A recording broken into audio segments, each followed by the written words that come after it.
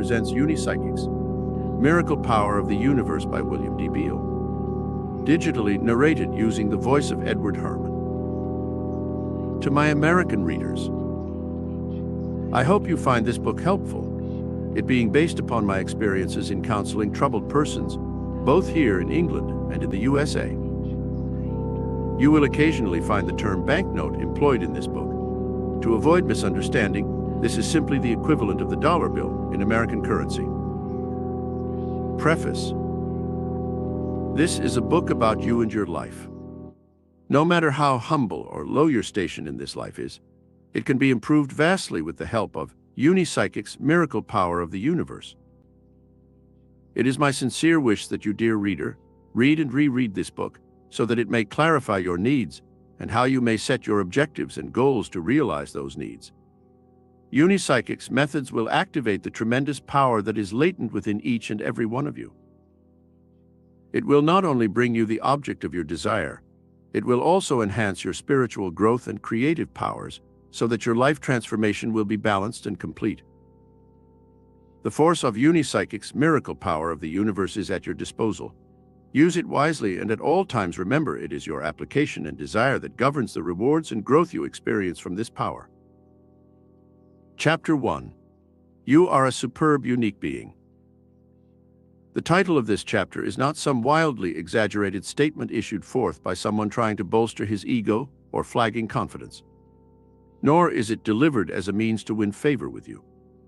It is a statement of fact arrived at after reviewing and considering the many facets, both mental and physical, of our entire being. Most of us, I feel sure, consider ourselves to be, overall, fairly average. Some may at times consider themselves to be below average, whilst others see themselves as being above. Whatever way you see yourself, you are in reality a superb, unique mental and physical being. This may sound like an overinflated opinion. This is not so. It is a fact. To be superb is to be impressive, to make one's mark in whichever way is appropriate for you. It may be in your career, in the arts, in welfare work, in the world of sport or entertainment, or it may simply be in a more profound way, in which only those close to you would know of and appreciate.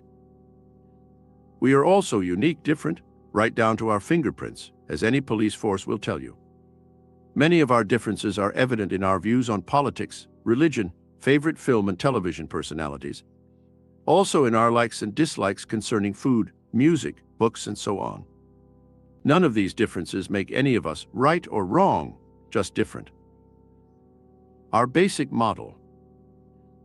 Having stressed our uniqueness, there is much we have in common.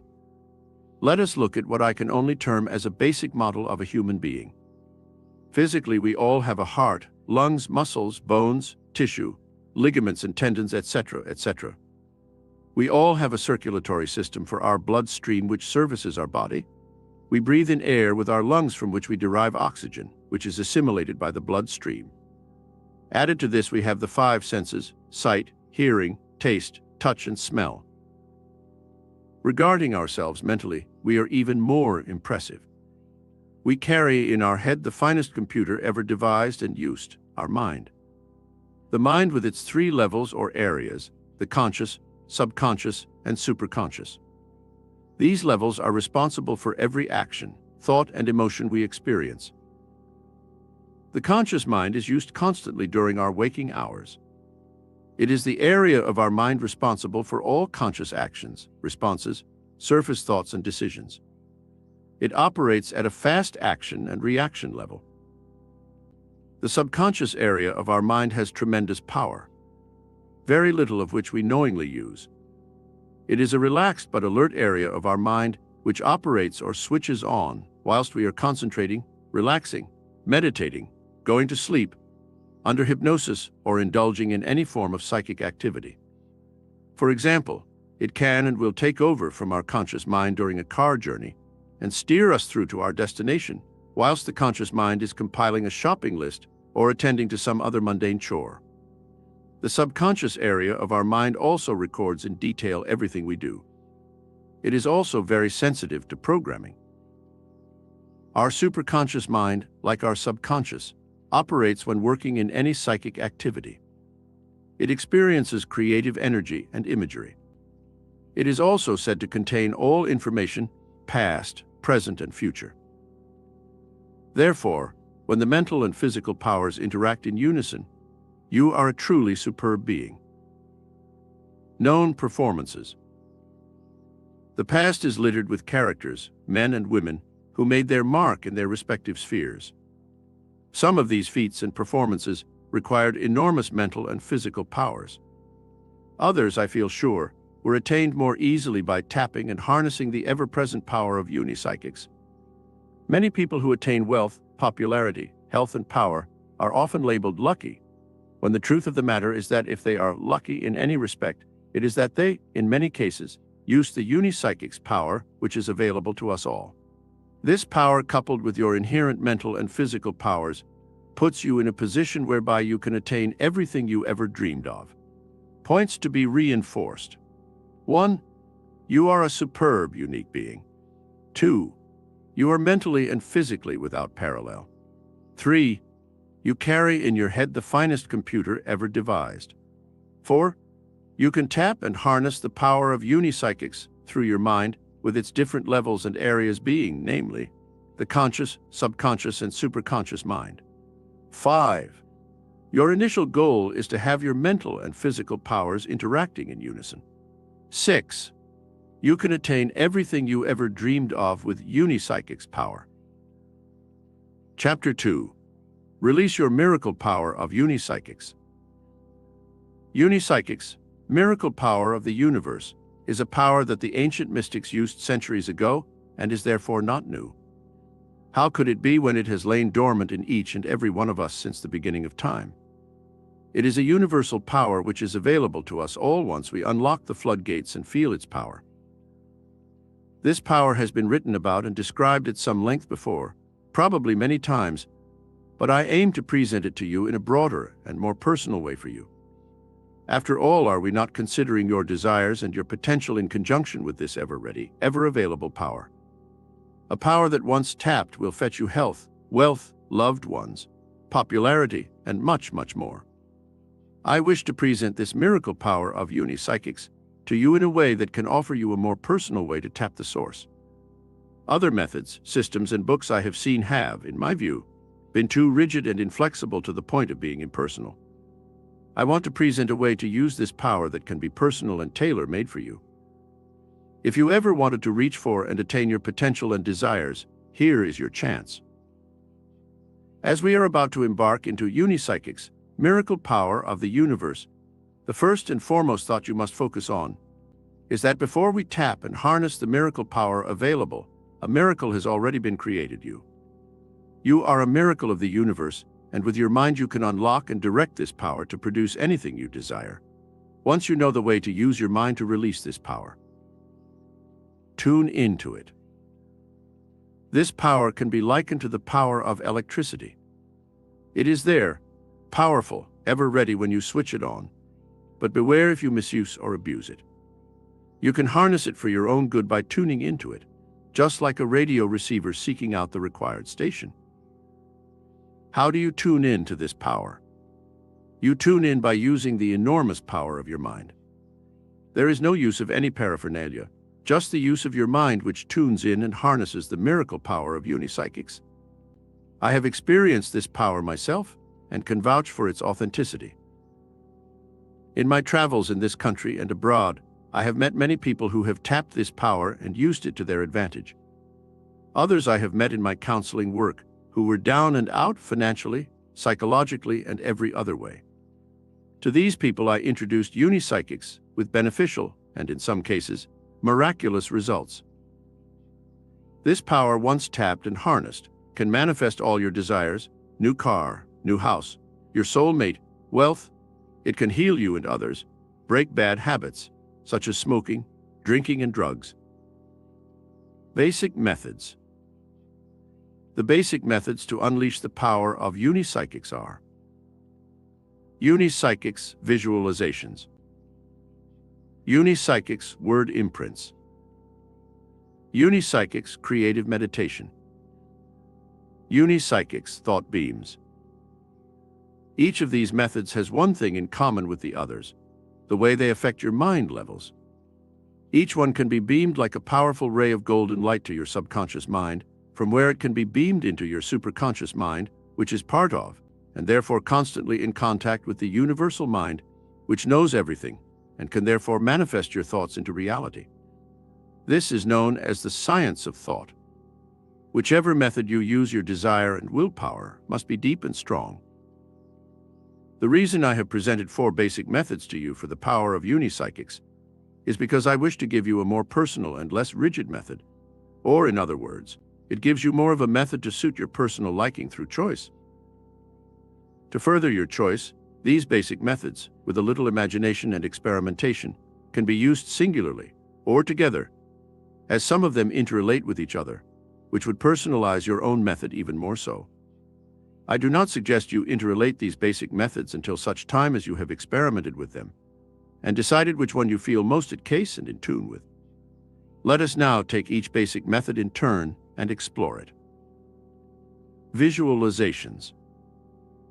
With visualizations, it is a matter of visualizing the object, or it is a whatever it is you desire. Where and when you visualize your desire is a matter of personal choice.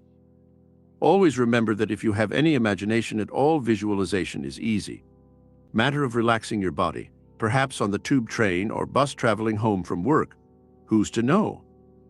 Fellow travelers just see you as someone sitting there with your eyes closed, little realizing what is going on in your mind. Wherever you are sitting, just relax your body from the feet upwards. Instruct each and every part in turn to relax.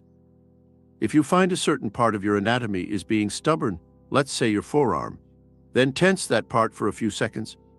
Then let go. You will usually find this works. Once the body is fully relaxed, set about relaxing your mind. Do this with what is to you relaxing thoughts. These thoughts must be obviously pleasant, therefore relaxing. They may be of a holiday scene, beautiful mountains, lakes, seashore, or sunset. Once you become tuned in to a relaxing scene, retain it for future use to relax your mind. Now, with your mind and body relaxed, your subconscious mind is switched on and operating. From this point, begin to visualize the object of your desire. Let us say it is a nice red sports car you have seen in a local car showroom or in a newspaper advertisement. Now see it in your mind, outside your house, in your driveway, gleaming, ready for the road. See every detail of its interior and dashboard as you remember it when you saw it. Even see yourself sitting in it ready to take off. That basically was a descriptive visualization, ideally lasting 10-15 minutes, twice a day, morning and evening. I reiterate, it can be performed anywhere providing you are bodily and mentally relaxed.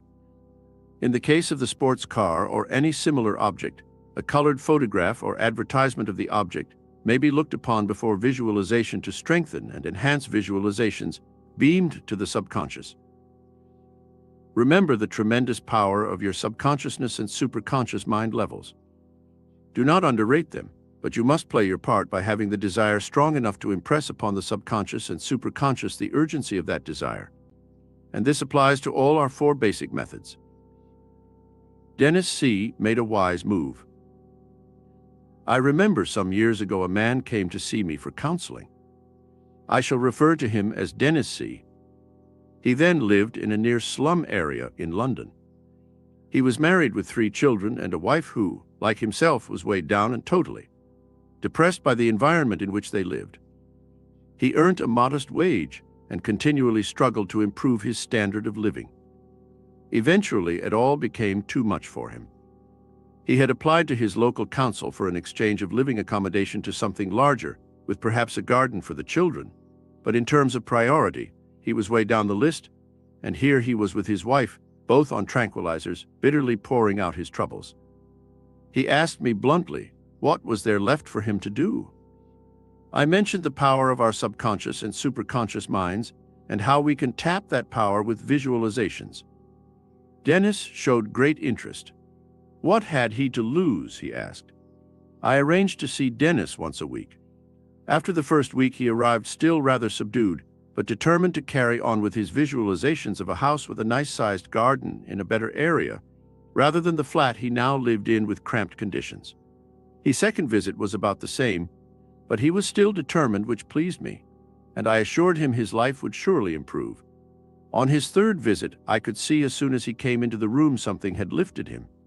Apparently, he had returned to his local council office to see if the situation regarding houses had changed at all. Whilst waiting for his interview, he started a conversation with a man whose father rented a council house on the outskirts of London. This house was now too big for the man's father to manage, and the garden was impossible for him to cope with, as the father lived alone now, having lost his wife recently. The man told Dennis that his father wanted to move into a flat closer to his children, now all married. Dennis told the man of his problem, and they arranged to view the properties in question. This they did, and eventually an exchange was made with the council's approval. Dennis and family were more than happy with their house and large garden, and the man's father was happy to be close to his family. I understand that within 18 months, he was moved by the council to a new flat, and the old flats were demolished. Dennis came to see me some months later. He was now very happy with his life. He and his wife no longer required tranquilizers. Their children were much happier. This was all due to visualizations and Unipsychics, miracle power of the universe. Unipsychics word imprints. With this method, you are programming your subconscious and superconscious mind levels with direct, positive Unipsychics word imprints, which is a powerful suggestion or order beamed to the subconscious and superconscious mind. These Unipsychics word imprints are tailor-made by you for your needs and desires. As general guidelines, I would suggest that these word imprints are kept short, simple, and positive. Anything too complicated or vague will only confuse the subconscious mind. Again, you are required to relax totally, mentally and physically, as suggested in the section for visualizations, by being comfortably seated, but for word imprints you may feel you want some privacy, although this is not necessarily so. Once you have established your desire, which, as before, must be strong, you make your Unipsychics word imprint. If, for instance, you desire to overcome an inferiority complex, you may use a Unipsychics word imprint such as this. My subconscious mind is all-powerful. I now ask it to release its power to help me to reach for my potential to become superior in life. Repeat each line on its own at least 10 times before proceeding to the next line. I would suggest 2 sessions of at least 10 minutes a session each day. Initially, it helps if you write your Unipsychics word imprints on paper to help you remember it. It is also a good idea to use direct mind programming during the day if the opportunity presents itself. Another time and place is when you go to bed and just before you fall asleep, or as you are falling asleep, for then the subconscious is operating. Unipsychics word imprints dispelled negativity. Doris H. from Coventry contacted me a year or so ago and told me that she had developed suicidal tendencies since her divorce 2 years previously. She described herself as a bag of nerves, which she felt sure was due to her immense guilt complex regarding her divorce. I asked her why she felt that, and she said in retrospect, she now saw how she was always moaning and complaining in her marriage, blaming her husband for everything. Once he had gone, she thought things would improve dramatically, but they remained the same with her still moaning and complaining. Then a friend bravely told her that the problem was within herself with her negativity. Doris thought about this long and hard. Eventually it dawned on her that her friend was right. She was negative, she always had been, as far back as she could remember. It had been the cause of the marriage breakup, and she was to blame, hence her guilt feelings. Could I help? I asked her about her lifestyle and decided to introduce her to Unipsychics word imprint programming. I devised the following word imprints for her to use. I am in control of my entire being. I will dispel and discharge all negative thoughts. I will replace them with good positive thoughts and actions. I advised her to guard against negativity concerning the Unipsychics word imprints. I told her it will work if you allow it to do so with positive thinking. I also advised her to start with just the first line, repeating it 30 times or so twice a day. After 2 or 3 days, add the second line, and so on. Doris telephoned me one evening whilst she was in London visiting friends. She told me it had been her intention to contact me since she had been using word imprints for 3 months and felt an entirely different person. When her friends saw her, they remarked how well she seemed. One friend even thought she looked radiant. After this, she felt she should telephone me. A few days later, I felt compelled to write to Doris saying how pleased I was for her. And as she seemed to be tuned in to word imprints, I felt I could thoroughly recommend James Cullinan's book, How to Change Yourself and Your Life Without Willpower or Effort, published by Finber Books of Folkestone, Kent. It is the best book of its kind I have ever read. If you, like Doris, find that word imprints are for you, then so is James Cullinan's book. Before we leave Unipsychic's word imprints, I will stress you can compose word imprints for any problem, phobia, or desire. Examples will be used repeatedly throughout this book. Unipsychic's creative meditation. The creative meditation of Unipsychics is another basic method of Unipsychic's miracle power of the universe. In this creative meditation, you tap this power of Unipsychics, which, firstly, stills then delves into your creative mind, which is housed within your subconscious and superconscious mind level. From these levels you can, through creative meditation, create new ideas for business, family, hobbies, yourself and others. You can create new or different circumstances, and of course, material objects of your desire. To meditate, you should be comfortably seated in a straight-back chair, which ensures your spine is straight and head level. Feet, ankles, and knees should be together with your hands on thighs. You should now concentrate on relaxing your body as you would in using the method of visualizations, added to which, once you are satisfied that you are relaxed physically, you should then begin to concentrate on your breathing to the point where your breathing has become slow and regular. Once at this point, you can then begin your creative meditation, which gives you, the meditator, access to the deepest levels of your subconscious and superconscious minds. You may find in your meditation that your mind will be inclined to wander off course. Just gently guide it back to the subject of your meditation. With Unipsychic's creative meditation, there are no set rules or rigid guidelines. I can only suggest that you experiment with this method generally and make any adjustments you feel may improve your meditation. I will present to you now a simple basic creative meditation, followed by a case history from my files. Having satisfied yourself that you are seated comfortably and physically relaxed, and your breathing has slowed down and become more regular, begin to meditate on your breathing. Count each breath, see if you wish, in your mind's eye the counting process of your breathing, 1, 2, 3, 4, 5, etc. See each number high up in your mind as you record each breath. This will still your mind after a few minutes. It will gather in the scattered fragments of your thoughts. Example, what to put on the shopping list, what is needed to decorate the hall, what is on television tonight, must not forget the social club's AGM next week, etc., etc. Once your mind is reasonably stilled, you can proceed onto your creative meditation. Supposing you wish to raise funds for your club or society, you would first meditate upon the club and its fund uses. See the club in your mind. See the uses the funds raised would be put to. Then meditate upon all the ways you can think of for raising funds.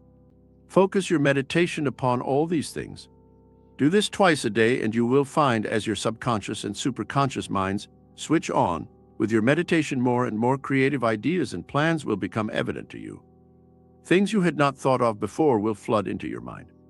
This is the power of Unipsychic's creative meditation. Unipsychics saved their marriage and business. Barry and Frida J. of Hull contacted me on a recommendation from a friend of theirs who had received counseling from me. Barry and Frida ran their own small cafe in Hull. It was a thriving little business mainly patronized by lorry and van drivers, also their local tradespeople. Barry and Frida told me that all was well until the local authority implemented a one-way traffic system that seriously affected their business, to the extent that their level of business was now lower than it had ever been. And their own personal relationship had deteriorated to a situation where they were having arguments and rows, blaming each other for every little thing that was going wrong in the business and the home. I told them that they were both obviously feeling the tension created by their business worries, and it was not good for their marriage or the business. I recommended that they both explored and used Unipsychic's creative meditation. I suggested that they meditated upon their breathing. This would still and relax their minds and would improve their relationship. I also suggested that after a few days of this, they began to meditate upon their business following their breathing meditation, which, in effect, meant their mind levels were dealing with two things at the same time. Their conscious minds would be engaged with the breathing, whilst their creative subconscious mind would be switched on engaged in meditation concerning the business. I advised them not to meditate together should they disturb each other. Barry and Frida were a nice young couple, very sincere, and appeared to be much more concerned with the problems in their relationship than those in the business. I received a letter from them 4 months later in which they told me that they had explored and used Unipsychic's creative meditation. To their delight and relief, they both calmed down and began to work together as a team again. Further to this, although it was Frida who took slightly longer to adjust to the use of meditation, it was she who suddenly had this idea. She remembered that several of their customers were from one of the many small local factories, and it was obvious that whenever they visited the cafe, it was an unscheduled visit as far as their boss or foreman was concerned. Frida then had thoughts that there must be others around the factory in need of refreshment, so she and Barry visited all the local firms and factories and found that while most had vending machines for drinks, they were not large enough for organizing the sale of food. From this information, Barry and Frida launched their sandwich and cake van service. With the prior permission of every boss whose factory was involved, Frida visited offices and shop floors with a selection of sandwiches, cakes, and biscuits, etc. Their round became so large that they purchased a second van and employed a part-time driver salesperson. They both declared that business was now booming, and their personal lives were better than ever. They were convinced this was all due to Unipsychic's creative meditation. Explore and experiment. Frida stated that she had never shown any creative flair in any respect until now. Such was the power of Unipsychic's creative meditation. Before I take you onto our fourth Unipsychic's method, I would like to explain why I have mentioned exploring and experimenting of our creative meditation. I know personally of two people who use this method in an entirely different way. One, a healer, who uses Unipsychic's creative meditation as a channel to heal whilst he strolls through nearby woodland near his home. He claims the environment of the woodland relaxes his mind. His stroll takes care of his conscious mind, whilst his subconscious mind heals through meditation. The other person I know is an author who claims that much of his creative writing is born from ideas conceived whilst on cycle rides. Again, his conscious mind is occupied by a physical action, riding his cycle, whilst his subconscious mind has been activated by creative meditation, and it responds with ideas for creative writing. In both these instances, it is a case of some variation in the tapping and harnessing of Unipsychic's miracle power of the universe. Unipsychic's thought beams. This fourth method of availing yourself of the source of Unipsychic's miracle power of the universe is for some people a more simple and direct method of utilizing that power. It is a method which can be used almost anywhere. Let us take a hypothetical case of someone who needed money urgently. As a focal point for their need, I would suggest a banknote of the largest denomination they could afford, £3 or even E10 if A could be afforded. This banknote should be carried on your person whenever possible, so that it could be produced to be the get or focal point of your thought beams. Example, if your need was money, you would carry your banknote around with you. Whilst traveling on a bus or train, you could produce a book ostensibly to read. Inside your book, you have your banknote, which is revealed to you when the book is opened. You can then direct your thought beams at the banknote, concentrating. See the amount of as hard as you can on it, with the thoughts of how much money you require, and for what use. Money you require in your hand. See its use fulfilled. To enhance your concentration and Unipsychic's thought bears you can, in the hours of darkness and the privacy of your home, put the banknote on your desk or a table, turn out the main light in the room, and direct your table or desk lamp onto the banknote. If it is not convenient to do this with a table or desk lamp, use an ordinary hand torch. Its shaft of light will help to direct your thought beams. I will again illustrate this method with a case history from my files. Lost bracelet is found as mysteriously as it was lost. John G. of Bristol had been to see me for counseling a few years previous to his telephone call to me one morning. He said he was well with his previous problems behind him, but wondered if I could help him in a matter which concerned a lost article. I said I would try and help. Apparently, John had bought his wife a rather expensive bracelet for their wedding anniversary. His wife was thrilled, but the very first time she wore it, when they went out to a cabaret on the evening of their anniversary, she lost it. John and his wife searched their car, the car park at the place of entertainment, retraced their footsteps searching from the car to the cabaret venue and back again. The staff at the restaurant where the cabaret was held were notified with a promise of a reward if the bracelet was found. Also, the police were notified, all to no avail. John's wife was beside herself with guilt feelings. John was also upset with the situation. I asked John if his wife still had the box the bracelet was purchased in. He said she had. I then suggested that he used Unipsychic's thought beams to locate the bracelet. I instructed him to darken a room at home and direct a shaft of light from his desk lamp onto the bracelet box, at the same time directing his thought beams onto the box. Thought beams that saw the bracelet back in its rightful place. I suggested he did this 3 times a day for 15 minutes at each session. John was on the phone to me 5 days later, sounding very excited. The first thing he told me was that his wife had found the bracelet. He then went on to describe how he used the power of Unipsychic's thought beams, just as I prescribed. Then last evening he and his wife went to another social function. On arriving, his wife went to the ladies' cloakroom to deposit her coat. She removed her coat, placed it on a coat hanger, and hung it on a rail. As she stepped back from this rail, she noticed something glittering on the floor beneath her coat. She was absolutely staggered. It was her lost bracelet. She just could not believe it. She apparently raced into the main hall where the function was being held, saw John talking to 2 other gentlemen, excused John and herself from their company in order to tell John the news.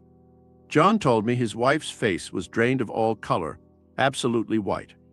He thought she was unwell or had even lost something else.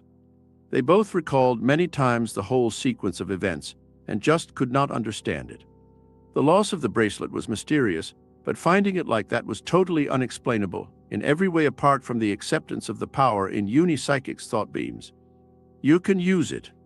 Now, having given you the 4 basic methods for tapping the source of Unipsychic's miracle power of the universe, you now have access to this tremendous power. Make no mistake, it is yours to use with any of the prescribed methods. The people in the case histories quoted are ordinary people, just like you and I. No special powers, do not belong to any secret organizations or the like. They were just fortunate enough to learn of and use Unipsychic's miracle power of the universe. Points to be reinforced. 1. This power is within each and every one of us. 2. We can all use it with Unipsychic's methods. 3. You can have a choice of method to suit your needs. 4. Through this choice, the method becomes more personal to you. 5. Your desire and willpower must be deep and strong. 6. The methods are as follows. Unipsychic's visualizations. Unipsychic's word imprints. Unipsychic's creative meditation. Unipsychic's thought beams. 7. You need no special powers or the like to tap and harness Unipsychic's miracle power of the universe. Chapter 3. You can be a winner in the game of life. No matter how you feel about your own life and life in general, the mere fact that you are reading this book indicates that you are not entirely happy with your lot. You may feel you are missing out in some respects, perhaps disappointed in the way the game of life is going for you. You can change all that for yourself with the application of Unipsychic's miracle power of the universe. Nothing is impossible with this power using the methods as prescribed in the previous chapter. For a start, you have got to get yourself together, mentally, physically, and spiritually. Look and see how you rate as a basic model of a human being. Make a list of your strengths and weaknesses. There is nothing to fear, only you will see the list. Keep it in your diary, wallet, or handbag. With the power of Unipsychics on your side, you can become a winner. You can build a new you, with new aims and desires, fired in the knowledge that in your team of Unipsychics, you have all the ingredients to be a winner. Life is like an ocean, a huge expanse in which many things can happen. Tide running against you, waves threatening to overwhelm you, storms suddenly descending, gales that send you off course. You are the captain of your ship. Be sure that it does not happen to you. Have purpose, direction, and faith in the unipsychic's methods through which you avail yourself of this tremendous power. It can and will work for you. Believe me, this tremendous power can and will work for you, your desires and aims. It can, not may, work for you through the channels of the unipsychic's methods prescribed. These methods can in some instances interrelate like a jigsaw. Unipsychic's word imprints and unipsychic's thought beams could be a method for you once interrelated like this. A confidence boost for Robert improves his memory. Robert of Sutton arranged an appointment to see me and on doing so, explained that he belonged to a local dramatic society, and he had ambitions to become a professional actor from which he would earn his living totally. During the last year, his private life had been going through a rough patch which was affecting his acting. Tasked him about his private life, and he said that the rough patch it was going through started with the breakup of his relationship with his girlfriend. It had been a relationship of 2 years standing, and the breakup had affected him greatly. Other areas of his private life were also affected, and his acting had, what he called, gone to pot. Not only was his acting bad, but he just could not remember lines anymore. It had got to the point where he was now excusing himself from productions. It seemed to me that Robert had lost his confidence through the breakup of his relationship with his girlfriend, and tension was evident in these aspects of his life, particularly his acting, which meant so much to him. He was so tense due to his lowered confidence that the creative force within him was being blocked. His memory was working well below par, hence his forgotten lines, which amounted to even less confidence and therefore more tension. I explained to Robert that success breeds success, because success boosts confidence, which, in turn, relaxes us to the point where we are expressing ourselves in whatever we are doing at a point much closer to our ultimate potential. Therefore, with Robert it was a matter of regaining his lost confidence to the point where he would begin to relax and concentrate at the same time to improve his mind power and memory. Him to write down on paper the following lines. I instructed, I will discharge all negative thoughts from my being. I will enjoy positive thoughts and strengthen confidence. My entire being will relax and concentrate. The creative forces within me will radiate great power. My memory will retain and recall whatever I wish. I further instructed Robert to sit at a desk or table, darken the room, turn on his desk lamp, and place his word imprints within the beam of light from his lamp. With this coordinated method, Robert's word imprints will be enhanced by unipsychic's thought beams. I instructed Robert to remain seated at his desk and relax his mind and body as with the unipsychic's word imprint method, and from that point use the word imprint method. Therefore, in effect, Robert begins by writing on paper his word imprints, then concentrated on them with unipsychic's thought beams, and then revert back to the unipsychic's word imprint method. Robert contacted me some months afterwards. He assured me he was his old self. He and his girlfriend were together again and planned to marry very shortly. And as a bonus to all this, his memory was functioning better than ever. Robert's case was one where more than one method was used. And this is where you can devise, if you like, your own tailor-made method after some experimentation on your part. Use all the methods. Find which one you are tuned into. If you feel comfortable with more than one, integrate them if possible, so that one enhances the other. Should you be a little perplexed as to why the numerous different methods and books on the market with their various claims to success, I will give you the secret that lays behind each method. I can give it to you in 2 words. Mind focusing. Each unipsychic's method is devised to focus the mind upon its desire or aims. That is why it is terribly important to have very strong desires and aims. If they are weak, you will only get a weak response. So be sure, have strong, burning desires and aims. Then the methods of unipsychics will focus the source of this tremendous power upon those desires and aims and will manifest them into reality. Added to this, one must have a very strong belief in unipsychics and the willpower to apply the methods as prescribed. Before I take you from this point, I must stress the importance of focusing your mind. With practice, patience, and perseverance, your unipsychics methods will achieve for you whatever you desire. The full potential of each of these methods is to induce your subconscious and superconscious mind to focus on desires with absolute clarity and sharpness. As any photographer will tell you, poor focusing results in a blurred image, picture without clarity. If your subconscious and superconscious mind can focus directly and intensely upon your desires, then those desires will manifest into reality, and this can be done through the methods of unipsychic's miracle power of the universe. Beware of your desires. I have so far blandly referred to your desires and aims, but here I must give you a note of warning. Whatever your desires, they must be for the power of good, as opposed to evil, or what is generally considered to be wrong. There is nothing wrong in wanting more money, providing it will be put to good and proper use. After all, money is just another form of energy. To want a better house, car, furniture, or job is fine, providing it is for the right reason. Desiring health, vitality, longer life, or a perfect mate is only natural. To be happy is your right. Protection from others and the erasure of bad habits is for your good. There is nothing wrong with that. I will give you in one word the deciding factor in this matter. It is the motive for your desire. If you want the wife, girlfriend, house, job, or any possessions of someone else, it is wrong. To want money for evil use or just to be seen to have money, it is wrong. Attacking or harming others without just cause is wrong. You simply just have to look honestly at your motive for your desire. If you decide that the motive for your desire is wrong, but you are going to go ahead anyway, do not be surprised in the least if your desire does not come to fruition, no matter how hard you have tried with your methods. Remember the vehicle through which your desires and aims are made manifest. Your subconscious and superconscious mind are part of, and therefore in contact with, the universal mind which operates by universal laws. These laws are for good, and for this very reason your desire, if it be evil, bad, or wrong, will not be realized. The right things for the right reasons. Many people have money, lots of it, together with many fine material things. But as human beings, they are absolute failures.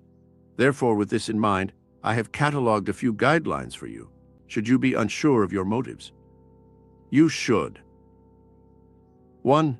Show a willingness, desire, and ability to react in a balanced way to the changes in your life situation. 2.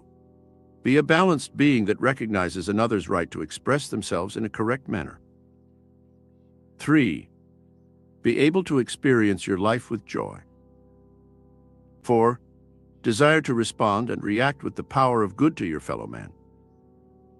5. Desire to use your creative forces for the good of you and yours. 6. Hold the strength of purpose and faith, whatever situation life presents to us. As a final word in this chapter concerning our desires and the need to hold a balanced view with them, I have over the years been shocked, flabbergasted, and at times downright amazed at the desired and requests of some of my clients who needed counseling. Among many things desired have been to be a millionaire virtually overnight, have a foolproof gambling system, be more handsome, beautiful, possess a well-known beautiful girl, usually already married, to manifest some wild sexual fantasy, obtain some highly paid glamorous job without any qualifications for it, to possess property in different parts of the world which are far removed from the client's current lifestyle, mothers, fathers desiring their grown-up children's girl boyfriends. This is why I stress to you, beware of your motives and desires. Despite the tremendous creative power of unipsychic's miracle power of the universe, you may be asking for what to you is the unobtainable. Points to be reinforced. 1. You can and will be a winner. 2. You can change aspects of your life with unipsychic's miracle power of the universe. 3. Nothing is impossible with this power. It can and will work for you. 4. You must focus your mind strongly upon your desires and aims. 5. Those desires and aims must burn intensely within you. 6. Your belief and faith in the unipsychic's methods must be immense. 7. You must have patience and perseverance with these methods. Together with practice, you will achieve your desires. 8. Beware of your desires. Your motives must be for good. 9. To have money and fine material things does not make you a successful human being. 10. Desire the right things for the right reasons. Chapter 4. Your super mind for super rewards. Now you have read how, through the methods of unipsychics, you can manifest your desires and how your super mind makes this possible by focusing on those desires and in turn relaying those desires to the universal mind by which any and everything is possible, subject to its law which is immutable. Therefore, with all else being equal, your supermind can, through the methods of unipsychics, bring you super rewards. More than money and material things. There is more to our existence than work, money, and material things. They are, of course, all very necessary for our well-being. Work is for most of us something we do in exchange for another energy form, money. This form of energy, money, we can exchange if we wish for food and other material needs and desires. There is, beyond those necessary requirements, much more. Beautiful works of art, music, and literature, or to have the mind to create or just understand and appreciate them, gives you immense joy and satisfaction. One can travel not only his own country but the whole world, with its many wonders. You can experience with joy many things brought to you by the methods of unipsychics. As you read on through this book, you will see the options open to you. Let us stay with your mind for a while and take a look at some of the workings of it. The motto of the publishers of this book, Finber Books of Folkestone, Kent, England, is "Mind is all."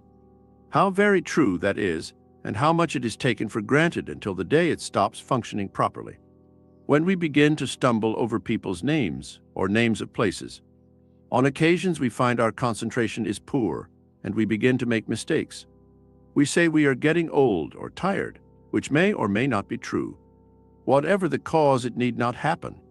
With the use of unipsychics, your memory need never fail you, nor your concentration wane. Henry A. gets promotion with improved memory. Henry A. of Birmingham, England, was a regional salesman agent with an international company in the UK. He had already experienced the disappointment of not being selected for the vacant post of company sales manager. He was only 32 years of age, and the candidate who landed the job was 55. He therefore presumed that sometime in the future he may yet have the opportunity to acquire this post. He analyzed himself in terms of his job and found there was one weakness in his mental makeup that did affect his all-round performance in his capacity as a sales manager. That weakness was his memory. He used a diary for business appointments and meetings, but it was in his dealings with people that his poor memory was apparent. He had a terrible job to remember people's names, their job titles, areas covered, hobbies, and just about everything else concerning their backgrounds. This, of course, was a heavy burden for Henry to carry, not only at work, but also socially. Henry felt that he did not socialize as much as he should, which must have gone against him at the final analysis at his job interview. Henry was now determined to work and improve his memory. He knew of books and courses. He read one book, but found it too involved and complex. He told me quite frankly that as the methods to improve his memory were complex, he could not remember them without constantly referring to the book. I suggested that he use the powerful formula of unipsychics word imprints. I composed the following word imprints for him to use. I suggested 2 sessions a day of 15 minutes duration for each session. Each line to be repeated at least 20 times during the session. The subconscious mind is all-powerful and infallible. It records and recalls everything with ease and clarity. It will recall every word and action instantly. I will be relaxed and composed to allow the subconscious power to flow. Further to this, I suggested to Henry that he made another copy of these word imprints to use with unipsychics thought beams whilst he was engaged in his desk work at his office. Henry wrote to me some months later to say that there had been a dramatic improvement in his memory. He was now much more sociable and forthcoming in his attitude towards everybody. He was no longer afraid that his memory would let him down at some crucial point in his dealings with people. Henry also reported that he seemed to be more confident in every way. The subconscious is infallible. It is a fact that the subconscious mind is infallible and only fails us when its flow and recall of events and names is distorted by negative forces such as tension, worry, fear, and lack of confidence. Also, illness and tiredness can lower its power. Should your memory at any time have a temporary lapse whereby you just cannot remember a name or place, I suggest you indulge in a short session of Unipsychic's creative meditation. Just meditate on the flow of any particular things. I would suggest a river, a waterfall, or even rays of the sun. After this short session of meditation, return to the name or event you wish to remember, and usually there it is, floating on the surface of your mind. Boost your concentration. Another area of concern to many people is their power, or lack of it, of concentration. Many complain of butterfly symptoms with their concentration. They just cannot focus their mind with any degree of concentration. They have the mind power, as you well know, but suffer from a lack of concentration to focus in conjunction with this power. This could be a serious deficiency in anyone's armory, but it need not be a constant deficiency. It can be overcome and corrected with Unipsychics. Glenn T. puts his game together with Unipsychics. Glenn is a professional golfer who lives in Phoenix, USA. Glenn travels the world playing in tournaments for prize money, which in a good year is a sizable amount. 4 years ago, Glenn had his best year to date in terms of prize money. He won several tournaments with good prizes and was very happy with his golf, as he felt the best was yet to come. Instead of this continued success, his game began to deteriorate, and he went through a period with his game where he was adjusting first his grip on his clubs, then his stance for various shots, then his swing, and so on and so forth. Whilst these adjustments were being made, Glenn's game was deteriorating even more, and eventually Glenn was confused about his game. He now looked a totally different player, lacking confidence and concentration. Seeking the advice of some of his fellow professionals, he was told to concentrate on putting his game together, as it was before its decline. This was easier said than done. He hardly knew where to begin. With his current lack of confidence, he did not relish beginning anywhere. I advised him to begin with the basics of the game, to concentrate on the basics. I saw him a week later. Shaking his head, he admitted his concentration at this point was appalling. He could not begin to put his game together.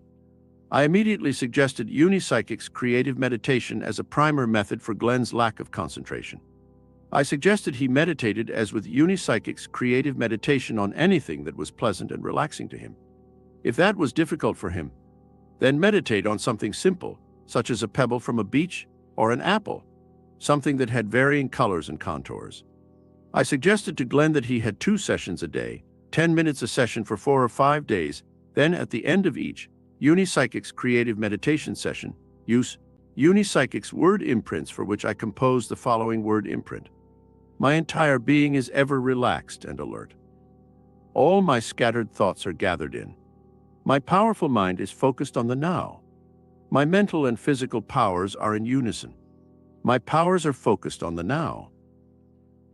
These Unipsychic's word imprints were to be used twice a day, each line to be repeated at least 20 times.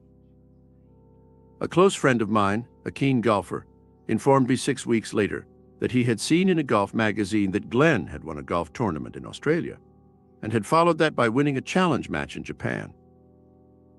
Glenn was in touch with me a year later. He apologized for not making contact earlier and went on to say that his game started to improve within a few days of using the power of Unipsychic's, and to this day he has never stopped using Unipsychic's word imprints. Balance your powers for success.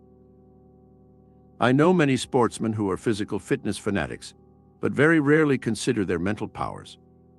I have seen brilliant players and competitors reduced to unrecognizable shadows of their former selves due to what they termed as loss of form or out of form. Most of them, if pressed, will push the reason for this onto all sorts of excuses.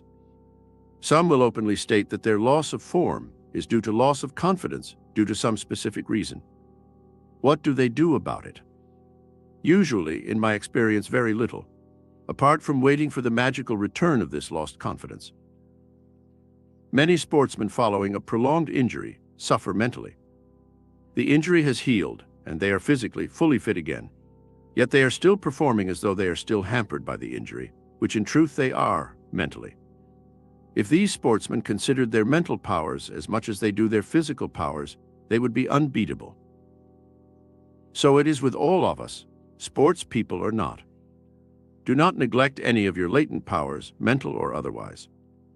Nurture them, use them, to the advantage of yourself and yours. Use the methods of unipsychics, miracle power of the universe. With this power, your super mind will bring you super rewards. Points to be reinforced. 1. Your super mind can bring you super rewards. 2. Use unipsychics to broaden your scope and vision of life. 3. Remember, mind is all, take care of it. Use it to its fullest potential with unipsychics miracle. Power of the universe. 4. There are many options open to you through unipsychics. 5. Your memory need never fail you, nor your powers of concentration wane. 6. Your subconscious is infallible. 7. Balance your powers for success. 8.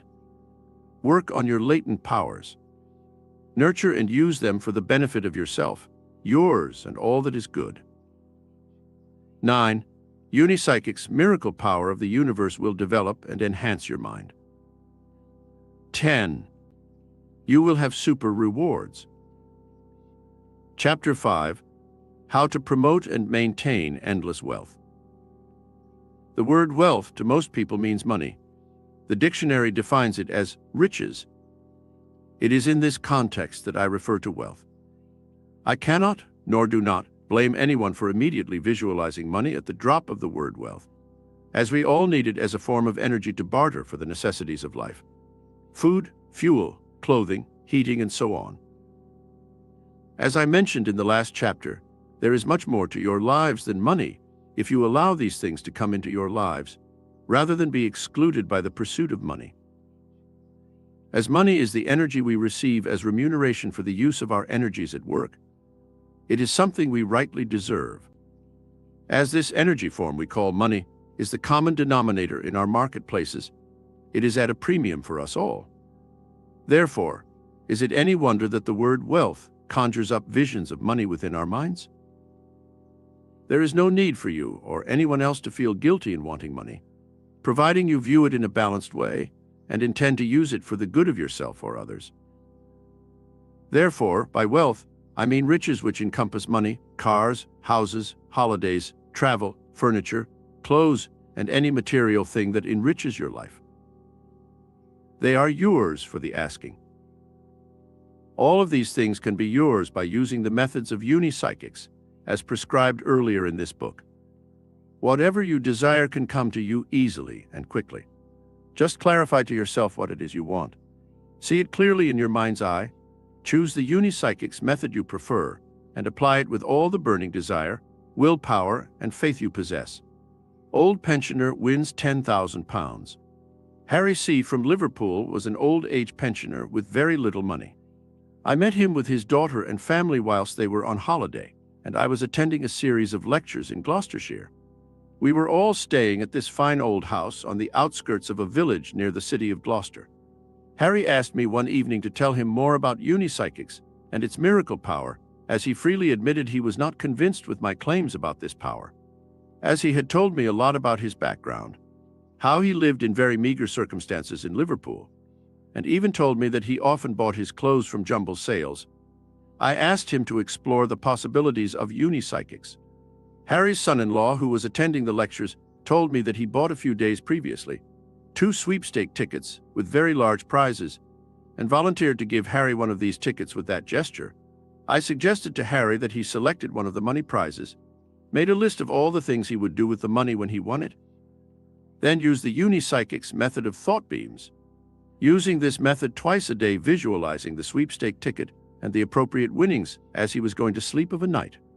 I left Gloucestershire a few days later and thought no more of Harry, until one evening Harry and his son-in-law were on the telephone to me. They were staggered. That day the son-in-law had been informed that one of the sweepstake tickets he had bought had won a money prize of £10,000, and that ticket was the one he gave to Harry. Apparently, Harry did exactly as I instructed him. He selected the £10,000 prize, formed a list of what he would do when he won it, and then proceeded to apply himself to the method of Unipsychic's thought beams. Harry, in making his list for dispensing the prize money, decided to give a third to his daughter and son-in-law, give a third to charity, and keep a third for himself. And this is what he did. Not if, but when. I considered Harry's experience afterwards, not with doubt or surprise that Unipsychics worked, but because Harry doubted them. He could have been classified as a skeptic, yet this miracle power worked. I believe Harry, unknowingly, reversed the bias of his doubt to his favor. He had doubts, and in an effort to prove them, he applied my instructions exactly as I requested, so that there was no area of doubt as to how the method was applied. Harry applied the method precisely for his test case, and in so doing the method worked. You will even note that in forming his list of what to do with the money, it was a case of when he won it, not if he won it. Ron picks 7 winners. Ron M. of Edinburgh had a poorly paid job and was without any qualifications whatsoever to improve his choice of employment and lifestyle.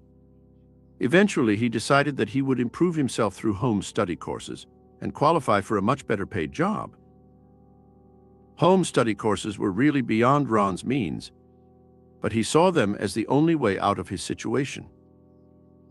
When he came to see me, he pinpointed his problem as being one of finance. He knew how and what to study, how long he would take to qualify for his chosen profession, which was accountancy, and how much money he required. Ron had obviously studied the whole situation thoroughly, with all the relevant facts and figures to hand, which impressed me. I recommended that he use the Unipsychic's method of visualization. I described how to apply this method, which I considered was the right one for him. As he had already plotted most of his course to his desire, it was now a matter of visualizing the things he considered necessary for his aims, plus the required amount of money. Ron made a special unannounced journey to see me one Sunday evening, 5 weeks later. I can remember at the time that it was not very convenient to see him, but he appeared flushed and bursting to tell someone something. It appears that Ron commenced using Unipsychic's visualizations in which he saw himself achieving his desires. He continued for 3 weeks, then one day immediately after visualizing his desires, he looked down from where he was seated onto a racing paper he had bought that morning. He saw the name of a horse that seemed to stand out from the remainder of the runners. He felt tuned in to this horse and decided to go along to the local betting shop to place his bet on what was the first race of the meeting. The bookmakers did not give this horse much of a chance, but Ron was not to be deterred. He placed £2 on this horse to win, and it did at long odds. Ron was delighted, but in a quandary as to if he should push his luck or not. He was, unknown to me, a small gambler, and in this pastime had acquired a so-called system, which required a little capital to start with, which he now had.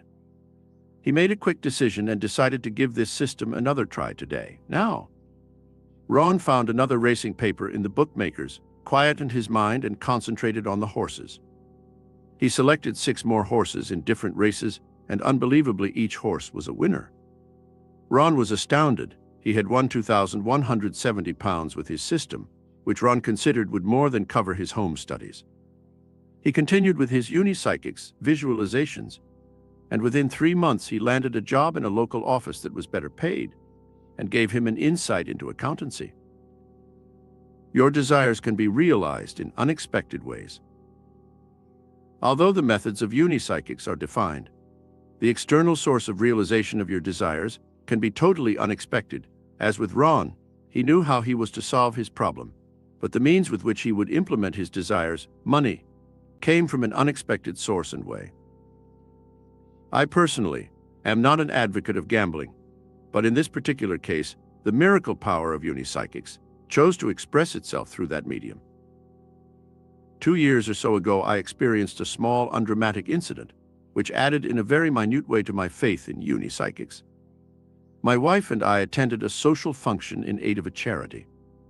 During the course of the evening, a raffle was held for which we bought tickets.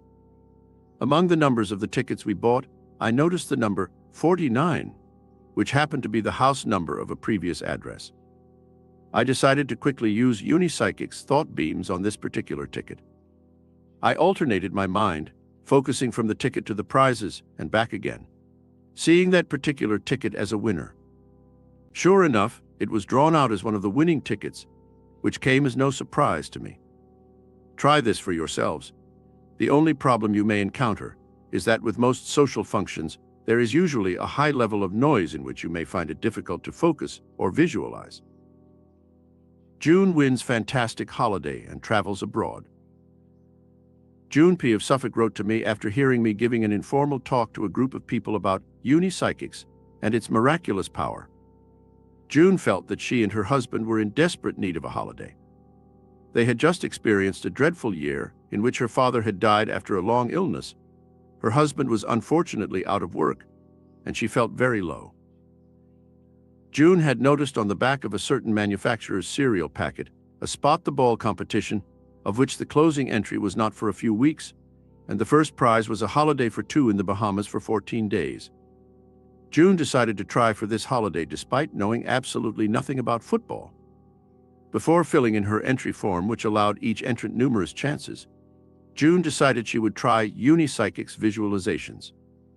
She collected holiday brochures for the Bahamas and studied them. June also checked on the temperatures there in order to make her visualizations more realistic. Added to June's visualizations, she applied Unipsychic's thought beams with the Spot the Ball entry form. After 3 weeks of using Unipsychic's visualizations and thought beams, June experienced a vivid dream about, of all things, football. In this dream, it seemed that she was watching a particular game on a large screen, not unlike a cinema screen. June remembered that in the dream, she questioned herself as to why she was watching this game of football when she had no interest in the game generally. As June was questioning herself to the point of anger, the football game on the screen stopped and froze.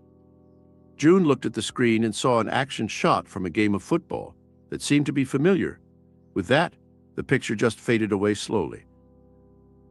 When June awoke in the morning, she remembered the dream vividly with every detail of the final action shot. That seemed to be familiar in some way. That shot was still clear in her mind, and as June was pondering, she suddenly realized that the frozen action shot was the same as the action picture on the Spot the Ball entry form. June just couldn't believe it. What did it mean? The action shot from the dream was still vividly clear in her mind, including the position of the ball. That was it, the ball. The entry form for Spot the Ball was studied by June, who marked the spot where she had seen the ball in her dream. When June discussed her dream with her husband, he was non-committal on the subject, except to say that the position of the ball was in a very unlikely place. Regardless of her husband's opinion, June completed her entry form with the numerous chances each entrant was allowed. June continued with her Unipsychic's visualizations and thought beams, still not understanding her dream. 3 weeks later, there was someone at her door. It was a representative from the cereal manufacturer. June had won the holiday for two in the Bahamas. The spot where the ball was located was exactly where June saw it in her dream. You attract your desires into your life. By using any of the Unipsychic's methods, you are focusing upon your desires, and the power of that focusing is activating your supermind to manifest those desires. The act of focusing magnifies your desires as they are magnified.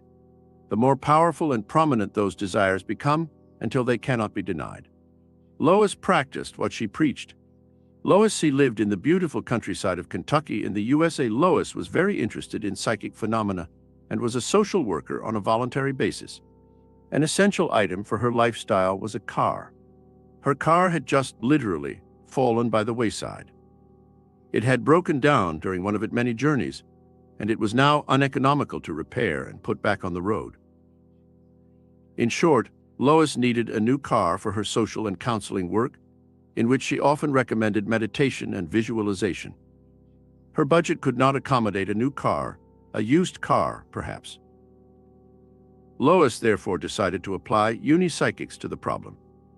She had read a short article on Unipsychics in a magazine. This, coupled with her own knowledge, Lois decided to use Unipsychics' creative meditation. In her meditation, Lois used a mantra of one word, which she did not reveal to me. This word obviously stilled her mind. From that situation, Lois then meditated on her need for a car and the kind of work it would do. Some days later, in a borrowed car, on one of her visits to an old lady that Lois had been visiting for some considerable time, the lady handed an envelope to Lois, explaining that she had been meaning to give the envelope to her for some time, but for some reason did not feel inclined to. Today she felt was the right time to make her gesture. The old lady insisted that Lois did not open the envelope until she arrived home, and she was to use the contents for something she needed. Lois was very intrigued with her envelope, and ultimately very surprised when she opened it. Inside was a check for a very sizable amount, certainly more than enough for a new car. Lois immediately telephoned the lady, refusing to accept such an amount. The old lady was equally adamant that she accepted it, particularly as she had no one else to give presents to. Lois finally accepted the gift and bought a new car. Sadly, the old lady died 2 weeks later, but not before Lois had taken her for a long ride into town, one of the old lady's rare trips from her home. Be still, patient, and ready to receive. To meditate is to still the mind, to let go of all your problems, worries, and anxieties. These form a barrier between your desires and the source of power that can manifest those desires. Once the mind is still and you have a direct entry to the source of power, let that source know of your desires. Patience is required and must be exercised. When this is so, be ready to receive. Lifetime's money flow for farm worker. Morris R. from Somerset had never known what it was like to have enough money for his ordinary needs. He had always worked on the farm, and the financial situation for his wife, 2 children, and himself had never varied. They were always in debt to someone, either for clothing, food, or heating fuel. Morris normally never gambled, but on this particular occasion, he bought a national lottery ticket, the first prize being £100 per week for the rest of your life. Morris had heard about Unipsychic's miracle power of the universe from his brother, who lived in the same village. Morris used a combination of Unipsychic's visualizations and thought beams. With the visualizations, he made a list of the money he owed, together with a list of how he proposed to spend the money when he won it. The lottery ticket bought by Morris was used with the thought beams method. This duo of Unipsychic's methods gave Morris an unbelievable bonus for life. The list of debts to be paid and proposed uses for the money was now reality. I was told that Morris paid every single bill, took his family on their first every holiday together with his brother and family. Eventually, he bought himself a new house. You are the key. With Unipsychic's miracle power of the universe, it is, as one have said before, a matter of application, burning desire, patience, and perseverance. One does not have to be clever or educated to tap the source of the power. Morris, the farm worker, had only a basic education with a very ordinary lifestyle. What he possessed in his favor was an intensely burning desire born out of his circumstances, which worked to his advantage. Whatever you wish to receive from Unipsychics is reflected by your efforts and application. Ray makes the right move. Ray T. lived in the southeast of England. It was a rather remote part, being an island in the River Thames estuary. There was very little work in the area, and Ray was in his mid-20s, married with 2 children. He told me he felt trapped living in that area, with little work prospects and so far to travel to avail himself to a wider choice of employment. I understand how Ray was feeling. He had studied salesmanship on a home study course and applied for many jobs, but he was at a disadvantage on 2 points. A, he was inexperienced in the field of selling. B, living where he did was too remote and not central enough in terms of traveling time and expense. Prospective employers were not too interested when they located Ray's hometown on the map. When Ray contacted me, he was very depressed. He wanted to express himself in a job he liked and presented a challenge. He wanted to do better for his family. I told him to use Unipsychic's word imprints. I composed the following word imprints for him to use early morning and evening. I am relaxed and healthy. I am positive in thought and action. I am happy and successful. I express myself fully through my work. I am wealthy in all things. Ray kept in contact with me over a period of 3 years. Here is a catalog of the events that covered that period. Ray, after several interviews, obtained a job with a national company as a representative, traveling over a big area by public transport. Due to his inexperience and location of his home, he was to service small accounts. This did not warrant a company car. B. After a year, despite public transport and long distances, Ray had been so successful that his company offered him a company car to service larger accounts. C. Within 6 months, the company asked Ray to move to a more central area, offering him a larger area, more money, and moving expenses to a better house. D. Just 3 years after joining the company as a raw recruit, Ray was promoted to regional sales manager, responsible for many salesmen. He moved to an even better house in a lovely part of the country. The company provided him with a big car, again all moving expenses and increased salary. When Ray contacted me 3 years after his original contact, he told me he had used Unipsychic's word imprints every morning and evening without fail, and still did. Points to be reinforced. 1. Whatever you desire can be obtained by using the miracle power of Unipsychics. 2. It is a matter of A. Belief. B. Desire yearning. C. Willpower. D. Patience. E. Perseverance. 3. Your desires and aims are there for the asking. 4. With the right kind of belief, it is not if, but when. 5. Your desires can be realized in unexpected ways. 6. Focusing magnifies the power that manifests your desires and aims. 7. You are the key to your rewards. 8. You will be truly surprised with the miracles of Unipsychics. Chapter 6. Use Unipsychics' power to control others.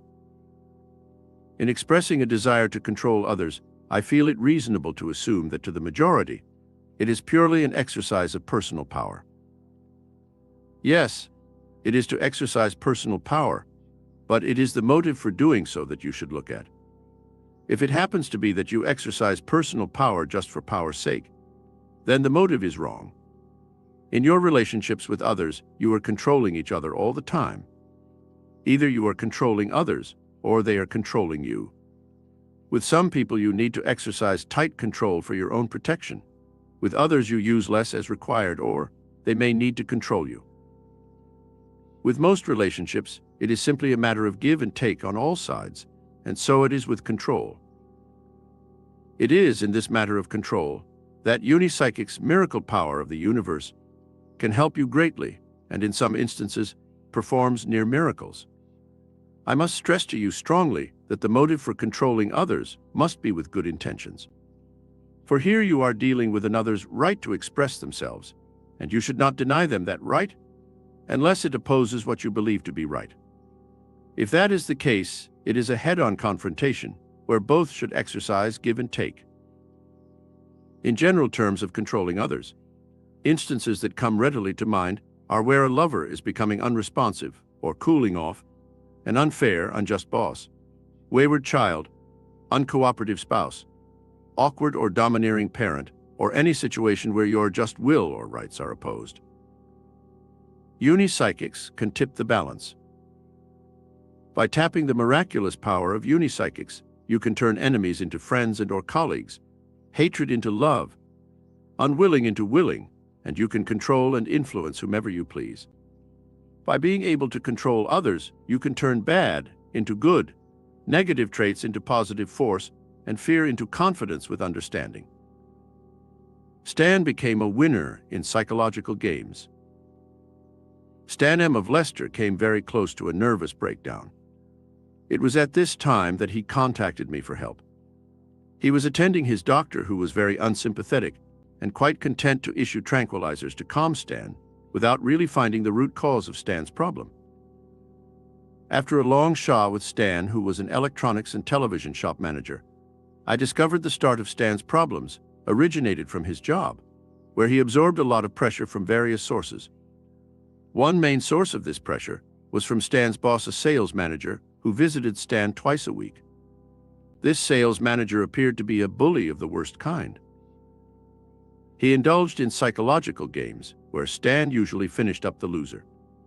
Stan had become the victim of these games so often that he was now a nervous wreck. He was too old to look for another job and was completely psyched by this sales manager, to the extent that, as soon as the bully boy stepped into the shop, Stan went completely to pieces and was easy prey for his tormentor. Stan assured me he was executing his duties as shop manager to the best of his abilities, and in terms of business figures, his shop increased its turnover every year so far, which was not the case with other branches within the company. This sales manager was well known for his bullying tactics and thick skin. With this in mind, I advised Stan to avoid a head-on collision and deal with him in a calm, collected way, and not to resist this bullying from someone who was basically a frightened little man, hiding behind a bullying exterior. Look him straight in the eye as much as possible and ask him plenty of pertinent questions. Added to this was the power of Unipsychic's word imprints, which Stan was to apply each morning and evening. I composed the following word imprints for him to use. I am relaxed, composed, and healthy. I am working and expressing myself to my potential. I am unafraid and positive in thought and action. I will show understanding and love to those with whom I work. Stan visited me again a year later. Was how well he looked. The first impression I got, I asked how he was getting on with his bully. Stan just laughed. He explained that at first it was the same routine as before, but gradually Stan was becoming more relaxed, unafraid, and positive. Also questioning Mr. Bully's questions and eventually asking this sales manager to have lunch with him at a local restaurant. During lunch, the conversation became more personal, and the sales manager unloaded many of his personal family problems. Stan expressed his sorrow at hearing of these problems and offered to help if he could. After this particular occasion, the bond between the former bully and Stan grew stronger to the point where their relationship became one of cooperation, tolerance, and goodwill. We are expressions of our Creator. We, every one of us, are an expression of our Creator, and as such have the right to express ourselves in a correct and just way. Many of us fail to assert ourselves where we should, to the point of displaying an inferiority complex. At the other end of the scale, many are arrogant and domineering, rarely allowing another to express themselves. Where do you stand? Hopefully somewhere in between these two expressions. You should endeavor to become as balanced as possible in your expression of life. Unipsychic's miracle power of the universe can work wonders for you in this way. Faye gets proposal from shy boyfriend. Faye G. of Washington, USA had known her boyfriend Larry for 3 years, and they were very much in love. Larry had often spoken of their future together, and Faye had expected Larry to propose marriage to her on various occasions, but it never materialized. Larry was a shy and quiet boy. Faye often manipulated the conversation in such a way that it touched on marriage, but Larry never took the bait. Faye could not see any reason why they should not marry. Everything seemed right for them. I suggested to Faye she employed Unipsychics to help. Unipsychics visualization and creative meditation was applied. She meditated on her breathing to induce a meditative state. When she was experiencing this state of being, she began to visualize Larry standing before her proposing marriage. Faye repeated this twice daily, and sometimes she visualized the proposal scene just as she was entering the state of sleep at night. Just 2 weeks later, Larry popped the question right out of the blue. He even seemed a little surprised himself. Faye wrote and told me she was absolutely overjoyed. Mind-to-mind contact. We are all capable of contacting another's mind with Unipsychics. Again, I must stress, with good intentions only. We can contact another's mind and implant suggestions and messages with Unipsychics methods. Therefore, with this kind of power at our disposal, we can control others. A daughter grows up overnight. Janet T. of Swansea was experiencing a rather prolonged period of harassment from her teenage daughter, who, apart from almost demanding four-star hotel service with Janet as an unpaid maid, this daughter constantly criticized Janet and was totally negative about most things in the home. Janet was a divorcee who felt very guilty about the situation and therefore felt, to an extent, responsible for her daughter's behavior. When Janet came to see me, we discussed her family problems fully and decided between us that she should not feel guilty about the breakdown of her marriage. Furthermore, she must talk to her daughter about her unreasonable behavior and point out the unpleasantness it was creating in the home. I told Janet of unipsychics and its power. She was very keen to use it in an effort to control her daughter. Unipsychics word imprints were recommended, and I composed the following word imprints for her to use. I am undisturbed and relaxed. I accept my circumstances without guilt. I will work for my family in harmony and peace. I will show love and understanding to. Janet's daughter's name was inserted at the end of the last line. I also recommended to Janet that at the end of her word imprint session, she visualized her daughter surrounded by a blue energy light, and she meditated upon that vision. Blue is the color for healing and calmness. Janet told me at a later date that the effect upon her daughter was almost immediate. She began to help her mother and became a responsible human being almost overnight. This had a beneficial effect on the rest of the family, much to Janet's delight. Love generates love. In a situation such as this one, Janet had found herself in it would be easy to lose your temper, shout and rave or lash out at the offender. What would this achieve? Certainly not the outcome that Janet experienced with unipsychics. Most of the powers and forces we possess are in certain situations capable of generating like power from another source. To simplify this illustration, take the example of isometrics for physical fitness. If you push your right hand against your left and vice versa, you strengthen and build power in both hands, arms, and shoulders. Or, put another way, power opposing power produces even more power. This is how it is with other power and forces at our disposal. Hatred opposing hatred produces more hatred. Love opposing love generates more love.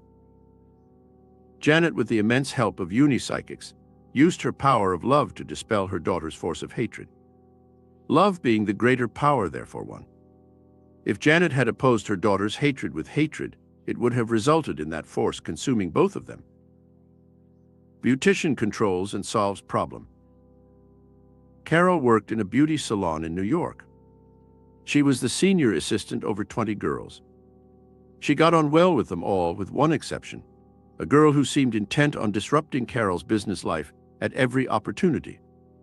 This included bad timekeeping, smoking outside the staff restroom, casual attitude towards clients, and petty theft that Carol could not prove. Carol had mentioned the problem to her boss several times, but for some reason, he did not seem inclined to take any action, and Carol suspected that the offending girl and her boss had more in common than just business. I sympathized with Carol over the situation and put it to her that unipsychics visualizations would help her by visualizing the offending girl behaving as she should. That would be arriving for her work early instead of late, only smoking inside the staff room, maintaining a businesslike yet friendly attitude towards clients, and behaving generally in a responsible and honest manner. A few weeks later, Carol reported back to me. Her business life had taken a U-turn.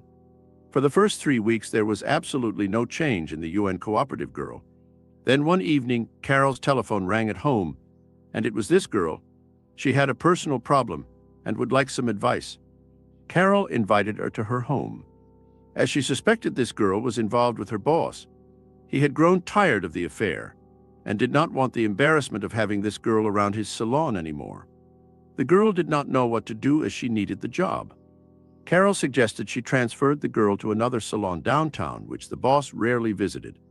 The girl was delighted that Carol would do that for her, and then apologized quite unsolicited for her behavior. She felt as the boss's girlfriend, she was above rules and regulations and behaved accordingly. She thanked Carol for her help and advice, and the whole problem was resolved for everyone. Sometimes it surprises us. Here was a case where unipsychics worked in an unexpected way, and this is always likely to happen. Once the miraculous power is tapped, it works in accordance with its law, and sometimes the way it works surprises us. Tony has a dream surprise. Tony S. of Nottingham was having a terrible time with his neighbors. They were doing just about everything a good neighbor would never do. They were noisy, inconsiderate in parking their cars outside Tony's house. Their dogs would bark into the night as they were locked out of the house, and bonfires were lit during the day, usually when Tony's wife had washing in the garden to dry. Tony had approached these neighbors several times without making any impact upon them. Tony now wanted to know if unipsychics could help him. I assured him this miracle power could help and suggested to him that unipsychics' creative meditation would help by producing ideas that may solve the problem. Just 2 weeks later, Tony contacted me again. Apparently, he had a dream in which a group of hippies had made him an offer to buy his house. On receiving this offer, Tony contacted his neighbors with the news, at which they implored him not to sell to such people as it would lower the tone of the neighborhood, etc., etc. When Tony awoke in the morning, the dream was still vivid in his mind, and he decided to try that very ploy on his neighbors in an effort to get them to cooperate. He contacted his neighbors and told them that he had received a good offer for his house from a group of hippies, which he would be accepting due to the neighbors' unreasonable behavior. Tony's neighbors' reaction to this news was one of, "So what?" to which Tony felt a little disappointed. Within 24 hours, the neighbors were ringing Tony's front doorbell. They said they had discussed as a family the news, and the outcome of this discussion was that the family now realized how badly they had been behaving and wished to amend their behavior. Also, they did not wish to have hippies as neighbors. They had a similar experience with hippies and did not wish for a repeat performance. They were sorry for their past deeds and hoped to be much better neighbors. The unipsychic's creative meditation that Tony applied produced an idea with his dream, an idea to use hippies as a threat of retaliation for the neighbors' bad behavior. What Tony did not know was that his neighbors had already experienced hippie behavior, which they obviously disliked. This gives you some measure of the miraculous power of unipsychics. Points to be reinforced. 1. You need to control others at times to protect yourselves. 2. Your motive for controlling others must be one of good intentions. 3. All others have the right to express themselves, and you should not deny them that right. 4. It is only when others infringe your rights to express yourselves that you should attempt to control them. 5. Be balanced in every way possible. 6. Through the power of unipsychics, your mind will contact another's mind. 7. The power of love generates more love, sometimes from the most unexpected sources. 8. Unipsychics' miracle power of the universe is a power that knows its way. It works, and sometimes the ways it works surprises us. Chapter 7. You can kick unwanted habits. Nearly every one of us possesses some irritating little habit that we wish to be rid of. Others may have deeper-seated habits that wreak havoc with our lives. Overindulgence in alcohol can run riot through our lives and of those near and dear to us. Cigarette smoking is being considered more and more as an unsociable habit, not to mention any health risks. Gambling may be considered as a habit. After all, it is a desire that keeps recurring, and the result of this desire can be the substantial loss of money that eventually produces much sorrow and sadness. These habits are obviously of the more serious nature, which should and can be eradicated. There are, of course, habits of a less serious nature, which you may consider you would be better without, as they may irritate you and others. So let us define a habit in order that you know exactly what it is you wish to eliminate. How a habit is born. A habit is nothing more, initially, than a desire that manifests and expresses itself with, in most cases, a physical action. For instance, if you have a habit of rubbing your ear, it began with a desire to do so, due to some source of irritation on the ear. As the irritation continued, so did the desire, which results in continued rubbing of the ear. Now you would assume at the point where the ear loses its irritation, you would also lose the desire to rub it. This is not always the case if you have been rubbing your car for some time. Let us say for a few days, your thoughts become channeled or grooved, and because of these channeled thoughts, a habit is born. That was a somewhat simplified example, but you will see the pattern in the following case histories. Bert beats his drink problem. Bert Y. from Oregon, USA, saw me concerning his increasing drink problem, which started with family problems. His daughter, who was married with 2 young children, one only a few months old, was separated from her husband pending a divorce, and Bert's daughter and children were back home with Bert and his wife. Bert admitted that his nerves were bad, and subsequently the grandchildren were exposing his nerves even more, particularly the youngest child, who tended to cry during the night. In an effort to escape from this disruption of his home life, Bert began to frequent a local bar for the odd drinker too, but his visits became more frequent and his number of drinks increased to the point where it became a real problem, also drinking during lunchtime and any other opportunity. I told Bert he could beat this problem with Unipsychic's word imprints, and I composed these word imprints. I am totally relaxed, mentally and physically. I am expressing myself fully in every way. I do not need the aid of alcohol. I am fully involved in my home with my family. I see them with love and understanding. I saw Bert over a year later. He looked so fit and well. He had lost his excess weight, was clear-eyed and sober. He was radiating good health and well-being. Bert admitted he had been through a tough battle, which would not have been won without the tremendous help of Unipsychics and its miracle power of the universe. Gradually, after using Unipsychic's word imprints, Bert became more and more relaxed. He began to lose the urgency to escape with drink. He became more involved in his home, particularly with his daughter and children. Eventually, Bert was not drinking at all. He had lost the desire completely. As a bonus, his nervous condition improved greatly, and now he looked a picture of health. From desire to reality. To reinforce the pattern of the birth of a habit and its subsequent erasure, let us monitor the relevant details of Bert's drinking problem. His desire to drink was instigated by his home life being disrupted by the arrival of his grandchildren. This desire to drink was fueled by the knowledge that his grandchildren's stay was semi-permanent, if not permanent. As his desire to escape from the situation by drinking was enhanced by his grooved thoughts, his desire became habitual and eventually constant. Roy gambled and lost money and marriage. Roy C. of Devon introduced himself by telling me I was his last chance. He had been a client of the Samaritans and Gamblers Anonymous. And whilst both had been very, very helpful, he let them down by not applying himself to his problems. These problems had begun with him losing his job as a plumber due to redundancies at the company he worked for. Roy kept himself busy for a while with jobs around the house and for other people. As these jobs became scarcer, Roy began to become bored. He started to watch horse racing in the afternoons on television. That began to pall, and in an effort to aid excitement to his hours alone, Roy began to visit the bookmakers in the afternoons for company and excitement. The whole affair escalated from there. Money reserved for other things was used for betting. Many lies were told to cover up the situation. Furniture was sold for more money. Numerous row broke out between Roy and his wife, and eventually they separated. What a mess for this young couple. I told Roy that if he seriously applied himself to Unipsychic's miracle power of the universe, his life would improve beyond recognition. Roy left me that day still very depressed, but I had instructed him with Unipsychic's visualizations, and he promised to apply himself with them to the situation. I never saw Roy again, but his mother came to see me 2 years later on another matter. She told me that Roy was offered another job within 3 weeks of seeing me.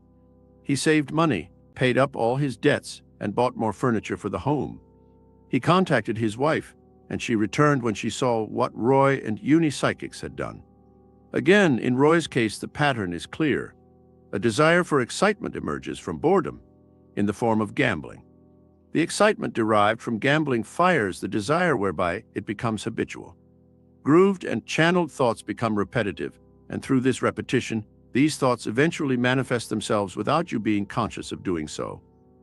When the desire has reached this point, it has become a deep-seated habit. See it again in a physical way, where we work certain sets or groups of muscles as bodybuilders do, with repetitious exercises. Those muscles, through the repetition, become stronger and stronger.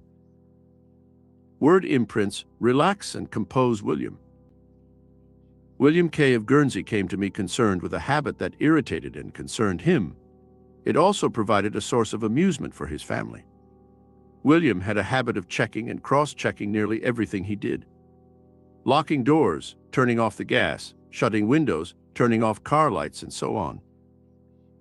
William was very concerned, but I assured him this habit was a fairly common one.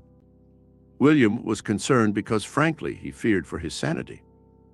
I introduced him to Unipsychic's word imprints and composed the following word imprints. I am relaxed and composed. I work mentally and physically in unison. I express myself with confidence and balance. I am positive in thought and action. William wrote to me 3 months later. This annoying habit had disappeared. He told me that since using the word imprints, he was much sharper mentally and intended to continue using them. Cancel and replace. With any habit, you have to find the cause and then set about removing it.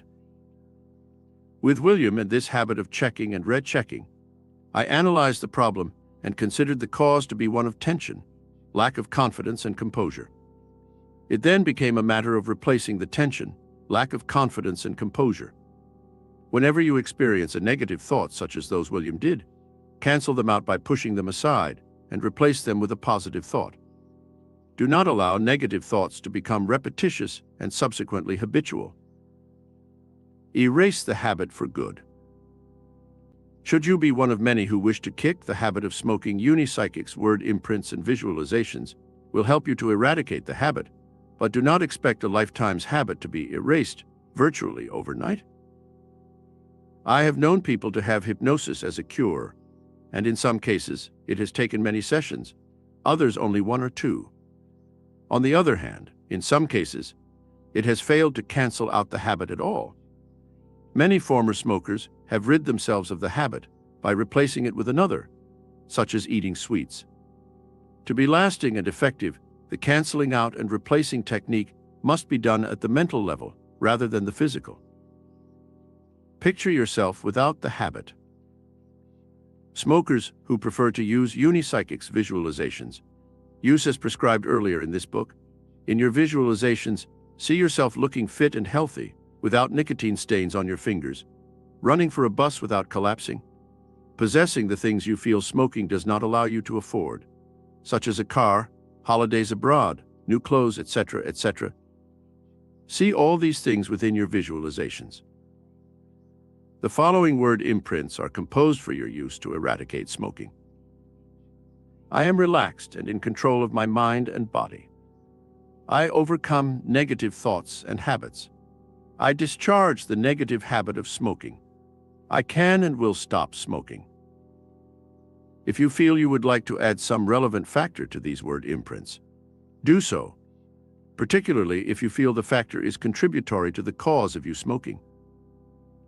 For it is with all these habits familiarize yourself with their pattern of once this has been done the birth, that is the cause that creates the desire, cause that must be removed. Desire may remain through repetitive grooved thoughts, which must be programmed out of the mind with Unipsychic's word imprints. Points to be reinforced. 1. A desire is created by a cause. 2. From desire a habit is born. 3. Remove the cause and the desire becomes suspended from its source. 4. Grooved and repetitive thoughts originating from that desire are to be canceled out and replaced by positive programming with Unipsychic's. 5. When the desire is canceled out and replaced by positive reprogramming, your habit ceases to be. 6. This canceling out and reprogramming of the mind is effected by unipsychic's miracle power of the universe visualizations or word imprints. 7. You can kick any habit you wish with this power. Chapter 8. Have a longer life with perfect health and vitality. To have perfect health over a long lifespan seems to most of us an unobtainable ideal. None of us want to grow old. We all want a longer lifespan with perfect health, and it is not beyond us. You can attain this with unipsychics. You would have to apply yourselves to the task of motivating your desire and willpower to use the miracle power of the universe. Unipsychics. For this is the power that will turn your desire into reality. Swim with the current. When you activate the miracle power of unipsychics, it is like switching on an immense current of power, a current that knows the route it has to take to realize your desires. In order to obtain the maximum benefit from this current of power, you must swim with it. You must cooperate with it. You must not impede its power in any way. To do so will only distort the expression of this power, and by doing so, will not realize your desires to the fullest. Jim finds the source of vitality. Jim H. from County Durham in England made an appointment to see me, and when I saw him, I estimated his age to be somewhere in his mid-50s. He told me that his problem was a constant lack of vitality. On visiting his doctor, he was given a thorough examination, which revealed absolutely nothing that would contribute to this lack of vitality. Naturally, Jim's doctor gave him an all-clear and a prescription for a tonic from the chemist. Jim felt no appreciable benefit from the tonic, so he then decided to come and see me. I questioned Jim about his life generally and found nothing to be alarmed about. He ate and slept well, did not smoke and drank very little alcohol. He did not appear to be overweight, and he told me that he took long walks regularly to give himself exercise. In an effort to find out more about him, I asked Jim his age. He told me 44. I was a little shocked and tried hard not to show it. In a further question, I asked him his star sign, to which he answered, Virgo, of which I am typical. I asked what he meant by that, to which a flow of bitter self-criticism flowed from him. The main theme of these criticisms seemed to be that he was hypercritical of others, and in all honesty negative about most things. I saw it then in a flash. Jim's problem was that his vitality was constantly dissipated by his hypercritical and negative attitudes, which absolutely drained his vitality. I recommended that he applied unipsychics visualizations and word imprints to erase his negative thinking and promote energy and vitality. Jim revisited me 6 months later. What a transformation! Vitality seemed to exude from every pore. He seemed so alive. He told me he felt completely in harmony with himself and life. He had widened his interests and was living life to the full. To me, he looked 20 years younger, and Jim assured me he felt it. Be in unison with yourself. Do not distort your life or its expression with negative thinking. Be positive in thought and action. Remember, mind is all. Work in harmony with yourself mentally and physically. Assist the current to promote health and vitality. When you have activated the current of this miraculous power, unipsychics for health and vitality, you should assist it as much as possible with good health habits. Whilst I do not wish to issue forth a rigid list of do's and don'ts, I think we should consider a few of the following. A. Sufficient sleep and rest is essential. B. Daily relaxation period to combat possible stress. C. Gentle non-straining exercise to keep body fit. D. Daily period of correct breathing techniques. E. Keep yourself at your best weight. F. Never overeat. Always try to eat food which possesses vitamins, minerals, and general goodness. G. Safeguard your eyes with an appointment with your optician if required. Also regular checkups with your dentist. H. Avoid stimulants in any form if possible, in example, drugs, alcohol, tobacco, and even tea and coffee if you can. I think young with unipsychics, and you will be. Let us look at these suggestions a little closer. Sleep. We all need sufficient sleep and rest for our well-being. The period of sleep we require varies with each of us, and you should ascertain through experiments and observation the length of sleep you require. As deep sleep is the most beneficial, you should, as a prelude to sleep, use a short session of unipsychics word imprints, such as, "I have expressed myself to the best of my ability. I am fully relaxed and thankful. I will express myself to my potential. I will rest and be refreshed in that knowledge." Relaxation. A daily period of relaxation does wonders to reduce any possible stress accumulated during your daily activities. An important factor is that once you have become familiar with the state of being totally relaxed, you can then try shorter sessions of relaxation virtually anywhere and recognize when you enter the state of total relaxation. For complete mental and physical relaxation, the yoga dead pose is recommended. Any yoga manual will include it in its pages. Exercise. I suggest gentle, non-straining exercise, as this is a good guideline. Yoga exercises, swimming, walking, and jogging are just a few that fall into this category. Breathing. Daily sessions of deep breathing exercises or yoga breathing techniques will help to improve your breathing and general well-being. Weight. If you are not aware of your best weight, that is the weight you feel or look best at, then I would suggest to you that through the processes of experiments and monitoring your weight, you find that which is best suited to you. Keep at that weight with constant visits to the scales. Eating habits. It is said you are what you eat and think. Therefore, you should be careful as to what you eat. Most of us eat far too much of most things and not enough of important foods such as vitamins, minerals, and what is termed life force within our food. You should leave the food table feeling you could eat a little more. This ensures you have not overeaten, a very bad habit. A balanced diet is a good thing to aim for, one that includes plenty of fresh fruit, vegetables, protein, vitamins, and minerals. There are many publications to be obtained on this subject if you feel you need to study it a little more. Regular checkups. Never ignore any symptoms that all is not well with you physically. Regular checks with your dentist and optician, if you wear glasses, are essential. Visit your doctor for advice and a checkup if you ever feel it is required. Avoid stimulants. Avoid as much as possible any stimulants, an example, drugs, alcohol, tobacco, and if possible, tea and coffee. Drugs certainly must be avoided. Tobacco also, if at all possible. With alcohol, it is a matter of balance. What is known as the odd drink of beer certainly will not harm you, and in some instances is good for you.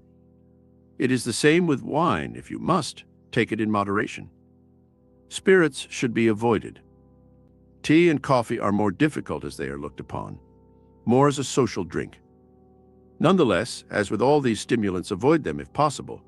If not, take them in moderation. Positive thinking for positive health. Always think positively about your health. Think young and healthy. So it will be. Age in terms of years is no barrier. Think young, and for your years you will be. Think good health, and it is yours. It can be obtained through the miracle power of unipsychics. Paula thought her weight away. Paula A. came to see me from her home in Hampshire. She had been divorced 4 years previously after a pretty bad marriage. Paula had 2 children, and she had a struggle to carry on financially. She would like to remarry, but she felt her overweight problem put her at a disadvantage. I asked her about her eating habits, and she freely admitted they were fairly uncontrolled. Apart from what she ate at the recognized meal times, Paula also fitted in a couple of snacks between meals. I felt Paula was using food as a substitute for love and companionship. I introduced her to unipsychics, creative meditation, and word imprints. In her creative meditation, I suggested that she put herself into a meditative state by concentrating on deep, slowed breathing, counting each breath starting from number 10 and working backwards. When she finished her 10 breaths, start again. When she felt in a daydreaming, relaxed meditative state, I told her to imagine a blank screen in her mind's eye. On that screen, she was to see herself as she would like to be. Slim, healthy, attractive. When Paula was satisfied with this image of herself, she was to meditate upon that image. With her word imprints, I suggested the following. I am totally relaxed and receptive. I give love, understanding, and companionship. I am in harmony with myself and my life. I am a slim, attractive 9 stust, 5 pounds, 131 pounds. Paula wrote to me 18 months later with a small photograph of her with her new husband. She looked so young, slim, and attractive. In her accompanying letter, she told me how marvelous she felt at 9 stust, 5 pounds with the wonderful man she had recently married. Paula thanked me and Unipsychic's miracle power of the universe. See the new you. Paula reprogrammed through Unipsychics her mind and subsequently her body to a new weight and state of harmony. Paula saw herself in her meditation and reinforced this by describing the mental and physical being she desired with Unipsychic's word imprints. How Thelma looked years younger. I met Thelma from Buffalo in New York. She was with a former student of mine whom I was meeting socially. Also with Thelma was her son Gary, who looked to be in his early 20s. This rather puzzled me as Thelma looked to be around her mid to late 20s. As we become less formal after dinner, I mentioned this question of ages to Thelma. On reflection, a rather dangerous thing to do with a lady. Thelma countered my query with the direct question, "How old do you think I am?" I said I had to be honest and told Thelma she looked mid to late 20s. Thelma laughed. She told me to try again with the information that Gary was 22 years of age. I was absolutely void of any idea of Thelma's age, except by adding Gary's age to Thelma's age as a young mother. I did this. I was still 6 years out. Thelma was 45 years of age and looked anything down to 25. How did she do it? Apparently, the former student of mine introduced Thelma to Unipsychics. Thelma applied Unipsychics creative meditation together with her diet and physical culture to slow down her body's aging process. Your body is what it thinks it is. Thelma had reprogrammed her mind to think her body was much younger than it was in terms of years. You can do this with Unipsychics. Tell your body through Unipsychics that it is younger than it is, and it will be. It is no great secret, it is a fact. Remember, you are what you think you are. Give yourself good health and vitality every day.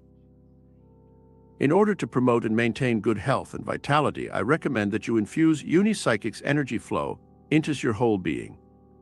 This infusion can be effected with Unipsychic's vitalizations daily.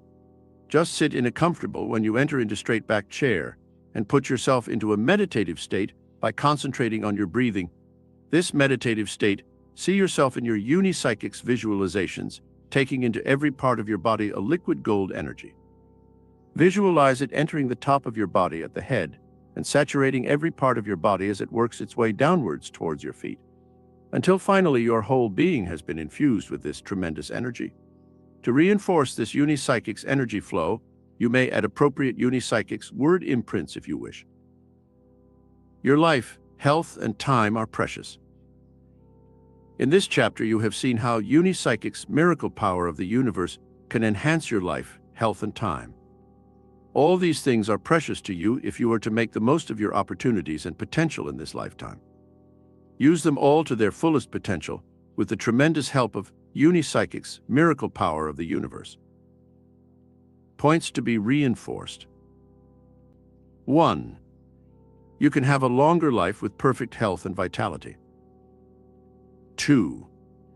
Swim with the current of Unipsychic's miracle power of the universe. 3. Be in unison and harmony with yourself. 4. Look and consider your lifestyle and eliminate anything that is bad for your health and vitality. 5. Positive thinking for positive health. 6. See the new you, and it will be so. 7. Give yourself good health and vitality every day with Unipsychic's energy flow. 8. Your life, health, and time are precious. Use them to their fullest potential with Unipsychic's miracle power of the universe. Chapter 9. Heal yourself and others. To heal yourself and others can be done via the miraculous power of Unipsychic's. Healing someone else through Unipsychic's healing is to heal through mind-to-mind contact. Where your mind through Unipsychic's visualizations contacts the mind of the person requiring healing and instructs or programs that mind to heal its physical body. I shall first of all deal with healing others before going on to healing yourself, and in each case I shall go through the Unipsychic's healing procedure in stages. Each stage will be titled, and at the end of these stages I will present case histories. Prepare yourself to heal. As with Unipsychic's miracle power, desire is of prime importance with Unipsychic's healing. That desire being to heal another, and that desire must be strong. Once that desire has been established, all negative thoughts must be cleared from your mind. There is absolutely no doubt that Unipsychic's healing works, no doubt at all. Therefore, any doubts must be gently pushed from your mind. Once you have reached this mental stage, you can proceed on to the next stage.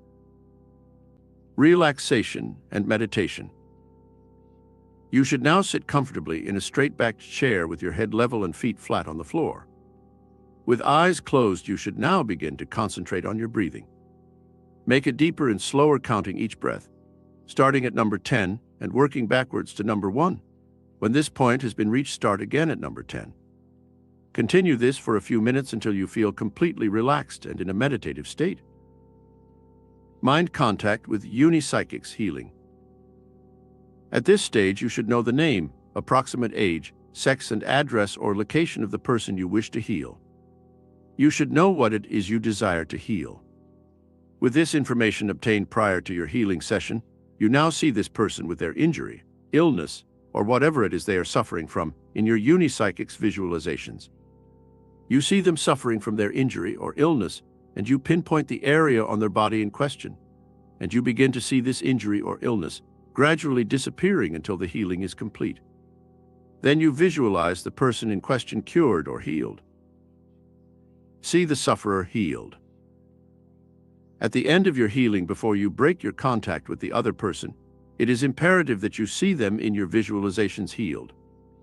That is, free from their injury or illness, e.g. someone suffering with a badly sprained ankle, which forces them to limp very badly. At the end of your healing session, you see them walking and running without any trace of a limp. They are healed and whole again with Unipsychic's healing. Use of color energies. In your healing work, the use of color energy is beneficial to you, the healer, and the person being healed. For you, the healer, by using energy that is colored, makes that energy distinguishable, and therefore aiding the whole healing process. Each color used in Unipsychic's healing has its own qualities, which I shall list at the end of this stage. In using color energy in your healing, visualize this energy in a mist or cloud form, entering every pore of the area being healed. See this energy permeate the whole affected area that is suffering. Color energies with their specific qualities. Red energy will activate dormant energy and sluggish organs. Green energy rebuilds damaged areas, assists revitalization, synonymous with growth. Blue energy creates calmness and tranquility. Yellow energy assists any purification processes. Sun gold energy for clearing and energizing your whole system. White energy is infinite pure energy, cures all ailments. The use of the foregoing color energies will enhance the quality of your healing work, whether it be for others or yourself. Breaking the healing contact. When you have arrived at the end of your healing session for yourself or another, break your contact gently by beginning to concentrate on your breathing a little more, which in effect brings your conscious mind into play more, and your unipsychic's healing visualizations will just fade as your conscious thoughts on your breathing become more pronounced. Imagine drawing a curtain over the whole of the unipsychic's healing proceedings. Once this is done, just carry on with your normal daily routine in the knowledge that unipsychic's healing continues its work long after we have initially instigated that healing power. You can heal both known and unknown persons. With unipsychic's healing visualizations, you can heal persons that are both known and unknown to you. It is important that if the person to be healed is unknown to you, that you know their approximate age, address, and location and sex. With your early healing work, it will help, or even be imperative, to know of their ailment. As your healing work continues and improves, you will find that it is not always necessary to know of the ailment in question. Many healers using unipsychic's healing visualizations can see the injury or illness on contact with the sufferer. Healing from a distance. Distance between yourself and the person you wish to heal is of no consequence. They can be on the other side of the world if you like. Contact is made instantly, and it is of no detriment to unipsychic's healing power with such distances involved. Minimize the possibility of negative thinking. It is advisable not to let the person you are healing know of this, unless, of course, they have requested the healing. Unipsychic's healing is a matter of your unipsychic's visualizations contacting and programming the mind of the person to be healed. You are in effect transferring your unipsychic's visualizations to the subconscious mind of the person to be healed. Therefore, their mind has been instructed how to do so by your unipsychic's visualizations. If the person to be healed is not aware of this, there is little or no possibility of them obstructing the healing with negative thoughts. If it is a case of the person to be healed requesting the healing, then the possibility of negative thoughts blocking the healing is minimal. Healing yourself. In healing yourself with unipsychic's healing visualizations, the procedure is basically the same as healing another. The obvious difference is, of course, that you are using the healing power of unipsychic's visualizations directly on yourself. The other differences being that in most cases you are aware of the area to be healed and any cause to be eliminated. Once again, I cannot emphasize too much the necessity to remove any doubts or negative thinking on your part. It works. Healing your pets. You can also heal your pets. Dogs, cats, budgerigars, etc., etc. Unipsychic's healing visualizations will heal these pets as effectively as healing yourselves. The procedure is as with healing another person. Yearn for the healing. Whatever the illness or ailment, unipsychic's healing visualizations can cure it. But our healing power is dependent upon our willpower and desire to heal. The desire to heal must be intensified to the point of absolute yearning, a yearning that must be answered by the manifestation of the object of your yearning. Case histories. In the following case histories I am going to present to you. Unipsychic's healing visualizations was the method of healing used. Percy overcomes serious liver complaint. Percy G. of Newcastle in England had just been told by his doctor following tests that he had a serious liver complaint which gave him only a short time to live. He was told to report to a specialist at his local hospital every 3 months. Percy knew of unipsychic's healing visualizations and decided he would try to heal himself. After all, what had he to lose? He was not working and therefore had the time with his wife and family around him. He certainly had the desire. A schedule of 3 20-minute healing sessions a day was set by Percy using red energy, then green, yellow, and finally white energy in each session. At the end of the 3 months, Percy visited the specialist at hospital, who declared at the end of the tests and X-ray taken that there was no change whatsoever in Percy's condition, and he was to continue taking his drugs. Percy continued with his unipsychic's healing visualizations and his drugs. On his next visit to the specialist for an X-ray and tests, Percy could feel the excitement in the specialist's voice when he announced that there was a change in Percy's condition for the better, in fact, very much for the better. a decision by Percy at that point resulting in him discontinuing the drugs. Percy's wife was a little dismayed by this, but Percy assured her all would be well.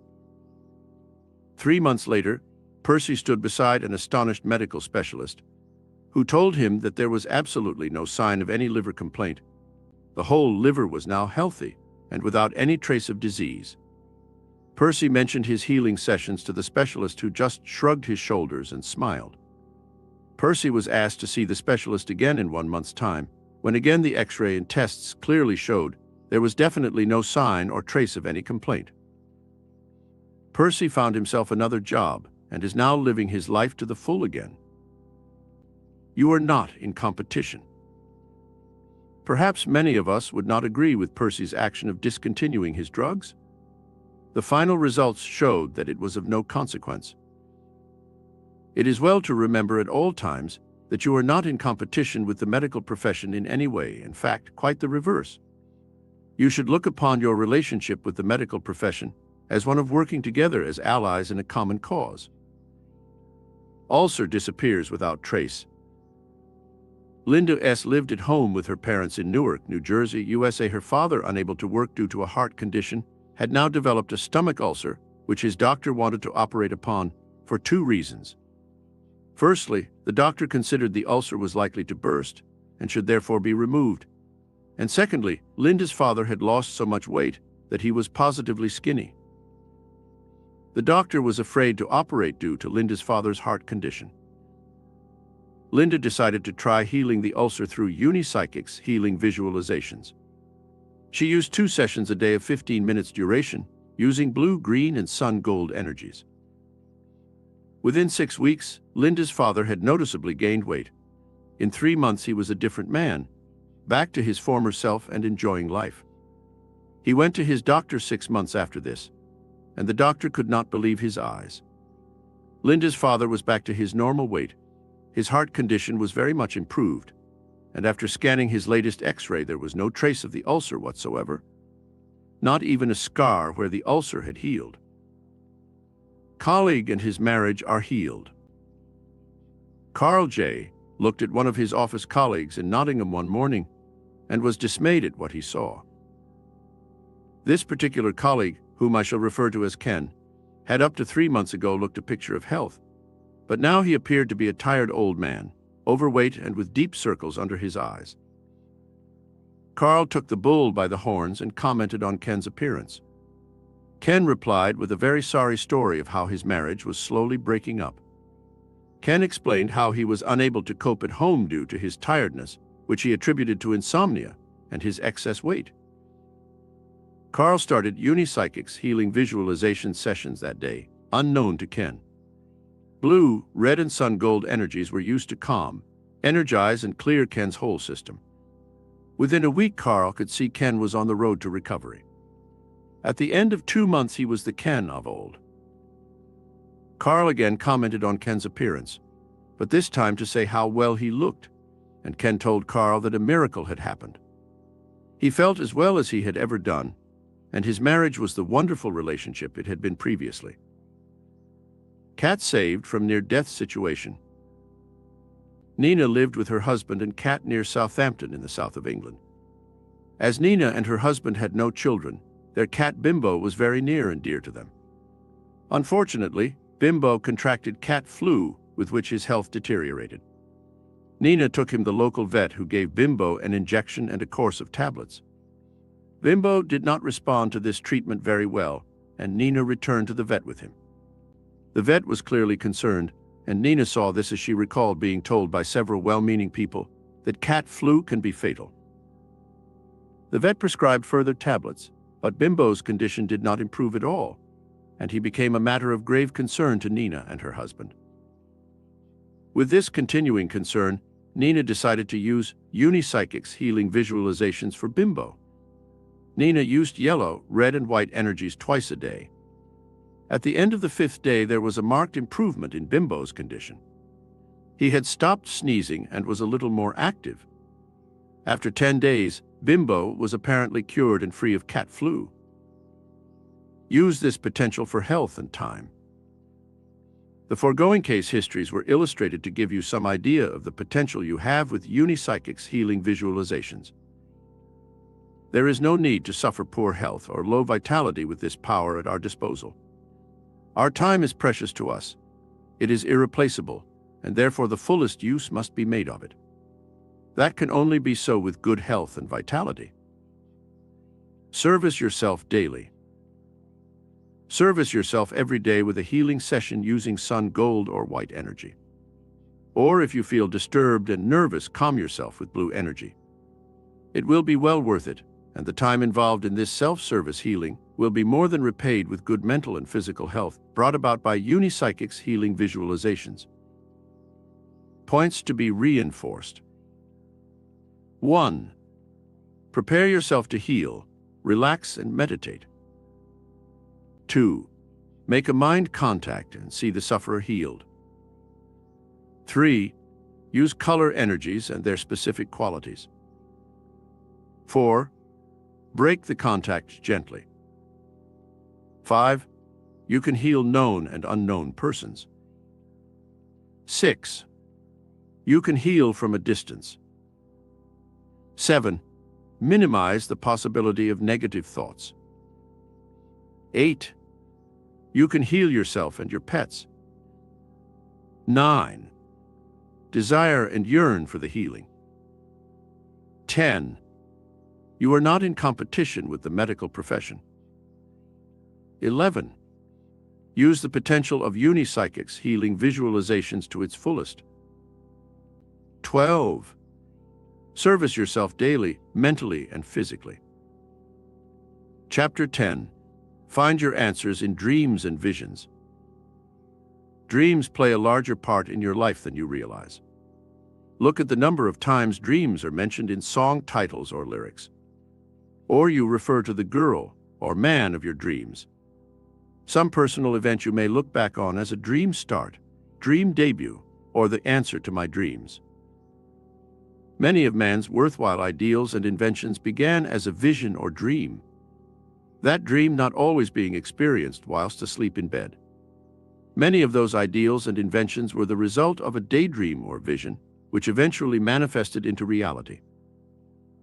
Sigmund Freud believed all dreams have some sexual significance. Carl Jung disagreed with this and believed dreams to be the result of messages passed from the subconscious mind. Use this energy to find the answers. Dreams are without doubt a source of energy which you can tap with Unipsychic's miracle power of the universe. This source can provide you with answers to your problems, whatever they are. It can warn you of some impending danger, e.g. house fire or road accident. This source can also provide you with information from the future, e.g. rising or falling shares, or the winner of some sporting event. These messages can come to you in the form your dreams usually take, or they may manifest in symbol form. Shape the lives of you and yours. You can shape your life and destiny with this power by harnessing and using it with Unipsychics. You can achieve this by projecting your ideas, problems, questions, and queries to your subconscious and superconscious minds with Unipsychics methods. Submit it and await the answer.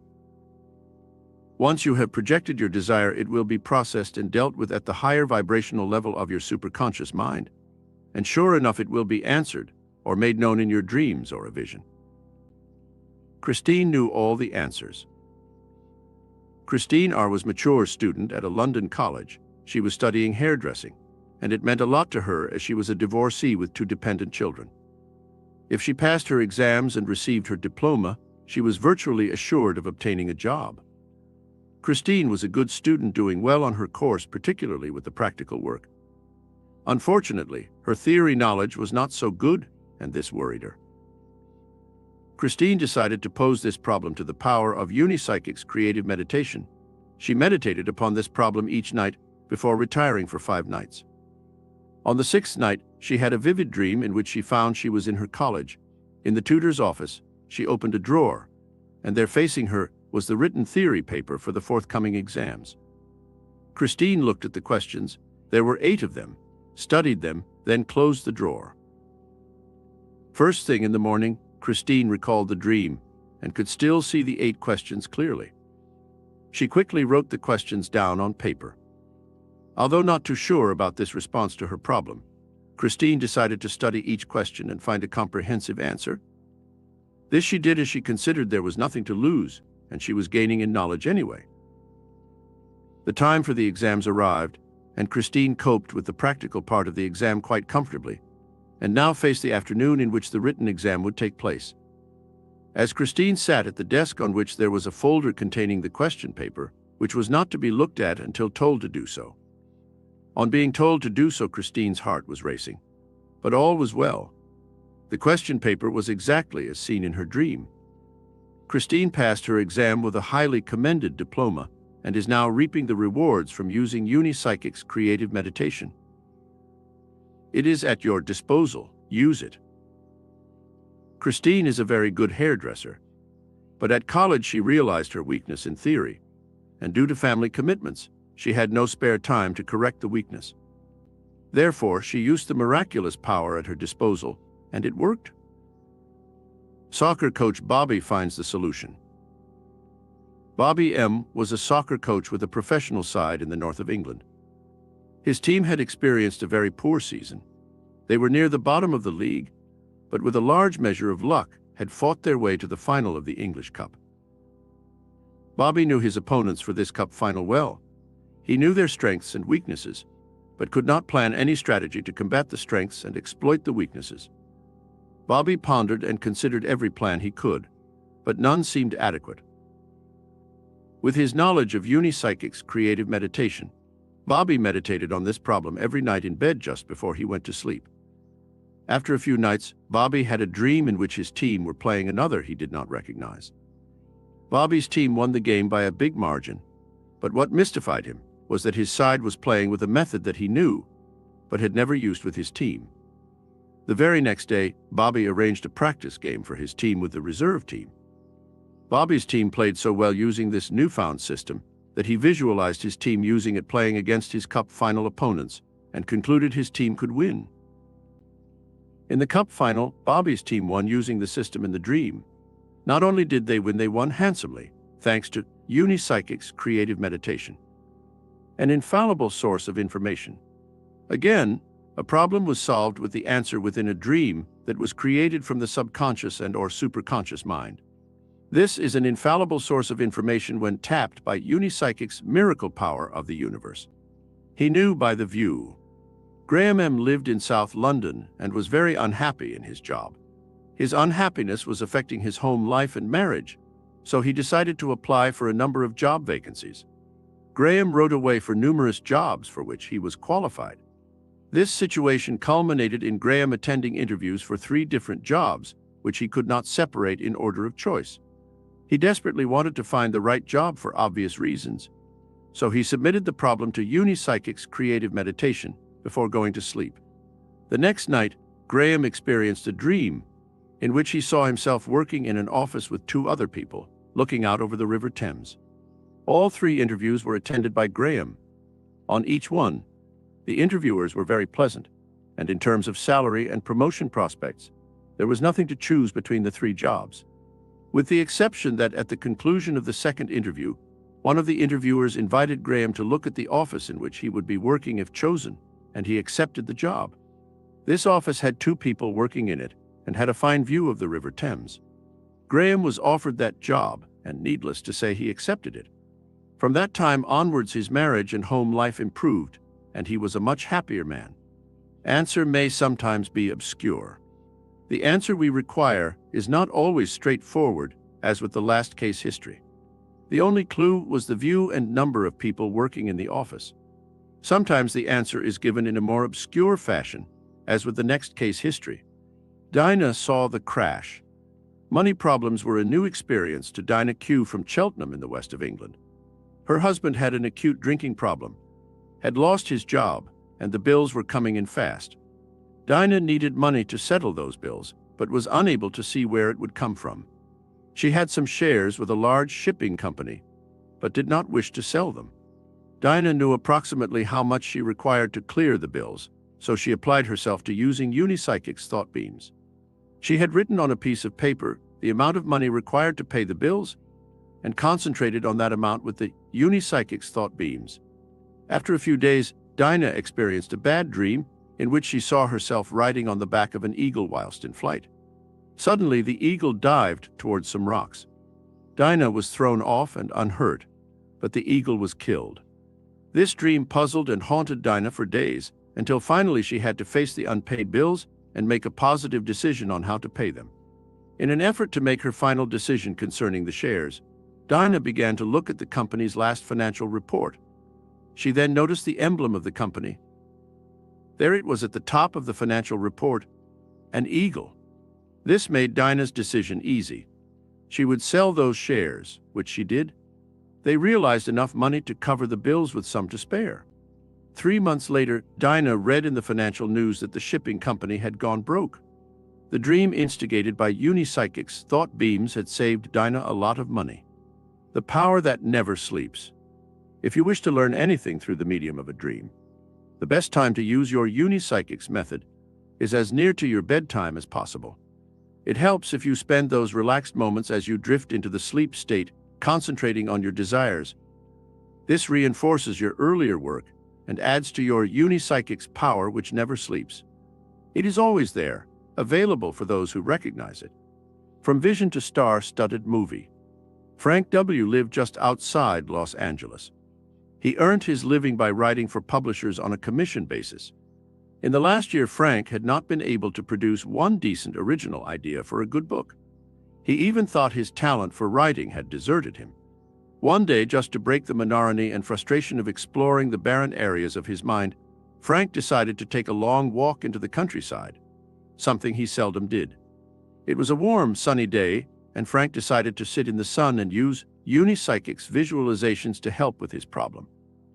After his visualizations, he started to walk slowly home. Frank suddenly had a vision of a monastery on the top of a hill in a country at war. Frank held this vision in his mind. When he arrived home, he started to make notes and formulate a story, which not only became a bestseller, it was also adopted for a big star-studded movie. Thanks to unipsychic's visualizations. Unipsychics manifests prolific creativity. When Frank discussed this vision with me at a later date, he wondered why it had manifested at that particular time and in that way. After all, he had been trying for a year to create a good story with no success at all. It seemed, he said, that his imagination had dried up.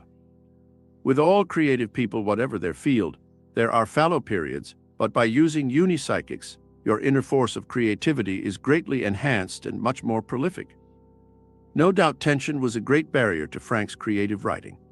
With any of the unipsychic's methods, relaxation is an important part of them, for it heightens our awareness, and therefore the power of unipsychics is tapped more easily and manifests more abundantly. As soon as Frank relaxed in the sun and employed the miraculous power of unipsychics, his creative force was activated to a very high degree. Look for the problem, you may have the answer. If you experience a dream following the use of unipsychics, look closely at your life. Question any problems or area of discontent you may be experiencing. For that dream or vision may be giving you the answer in a rather obscure way. History is littered with dreams and visions from which many events occurred that shaped and reshaped the history of mankind. Points to be reinforced. 1. Dreams play a larger part in our lives than we realize. 2. Many of man's ideals and inventions began as a vision or dream. 3. Use this energy form to find the answers. 4.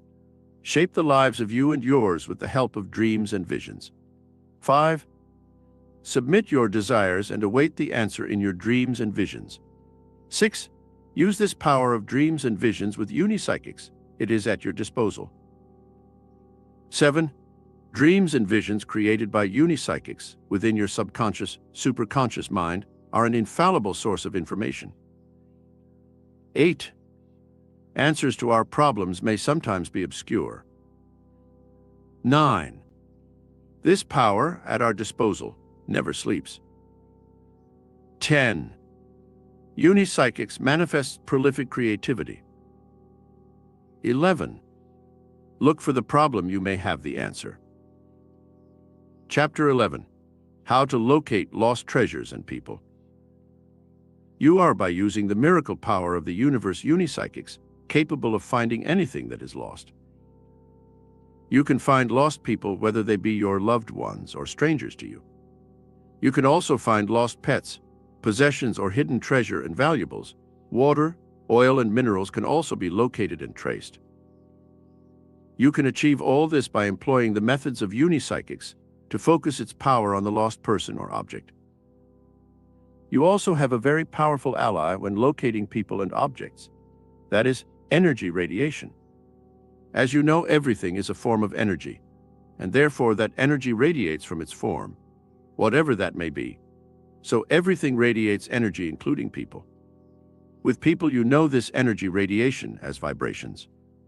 You sometimes meet someone for the first time, and afterwards you comment on the good or bad vibrations. If you tune yourself into vibrations at all times, it can be a great help to you. I have mentioned the good or bad vibes radiated by people you meet. Also, you are able to tune into vibrations in a room or place frequented by people, and therefore you feel their vibrations. These vibrations are picked up by your superconscious mind when enhanced by the unipsychics methods. When attempting to find a missing person, another ally can be an item of that person's clothing, which would of course contain their vibrations, particularly if that item had been worn just prior to the person's disappearance. With finding lost treasure or valuables, water, oil or minerals, you will need the use of a divining rod, which is a Y-shaped rod made of wood or metal. This is used as an antennae to pick up the vibrations from the object being located. In such a case, the general location of the object to be found can be ascertained by the use of unipsychics alone, and then a divining rod used for what I would term fine-tuning into the exact location of whatever is being sought. Neighbor's dog roams to unknown lake. A near neighbor of mine called to see me early one morning in a very tearful and agitated state. This neighbor had a beautiful Labrador dog called Rex, who was very often away roaming over the fields and woodlands. For a few hours, this neighbor was not too concerned, as Rex had behaved this way before. After 48 hours, she was so worried that she called to see me, tearful and seeking help. I asked my neighbor if she could fetch me anything Rex had close contact with. She went home and returned with a blanket that Rex laid on in a large box. I said I would contact her in a short while. I totally relaxed mentally and physically in a straight-backed chair and meditated with unipsychics creative meditation on the blanket that Rex used. After a while, I saw a wooded area in which there was a small lake. This vision stayed with me for some time. Afterwards, I saw our neighbor and told her of my vision. This neighbor immediately started to think about any water with woodlands within our immediate area. There was one 4 or 5 miles away, which our neighbor made for in her car. I did not see our neighbor again that day, but she telephoned me late in the afternoon to say that she had found Rex safe and well. Apparently, she went to this lake 4 to 5 miles away. After searching for a while, she came across a fisherman. Our neighbor asked if he had seen Rex. Unfortunately, he had not, and in the ensuing conversation, it was discovered that there was another small lake by an area of woodland, just another 3 miles away. Off went our neighbor to this hitherto unknown lake. She found it, and with it was Rex, who had made friends with some young people who were camping and fishing there. I went to the lake a few days later, and after walking around the lake, I found one particular angle of looking over it, with the woodland at the side and back, that looked exactly as I saw it in my vision. Relax mentally and physically. You will have to relax mentally and physically, as I did in using this unipsychics method, together with some item personally used by the missing person or pet. If this is not possible, then perhaps a photograph of that person or pet. Then let unipsychics' miracle power of the universe do the rest. Robert regained his trophies with a dowsing rod. Robert D. from Ohio, USA had his house burgled one weekend when he was away with his family. A lot of damage was done to the interior of the house. Some money was taken together with some items of great sentimental value to Robert and his family. Amongst these sentimental items were some silver trophies Robert had won for tennis. After many months of police work, every lead to the stolen items proved useless, and Robert mentioned this to a friend of his who indulged in psychic studies, including uni-psychics, and he agreed to help. He obtained from Robert a photograph of Robert being presented with one of the stolen trophies on which he meditated with uni-psychic's creative meditation. In his meditation, he saw a local well-known beauty spot, within which was a hill just covered in grass. No trees or bushes, just grass. This friend recognized it immediately in his meditation, as it was the top of the hill which could be reached by a roadway that passed close by. Robert and his friend immediately went by car to the spot. Once there, the friend produced a divining rod from his car and immediately went to work. After seeking some sign of vibrations from the rod, it suddenly came to life. Robert pinpointed the spot where the vibrations were strongest and began carefully to dig around that spot. Eventually, a metal box was revealed that contained everything that was stolen with the exception of the money. Tune in with your dowsing rod. Your dowsing rod can be made of wood or metal so long as it is thin enough to react to vibrations. Even a Y-shaped twig from a tree will do. Once your rod has picked up the vibratory energy given off by whatever you seek, your rod will move in a fashion that indicates it is tuned in to your objective. Maureen's circus performance. Judith and Melvin from Oregon in the USA had a daughter, Maureen, aged 15, who was slightly subnormal mentally and went to a special school for the mentally handicapped. One summer's day, Maureen did not return home from school at the usual time, and for some time, Judith was not unduly worried. But after 2 hours, Judith felt a little uneasy. This had never happened before, and Melvin was away on a business trip. Judith telephoned around to some of Maureen's school friends, but none were able to help. Judith considered contacting the police, but on reflection, thought it a little premature. It was an early summer's evening with at least 3 hours daylight left. From time to time, Judith went to the front door of the house to see if Maureen was in sight, and on doing so, saw her friend from nearby. Judith related the whole story and was very near to tears. Her friend asked Judith if she could borrow a personal item of Maureen's. Judith gave her such an item and left. 90 minutes later, Maureen and Judith's friend from nearby were ringing the front door bell. Judith's friend decided to explain why she asked for a personal item of Maureen's and how they arrived at the front door together. The friend explained she was a student of uni-psychics and used the creative meditation method to tune into Maureen's vibrations. In her meditation, she saw Maureen amongst a lot of trucks and people. The word circus was also coming through strongly. Judith's friend thought long and hard, and suddenly it hit her. There was a circus in town. In fact, it was between Maureen's school and her home. The friend went off as fast as she could. When she arrived at the circus venue, the crowds for the evening performance were just disappearing inside. Then she spotted Maureen quite happily watching the people and listening to the music. I understand that Judith, in her gratitude, took her friend and Maureen to revisit the circus. Use the 3 Ps. To locate objects and people with uni-psychics, it requires patience, practice, and perseverance, as required with all your other uni-psychics work. Also, as with your other work, your patience, practice, and perseverance will be rewarded. Sooner or later, you will receive some impressions, whatever method you use. These impressions may manifest as an intuitive feeling or hunch. Whichever way it manifests, just let it flow. Your first thought, feeling, or word is vital.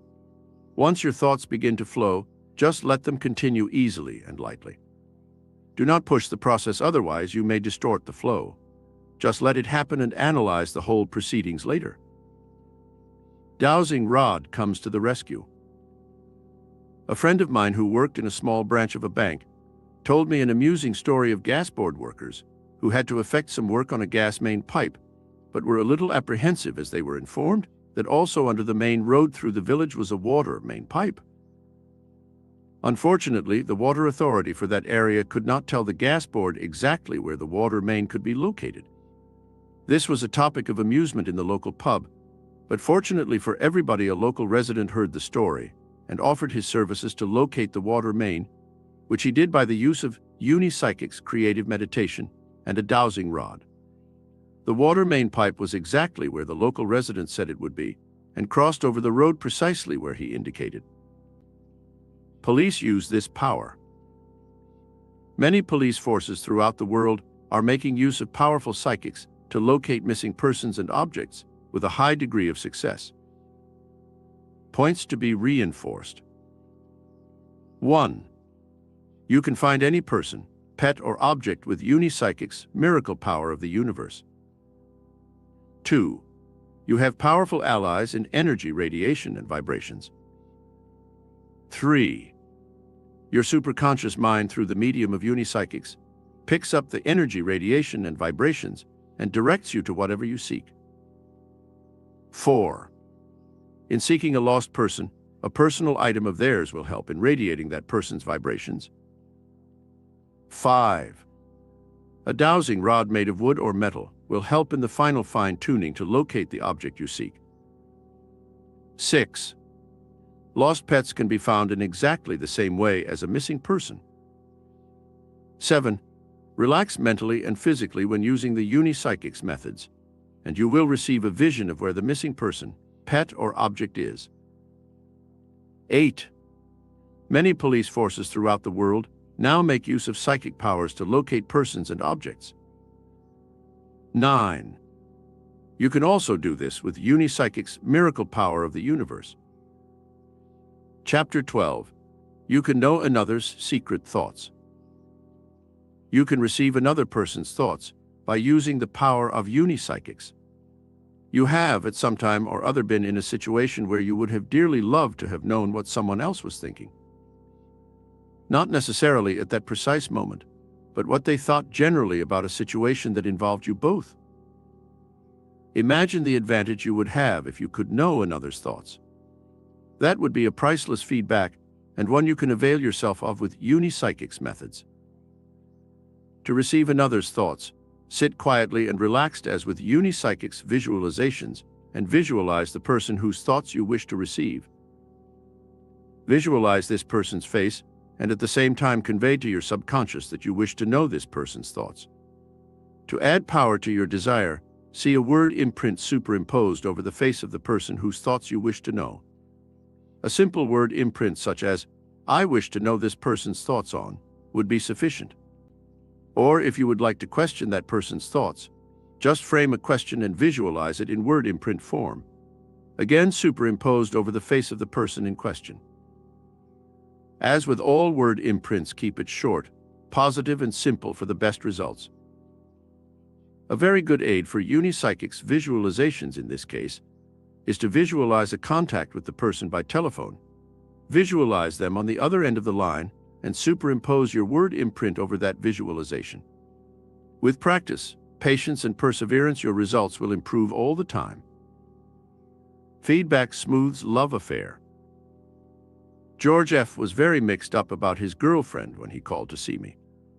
They both lived in Glasgow, Scotland, and saw a lot of each other. George had thought at some time in the future they would marry. Lena, his girlfriend, had endorsed those thoughts from time to time. Then came a period when Lena became very cool towards George, and he was puzzled. A few weeks prior to his visit to me, George asked Lena if anything was bothering her. She said no. George asked the same question several times later. He always got the same answer. In an act of desperation, he telephoned one of Lena's girlfriends in an effort to find the cause of her behavior. The girlfriend told George that Lena said that she was a little worried about George, that was all. I suggested to George that he used Unipsychics visualizations and word imprints in an effort to contact Lena's mind and find the cause of the trouble. George contacted me again 4 weeks later. He had carried out my suggestions and, to his amazement, received a feedback, which after some thought by George, indicated that he was seeing someone else when away on his numerous short business trips. George decided to tell Lena that he was going to curtail many of his trips as he missed her so much, then watch her reaction. Lena's reaction was to burst into tears and tell George she had been so worried of late as she had suspicions that he was seeing someone else whilst away on his trips, particularly as the trips seemed to be becoming more frequent. George assured Lena that he was not seeing anyone else, and not only had he decided to curtail many of his business trips, but also to set the date of their wedding. Lena was so happy with both pieces of news, and George thanked me for introducing him to Unipsychic's miracle power of the universe. Have faith, the power exists. Despite George being a little doubtful with the feedback he received from Lena, he did in fact receive the correct information. Be relaxed and have faith in what is happening. Many of you can recall intuitive thoughts that flash into the mind from time to time. Unexplainable they may be at times, but it does prove that we are and can be tuned into a source of power that exists. Salesman unknowingly gives correct trade-in price. Gerald W. lived in London and decided to trade in his current car for a new one. He had for the past 10 years always bought from the same garage. This time he felt he would like to change. Gerald saw the car he would like in a garage he had never dealt with before. The salesman there was very efficient and seemed to be genuine with his claims for the new car. When it came to discussing the trade-in price for Gerald's old car, it seemed to be appallingly low. Gerald was a little suspicious, to say the least. They parted on the understanding that Gerald would think about it. He did more than that. He arranged for his wife to call on the garage at a certain time and confirm the trade-in price from the salesman. This particular time Gerald would be at home contacting the salesman's mind with the help of Unipsychic's visualizations.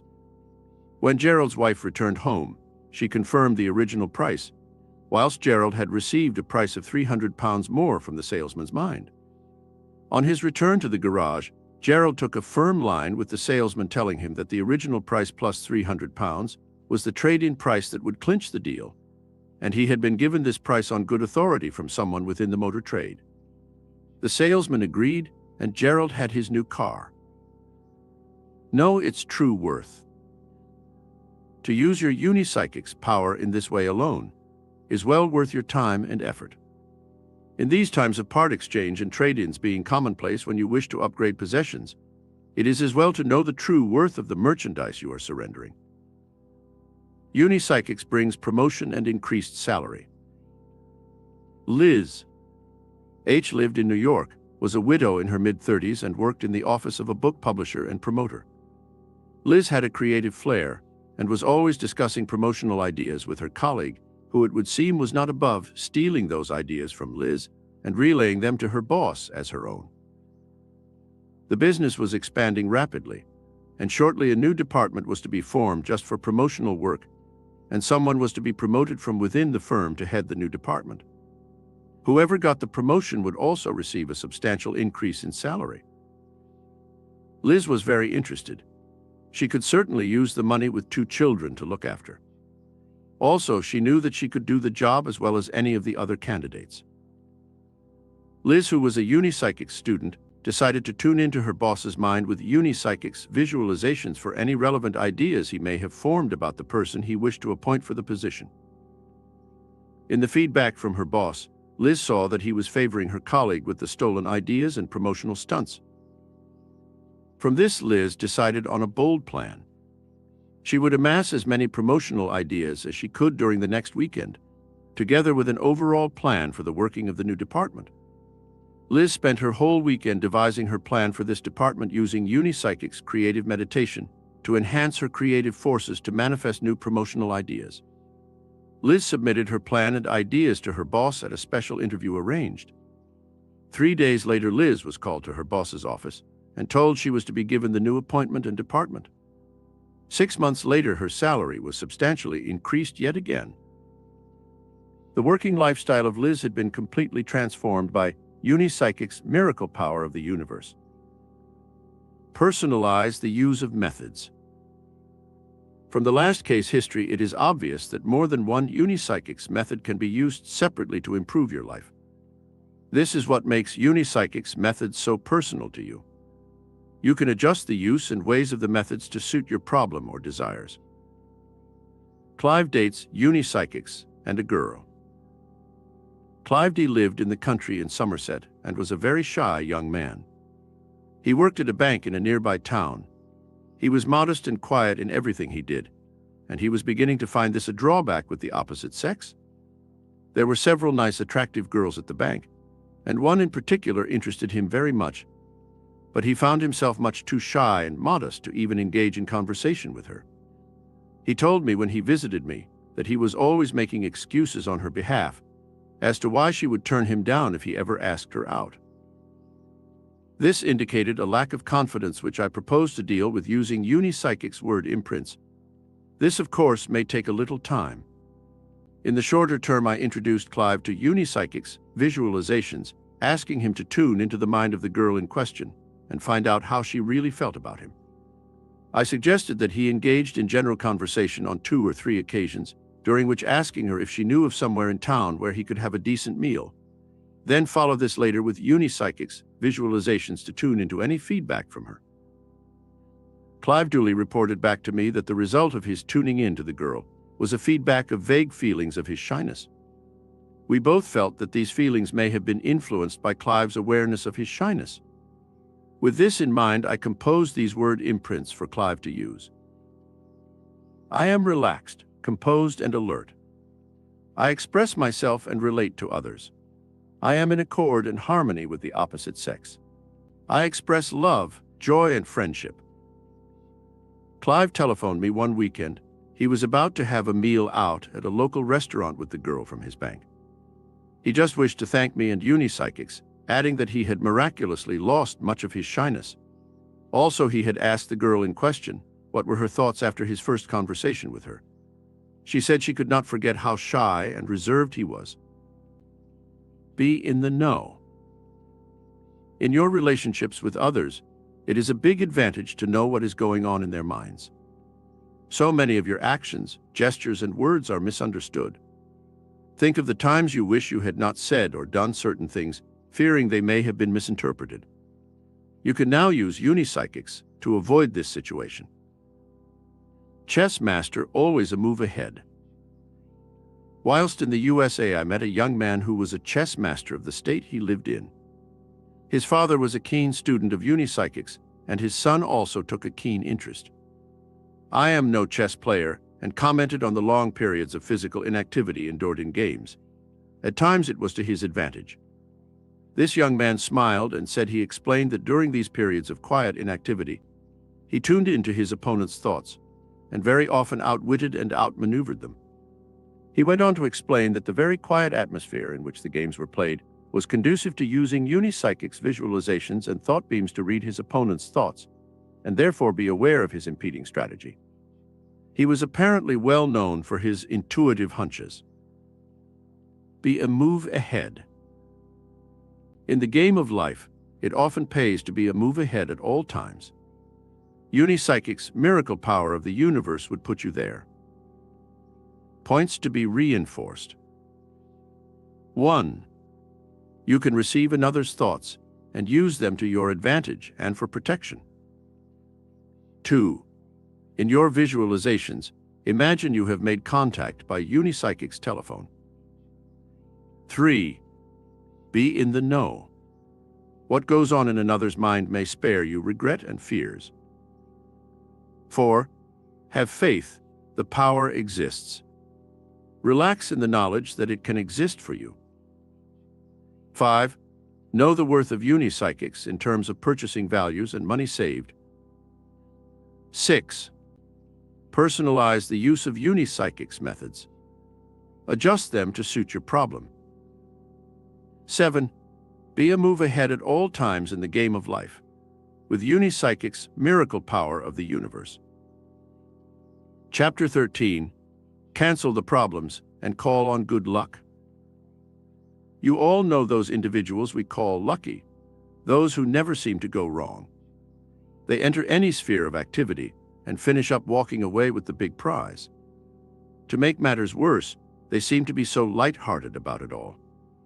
We go about our life serious-minded and determined, all to no avail, whilst Lucky Jim over there has done it yet again. I can almost guarantee you can recall incidents and events in your life where the local Lucky Jim or Lucky Joan walked away in triumph once more. There you are muttering under your breath in resentment, proclaiming the unfairness and injustice of it all. Over what? A bingo or raffle prize. What about the things that really count in your lives? Are you getting your rightful share of those? Again, I could almost guarantee you are not. What should you do about it? Firstly, you should think deeply about why is it happening to others and not yourself? Or to put it in perspective, why are some lucky and others not? We all think we are the only unlucky ones, when if we examine the situation closely, there are many, many more in worse circumstances than ourselves. You are not alone. Having established in your minds that you are not alone in your lack of good luck, then what is it that determines who is lucky and who is not? I can answer that for you in one word. You. You and your attitudes, emotions, and thoughts. Remember, you are what you think. Think unlucky, and you will be just that. You are calling it in. Think lucky, feel lucky, and you will be lucky. Again, you have called it in. Lucky Harry calls it in. A colleague of mine some years ago was known as Lucky Harry. He was a very nice man. He had his share of problems, but they never got him down. Because he was a very positive person, saw good in everything and everybody. On his own admission, he was obsessed with good luck. His favorite catchphrase when leaving you was always, "Be lucky." So is it any surprise that Harry was a lucky chap? He was calling in good luck all the time. What is this thing called luck? So, having scratched the surface of how to attract good luck, just what is it? How do you define good luck? Good luck is an event or happening that brings you something you desire. That something is at times quite straightforward, others very subtle. E.g., if you enter a raffle because the top prize is a gas cooker that you need and you win, you are lucky. You experience good luck. On another occasion, you may enter a raffle at a large social event to A, feel good because the proceeds from that raffle go to your favorite charity, or B, win the raffle and be seen to win it by the hundreds of people at the event.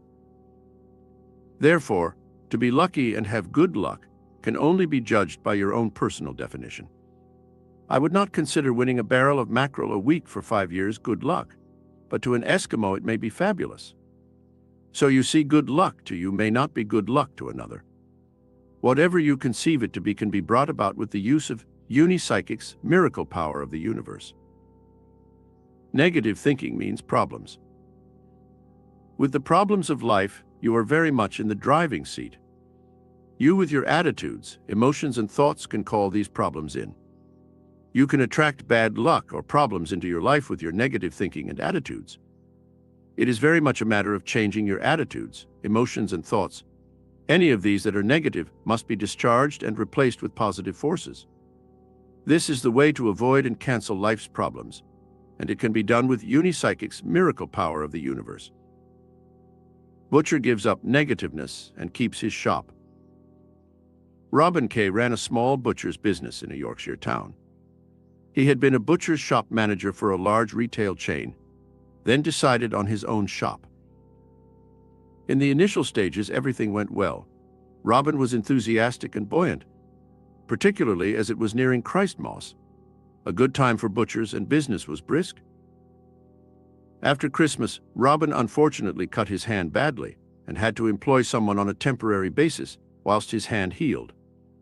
This, together with the lower level of business after Christmas, depressed him, and he began to worry about the business.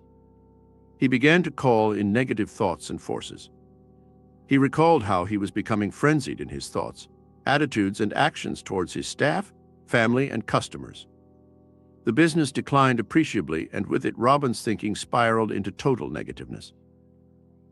He visited me at a time when his business was about to close down. He was totally honest with me. He realized that he and his attitudes were to blame and felt guilty about the whole thing.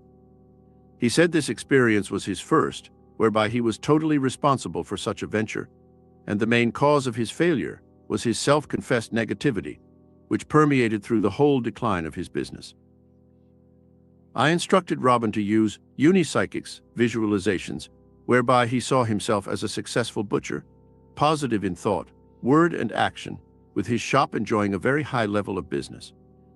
I asked him to apply this method with burning desire and above all faith. 3 weeks later, Robin telephoned to say a minor miracle had occurred. A retired butcher had heard of Robin's plight from a meat supplier, and he telephoned Robin offering to inject some cash into the business as a sleeping partner. They met and agreed terms. Robin was delighted with this second chance. I pointed out to him that the cause of his problem still remained within him, and with this in mind composed word imprints to erase his negativity forever. Robin is still trading and very successfully thanks to Unipsychic's miracle power of the universe. Robin's experience where he and he alone was responsible for his business accentuated his negative forces. If Robin had been in partnership with someone of a positive nature, the two forces may have complemented each other, with the outcome being a balanced partnership in business. Judge yourself. The lesson here for you is that if you isolate yourself within your thoughts and honestly assess the quality of your attitudes, emotions, and actions, you should, with this assessment, see why your life is as it is. Geraldine knew her problem and beat it. My first impression of Geraldine when we met in New York was one of meeting someone in complete control of herself. She was attractive, well-groomed, and composed. She had been divorced 3 times, had numerous affairs, lots of jobs, and always problems in her everyday relationships with people. Geraldine M., who lived in Galveston, Texas, talked at some length about her life and problems, and I eventually formed a suspicion that she did not want any part of long-term relationships. She could not cope with them. Therefore, she knowingly or unknowingly destroyed them. I put this theory to her. She indignantly refuted it.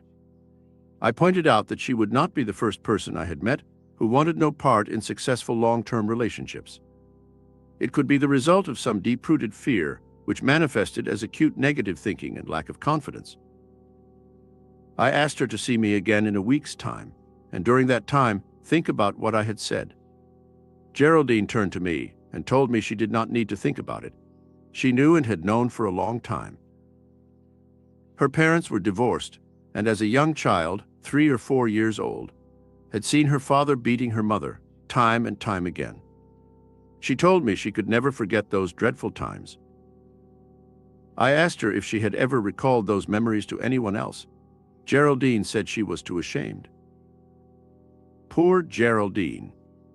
She was carrying a deep-rooted fear of being hurt mentally, and did not have the confidence to handle any relationship in which she may have got hurt. She agreed to using Unipsychic's word imprints, which I composed for her as follows. I am relaxed, confident, and composed. I am in tune with my surroundings. I am in harmony with myself and all others. I express myself in faith and without fear. We met again a year later. Geraldine was still using her word imprints. They were like breakfast and supper to her. She looked about the same, but I detected an inner strength from within her. She was hoping to marry again, and if she did, Geraldine felt sure it would be so different. Discharge your fears. A suppressed fear such as Geraldine's can play havoc with your life and create many problems. Never bury your fears. Fetch them to the surface of your mind, admit to them, laugh at them, discuss them with a close friend, and discharge them with the help of Unipsychics. Gary called in the money he wanted. Gary C. owned a small restaurant in Dorset, and it was doing very well.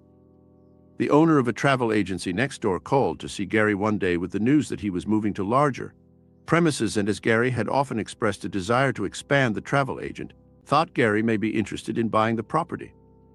This move was not due to take place for 3 months, and Gary was interested, but as he told me, it was a matter of finance. I recommended Unipsychic's visualizations to Gary and told him to visualize the next door premises as his own, with his restaurant name over the top and doing good business with plenty of customers. Also visualize himself in an office signing the necessary documents to make him the new owner of the property.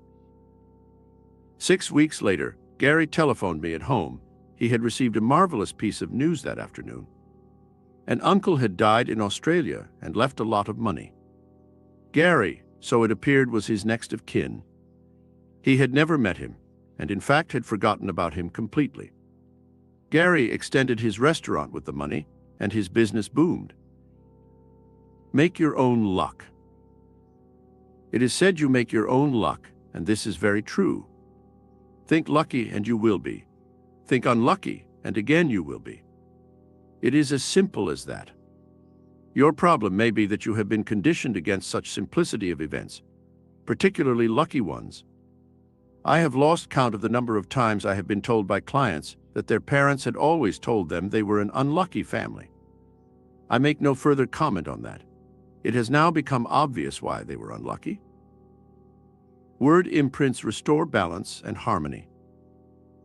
Marion was only 21 years of age, unmarried with 2 children. In her 21 years, Marion, who lived in Norwich, seemed to have found almost every known problem. Her parents were sick with worry and had been for some years. Her father told me that Marion and Trouble had been traveling companions since the day she started school. She had been in trouble at school, Girl Guides, youth club, work, and more serious trouble with the police and various men friends. Marion's parents went as far as to say that she was one to be avoided, but as parents, how could they? Marion had needed them desperately at times. Prior to my meeting Marion, I had conjured a mental picture of someone not too clean, surly in manner, and rather bitter. Marion was not a bit like this. She was rather clean and fresh-faced, no makeup, bright and cheerful. Not a bit as I had expected. With all her past and present problems, there were no obvious mental scars. Gradually, as we conversed, I began to focus the conversation on her problems. Marion told me she seemed to be attracted to problems. There seemed to be 2 sides to her, one that foresaw problems, and the other side that tended to dominate her whole personality and ignore any oncoming problems and gloom. She told me that this pattern had shown itself so many times. It was almost as though she wanted to punish herself and those around her. I then asked a very pointed question. Did she wish to continue in this way, hurting herself and her loved ones? She told me she had experienced enough problems and bad luck, and wished to live a trouble-free life. She felt her parents, children, and others had already suffered too much. Marion said she just accepted the suffering regardless, but she no longer wanted to see her loved ones hurt. We discussed Unipsychic's word imprints, and I composed these for her. I am expressing myself in total relaxation and unison. I am in harmony for and with my loved ones. I am an expression of love and understanding. I am experiencing a balanced and tranquil existence. I saw Marion's father a year later. He told me that she now seemed to direct her energies towards harmonizing the lives of her children and the man she married 2 months previously, who was the father of one of her children. Her life seemed to be much more trouble-free, balanced, and harmonious. Points to be reinforced. 1. You are not alone with your problems and bad luck. 2. What is good luck? It can only be judged by your own personal definition. 3. Judge your attitudes, emotions, thoughts, and actions as to what you are calling in. 4. Discharge your fears with the help of Unipsychics. 5. You are in the driving seat. Simply make your own luck. You are not unlucky unless you think it. 6. You are what you think.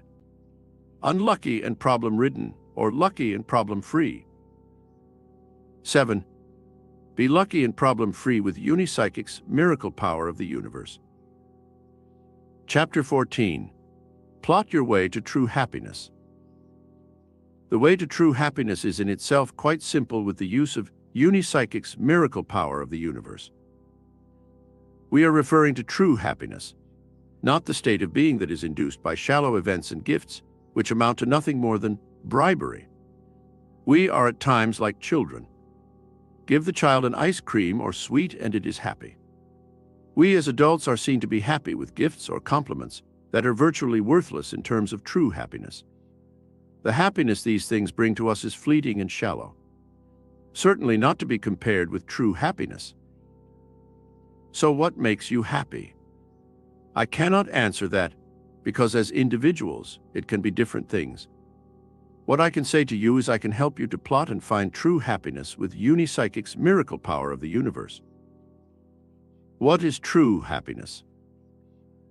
Before you plot your way to true happiness, let us define true happiness in general terms.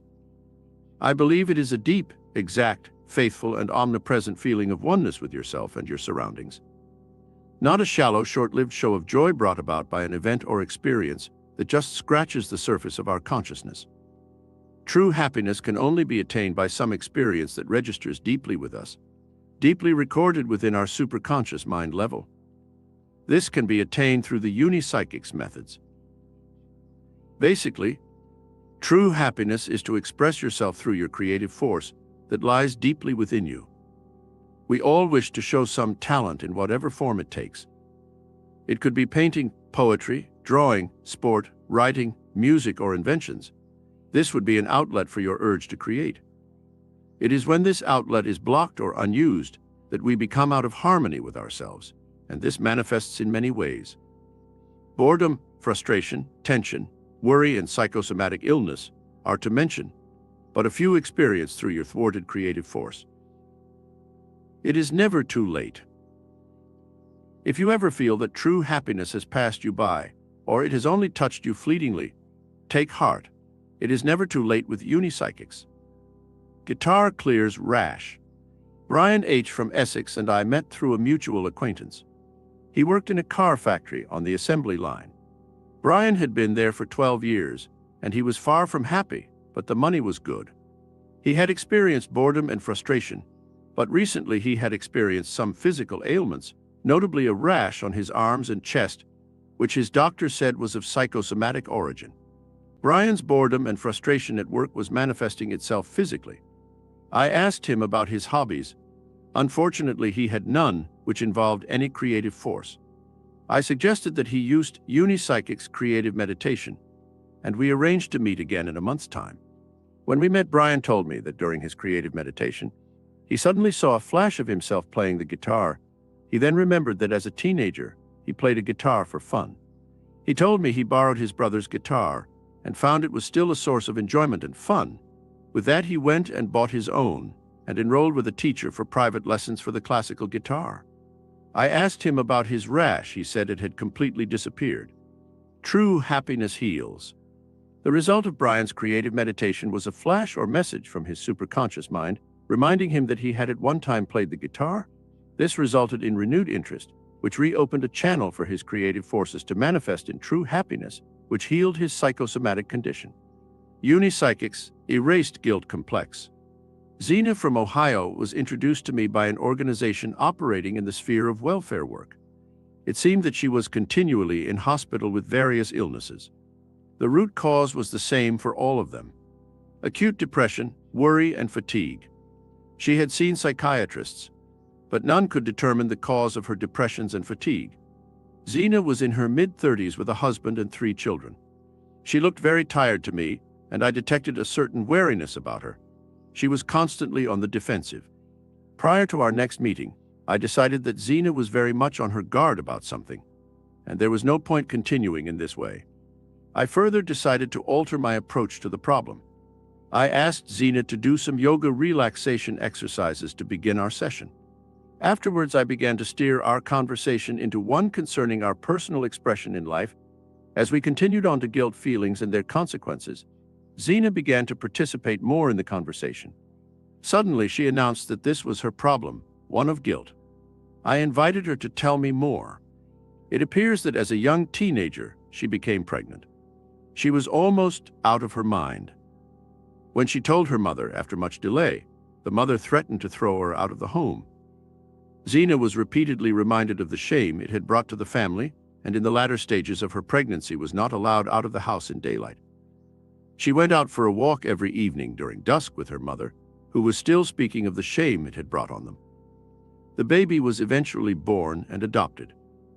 Zena never saw the child again. Zena then told me this was it.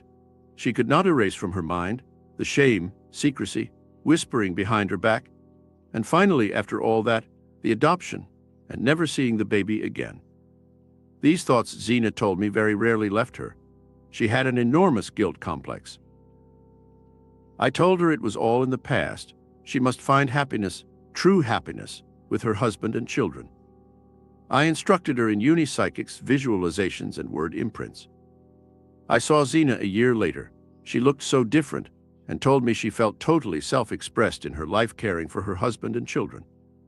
She also found the time nowadays for embroidery and other creative pursuits within the home. Did she ever dwell on the past? Very rarely, she told me. After all, it was an indelible chapter of events now well behind her. Free yourself from guilt. Whatever your past deeds, it is never too late to use unipsychics, miracle power of the universe, to plot your way to true happiness. Zena had burdened herself with a massive guilt complex. There was nothing to be gained by continual looking backwards at the past. Certainly, you can learn from your mistakes with honest self-analysis. And it is from this point, self-analysis, that you can forge ahead, being the person you want to be, assessing your strengths and weaknesses, and using the potential of your strengths to the fullest. Clear the chaos and see where and what you are. Never endure chaos in your life. It will saturate and affect every facet of your life if you allow it to remain. This was made clear to me when Trevor K. from Lincoln came to see me. His parents were poor and uneducated, and Trevor, through their influences, was very much the same. He came to me with the feeling that he could do something more with his life. He was not sure what, but he felt he was just drifting along through life, working, drinking, smoking, and doing very little else of note.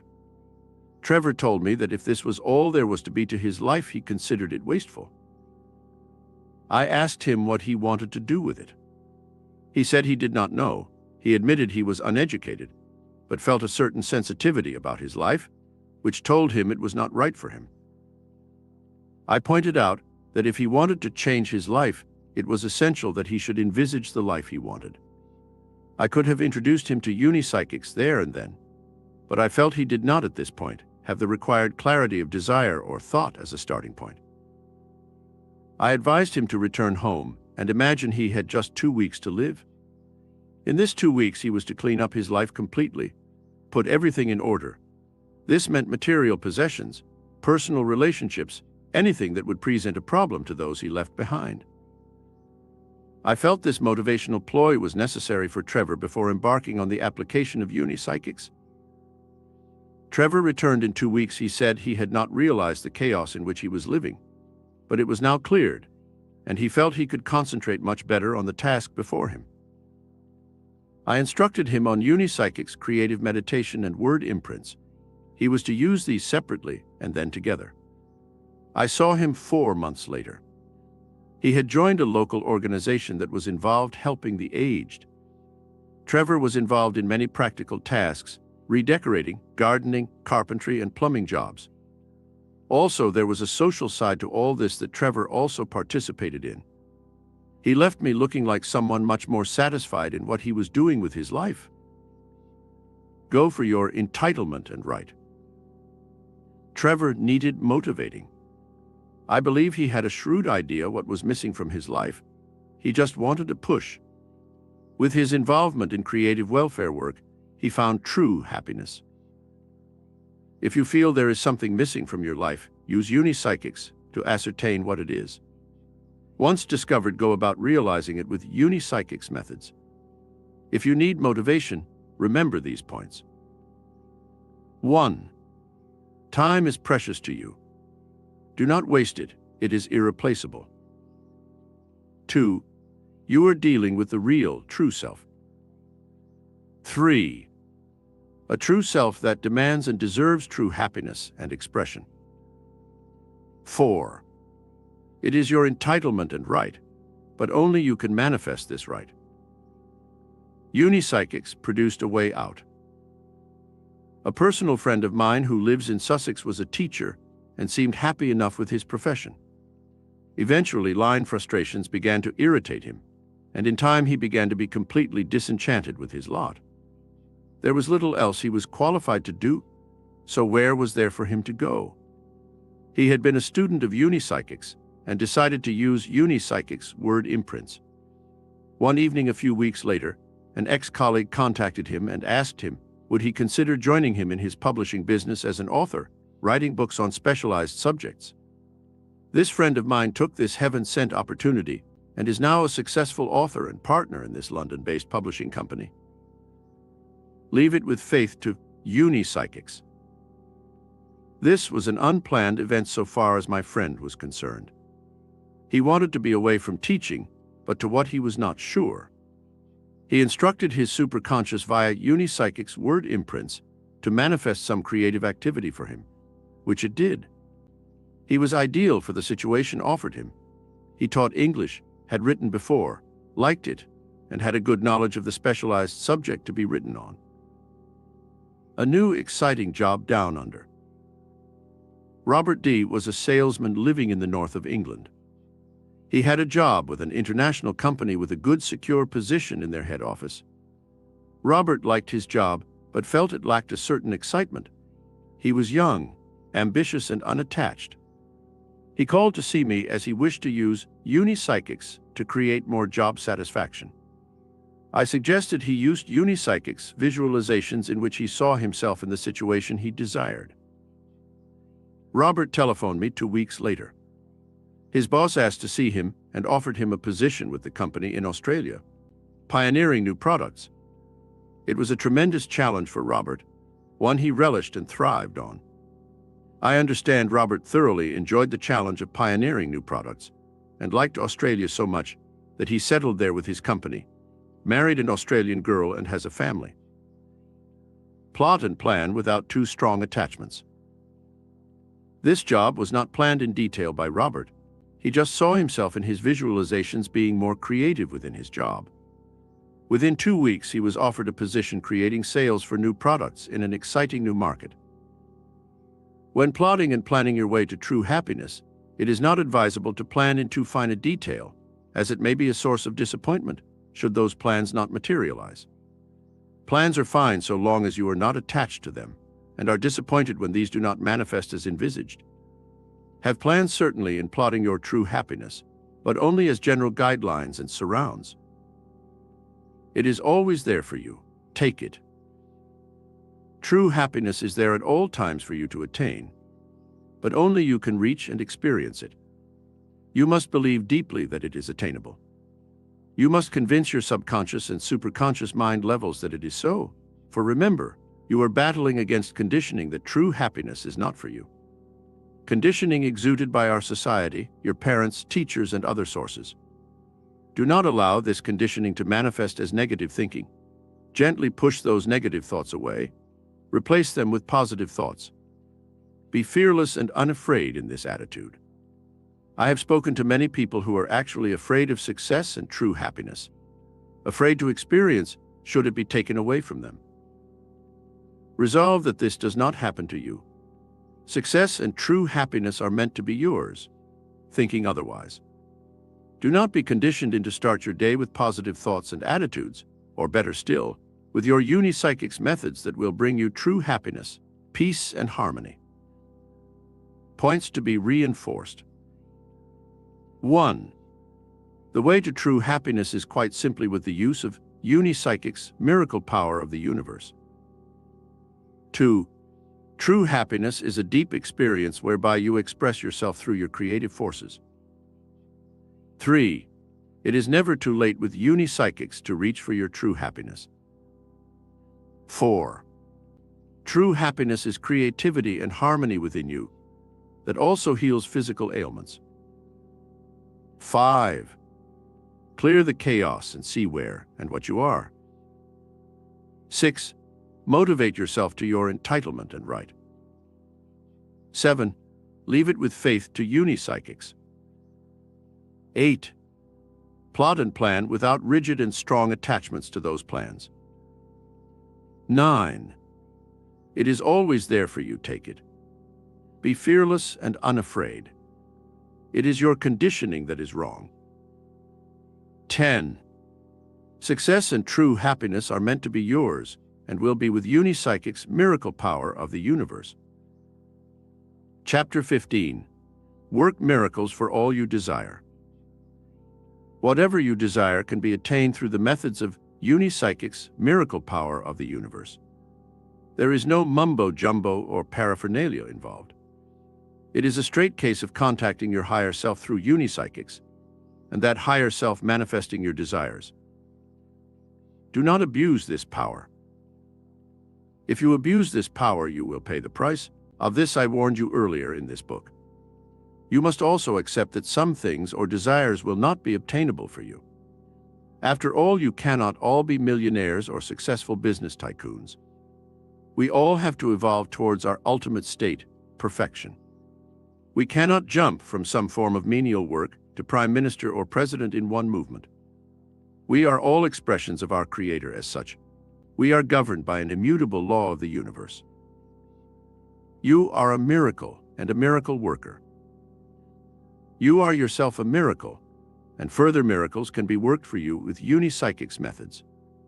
You must operate and be in unison with yourself and your surroundings before you reap any major rewards from unipsychics methods. If you feel or know you are not in harmony or unison with yourself or your surroundings, take heart. Unipsychics will do this for you if you allow it, but please do not expect some massive fortune to materialize when you readily admit you are not operating anywhere near the required basic standard for yourself. If this massive fortune arrived, you just could not handle it. There are many cases of this to be seen with recipients of vast amounts won on football pools and other forms of gambling, whose lives became a total mess with the arrival of their fortune. Many have admitted afterwards that they wished they had never seen the money. Some cases even brought personal tragedy. You may not be able to handle the situation.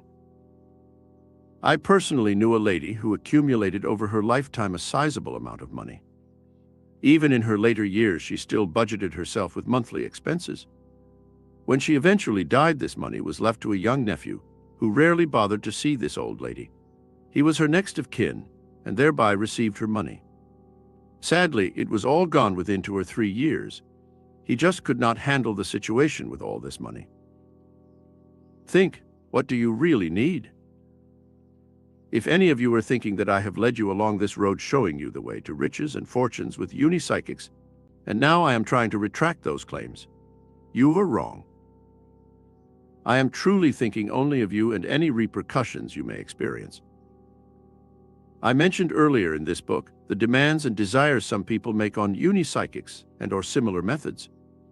It would astonish you. Do you really think you could compete and survive in a World Grand Prix of motor racing tomorrow, having just passed your driving test today?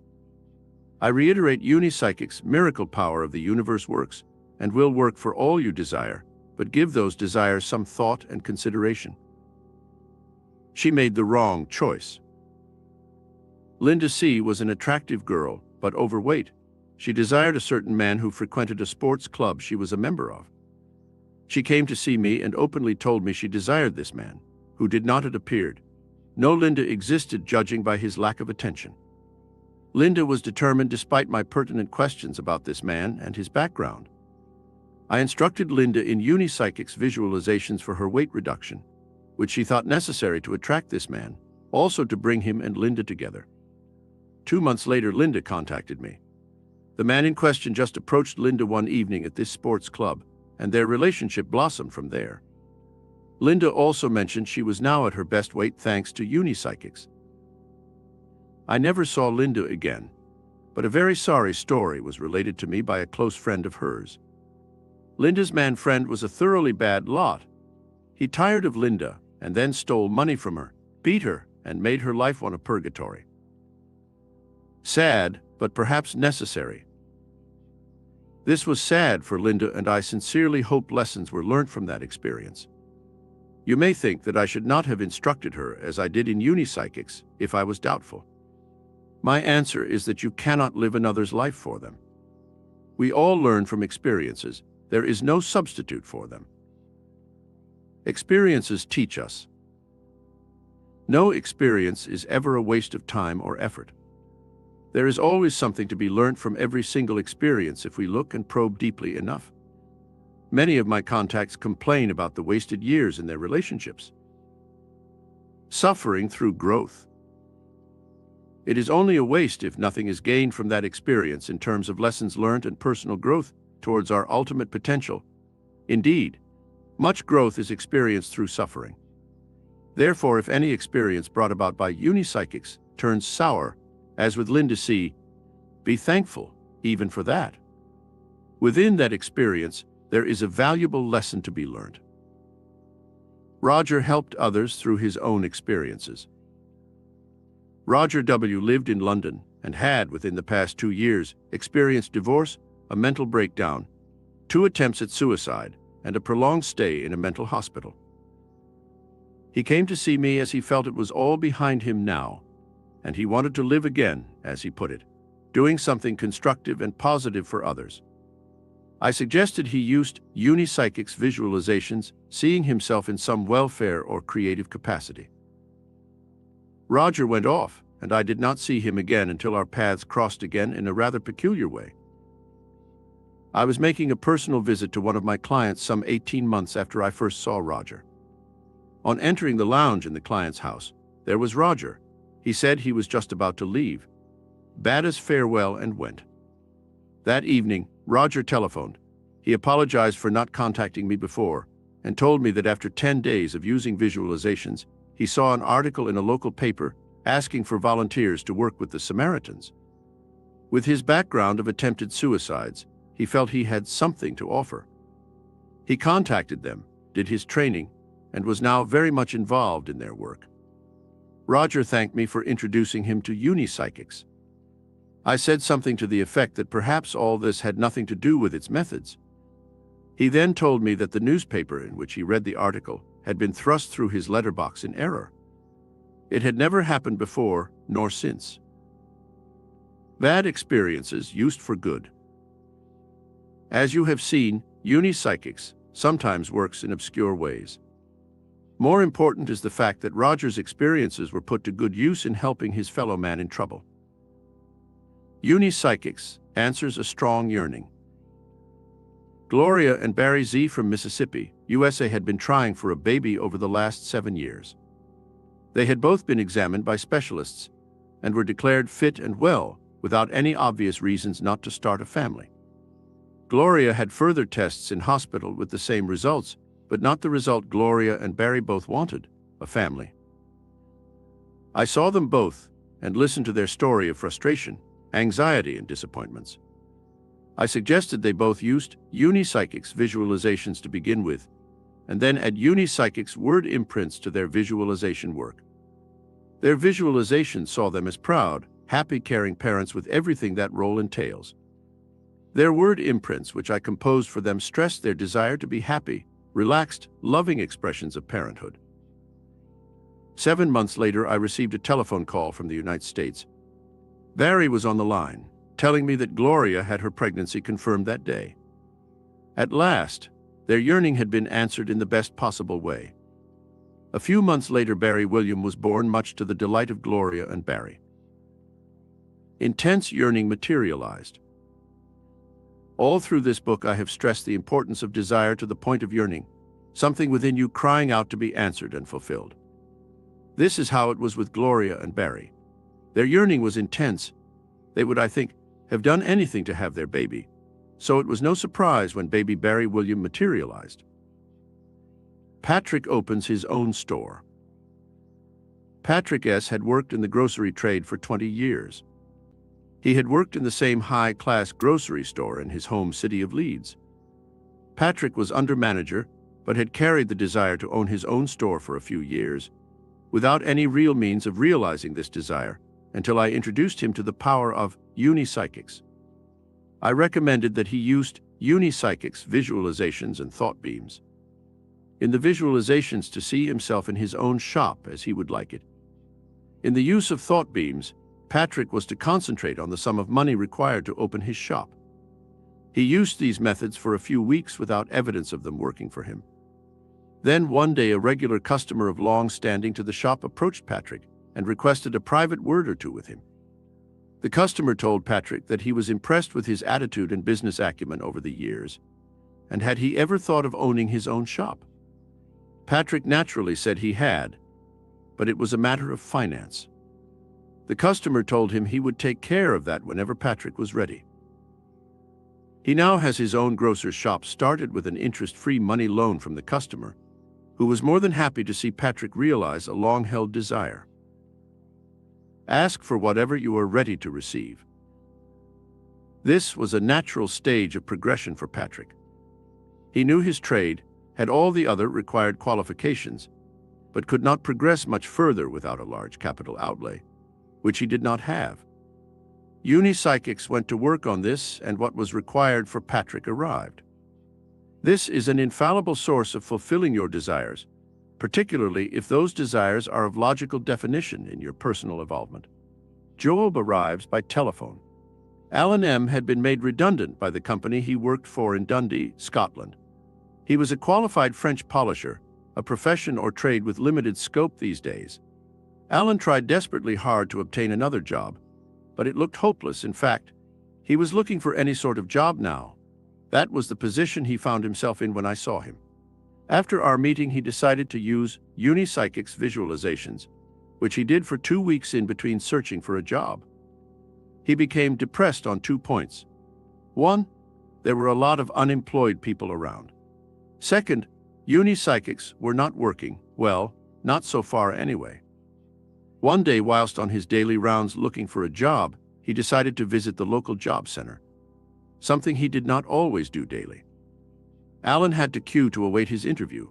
When he finally arrived at the counter, the clerk who was about to speak to him turned around to answer a ringing telephone. Alan could hear the clerk taking details of a vacancy at a local antique reproduction factory for a French polisher. Alan was absolutely amazed.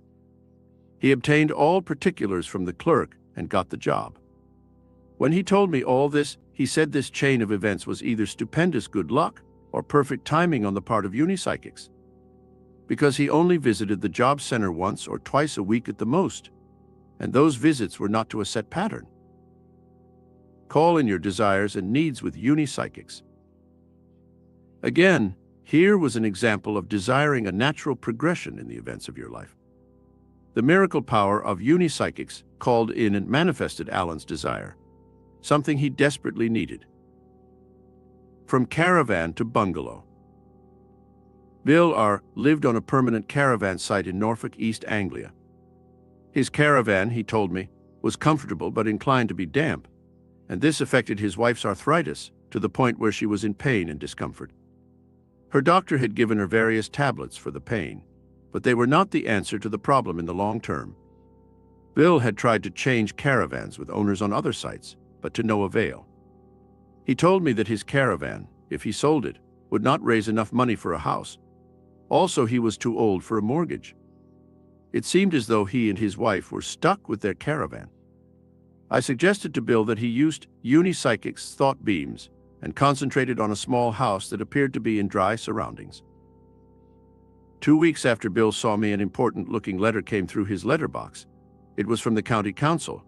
It seemed they were to widen and extend a trunk road just outside the caravan site, and they required some of the land within the caravan site, which would be taken over with a compulsory purchase order, and alternative accommodation would be found if necessary. The area of land required by the council included the site occupied by Beale's caravan. Some months later, the whole operation was effected, with Beale and his wife being moved into a very nice council-owned bungalow on high ground. Advantages of more than one method. I would like to make the point that I suggested to Beale that he used visualizations. When I explained exactly what he had to do, he felt it would be difficult for him. I immediately suggested thought beams as an alternative method. Again, we see the advantages of Unipsychics methods with flexibility and the opportunity to personalize your method.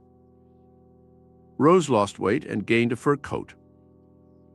Rose had always desired a fur coat, ever since she was in her teens.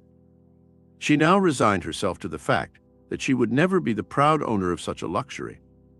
Rose had just a few days before seen a medical specialist concerning severe rheumatism in her knees and ankles. She was told by the specialist that she must reduce her weight by 5 stone 70 pounds to take some pressure from the joints in question, and it was obviously in her own interest to lose this weight. Rose had tried to lose weight on previous occasions without success, but this time she was really determined. She came to see me from her home in Manchester, and I suggested she used Unipsychics visualizations and word imprints for her weight loss and rheumatism. In her visualizations, she was to see herself at her best weight, fit and slim without any trace of rheumatism at all. I composed the following Unipsychic's word imprints for Rose to use. I am relaxed and composed and healthy. I am fit and slim at 9 stust, 4 pounds, 130 pounds. I am in harmony and unison with myself. I am free of all pain and discomfort. Rose returned to see me within 3 months. She was slim and looked fit and well. All traces of her rheumatism had disappeared, and in place of it, she had a fur coat, a present from her husband, for which she thanked him together with Unipsychic's miracle power of the universe. Points to be reinforced. 1. Your desires can be attained through the methods of Unipsychic's miracle power of the universe. 2. Do not abuse or misuse this power, or you will pay the price. 3. We all have to evolve towards our ultimate state. We cannot jump from one state to another too quickly. 4. You are a miracle, and further miracles can be worked for you with Unipsychics. 5. Be in unison with yourself and your surroundings. 6. Be sure you will be able to handle the situation when it arises. 7. Think, do you really know what you need? 8. Bad experiences used for good, as they teach us something. 9. Unipsychics will answer a strong yearning. 10. Ask for whatever you are ready to receive. 11. Call in your desires and needs with Unipsychics. 12. Unipsychics' miracle power of the universe of the advantages of more than one method. Chapter 16. Protect yourself and yours from harm. Unipsychics' miracle power of the universe not only manifests your desires in terms of material possessions, it can also protect you and your loved ones from evil and negative forces or psychic attack instigated by someone wishing to harm you. Jealousy and hatred attack. There are many people who carry jealousies around with them, and they are not always petty ones. Others may bear an intense and direct hatred towards you of which you are unaware and therefore constantly open to physical or psychic attack. Take sensible and effective protection. These attacks may manifest themselves at any time during your life. Therefore, you should take sensible and effective precautions to defend yourself and your loved ones. This can be done with the miracle power of Unipsychics. Unipsychics repels raiders. George S. owned a large hi-fi and television shop in the south of England. This shop began to come under attack with its windows being smashed and contents looted. It had an alarm system, but this did not deter the raiders. George told me that his insurance premiums were now being increased substantially, and he was considering installing a protective grille outside his windows at a very high cost. I suggested to George that before he did this, he should apply the power of Unipsychic's thought beams for protection of his shop. George used a photograph of his shop to concentrate the power upon it. He saw it in his thought beams, surrounded by a powerful white light, which came from a source within the shop. 2 nights later, the shop was attacked again. But on this occasion, one of the raiders was very badly injured by a large piece of glass that fell as he was entering the shop through the window. His confederates deserted him, and he was apprehended by the police. Following inquiries, the whole gang were arrested and detained. The shop has not been raided since. Total faith and belief. George was a skeptic of Unipsychic's power when he came to see me. I advised him if he wished to be helped by this power, he must have total faith and belief that it would work for him, and it did. Unipsychics protected the political career of Doris. When Doris came to see me, she was very concerned about a visit she made to see a spiritualist medium. Doris lived in Syracuse, USA, and this medium told her that she was having a lot of problems in her political career with her health, petty disturbances within her group of political workers, and many other unexplained incidents. Doris told me this was all true, but the medium was unable to tell her who was responsible. I suggested to Doris that she used Unipsychic's thought beams to protect herself from any form of attack. She was to place a recent photograph of herself within the beam of her desk lamp, and concentrate on that photograph, seeing herself surrounded completely by a thick white layer of psychic energy and light. This was to be done 3 times a day for a week, then morning and night for continued protection. A strong belief was essential for complete and adequate protection. I got the rest of the story by letter from Doris. She told me after 2 weeks her life became easier, and her political career went from strength to strength, and then one of her senior political workers informed her he would be retiring. When asked why, he told Doris that in the past he had been disloyal to her in many ways. He apparently had instigated many of the disturbances and continually resented her success with thoughts of jealousy and hatred. It had, he said, all started when some years ago Doris had been elected over him in a political poll, and he had never forgotten or forgiven her for that. He went on to say that within the last few weeks, this hatred and jealousy had gradually dissipated, and he now wished her nothing but success and happiness in her political career. It protects and sometimes hits back. The power not only protects you from attack, but it can also work its way back to the source of these attacks with some surprising results. This was seen in the last case, where this protective power not only did its job in that capacity, but it also affected its own reprisals. It can blunt and render ineffective any power of attack. Spirit could not get through. What began as a fun thing turned very sour for Doreen, who lived in Derby. When she and a few friends began to experiment and play around with an Ouija board, it was exciting and fun. The consequences, unfortunately, were not as Doreen imagined they would be.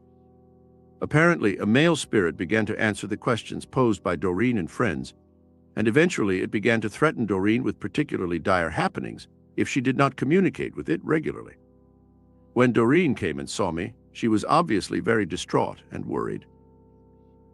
I recommended that she stopped using this Ouija board and used unipsychics, visualizations, and thought beams with the thick white layer of psychic energy surrounding her and the flat in which she lived. I also recommended that the board be destroyed completely. Doreen visited me again after 6 weeks. She looked very relaxed and well. She had done everything I asked her to, with one exception. She did not at first destroy the Ouija board. Instead, she tried to contact the male spirit just once more to ascertain whether unipsychics was working. Doreen tried and continued to for a whole weekend without any response whatsoever. After this, she destroyed and disposed of the board. Proof. This proved without doubt that unipsychics' power gives complete protection, even from spirits, and I hope it serves as a warning to anyone who may be tempted to contact spirits in this way. Ship? It is not a satisfactory or controlled form of mediumship. Invisible unipsychics saves can. One of my former students, Ken B. from South Wales, wrote to me concerning an experience whilst swimming off the coast of Cornwall. He had apparently been warned of strong currents on this particular coastline, but he was a very good swimmer and would be cautious. However, it would seem he ventured too far from the coast and began to experience difficulty.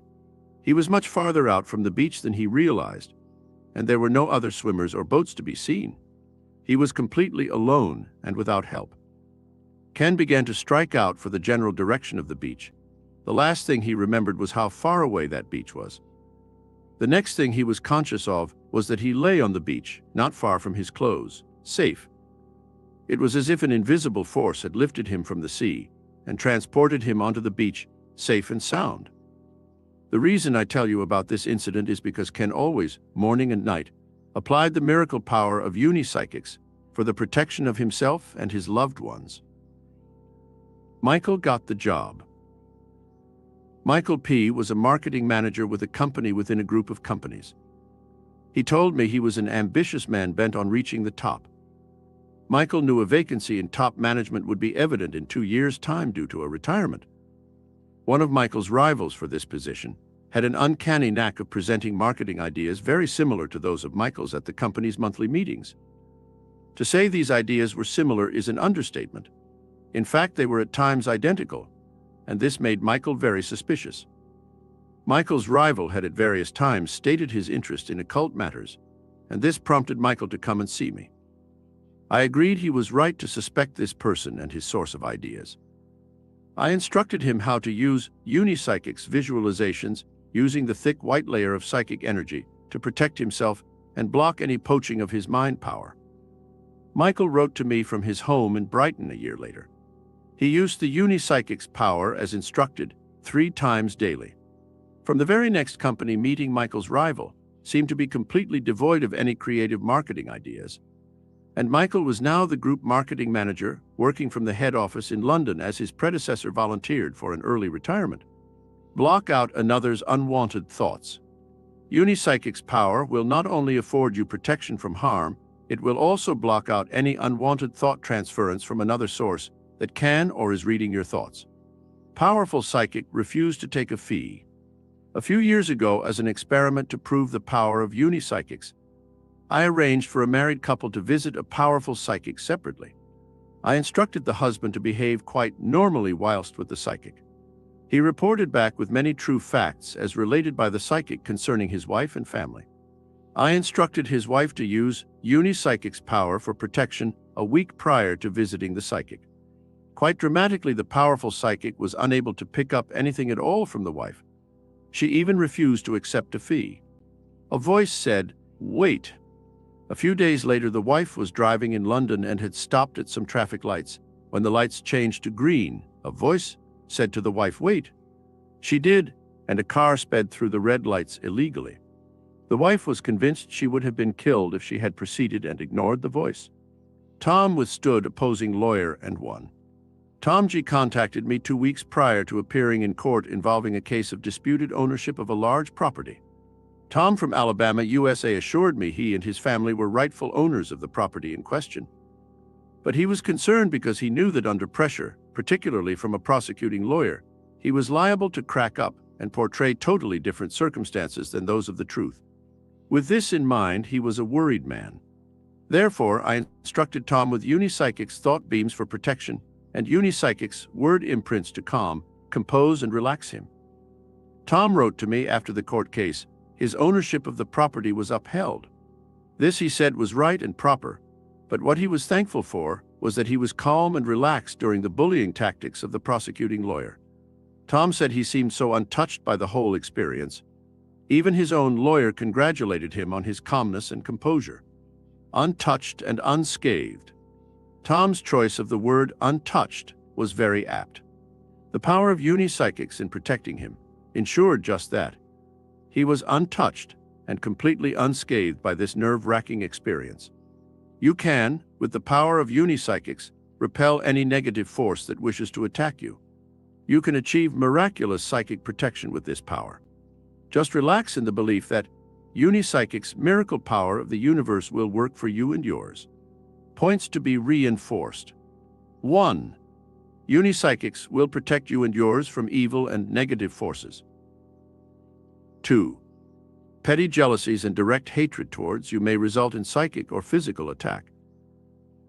3. Take sensible and effective protection against these attacks. 4. Have total faith and belief in this protection from unipsychics. 5. Your protective unipsychic's power will sometimes hit back.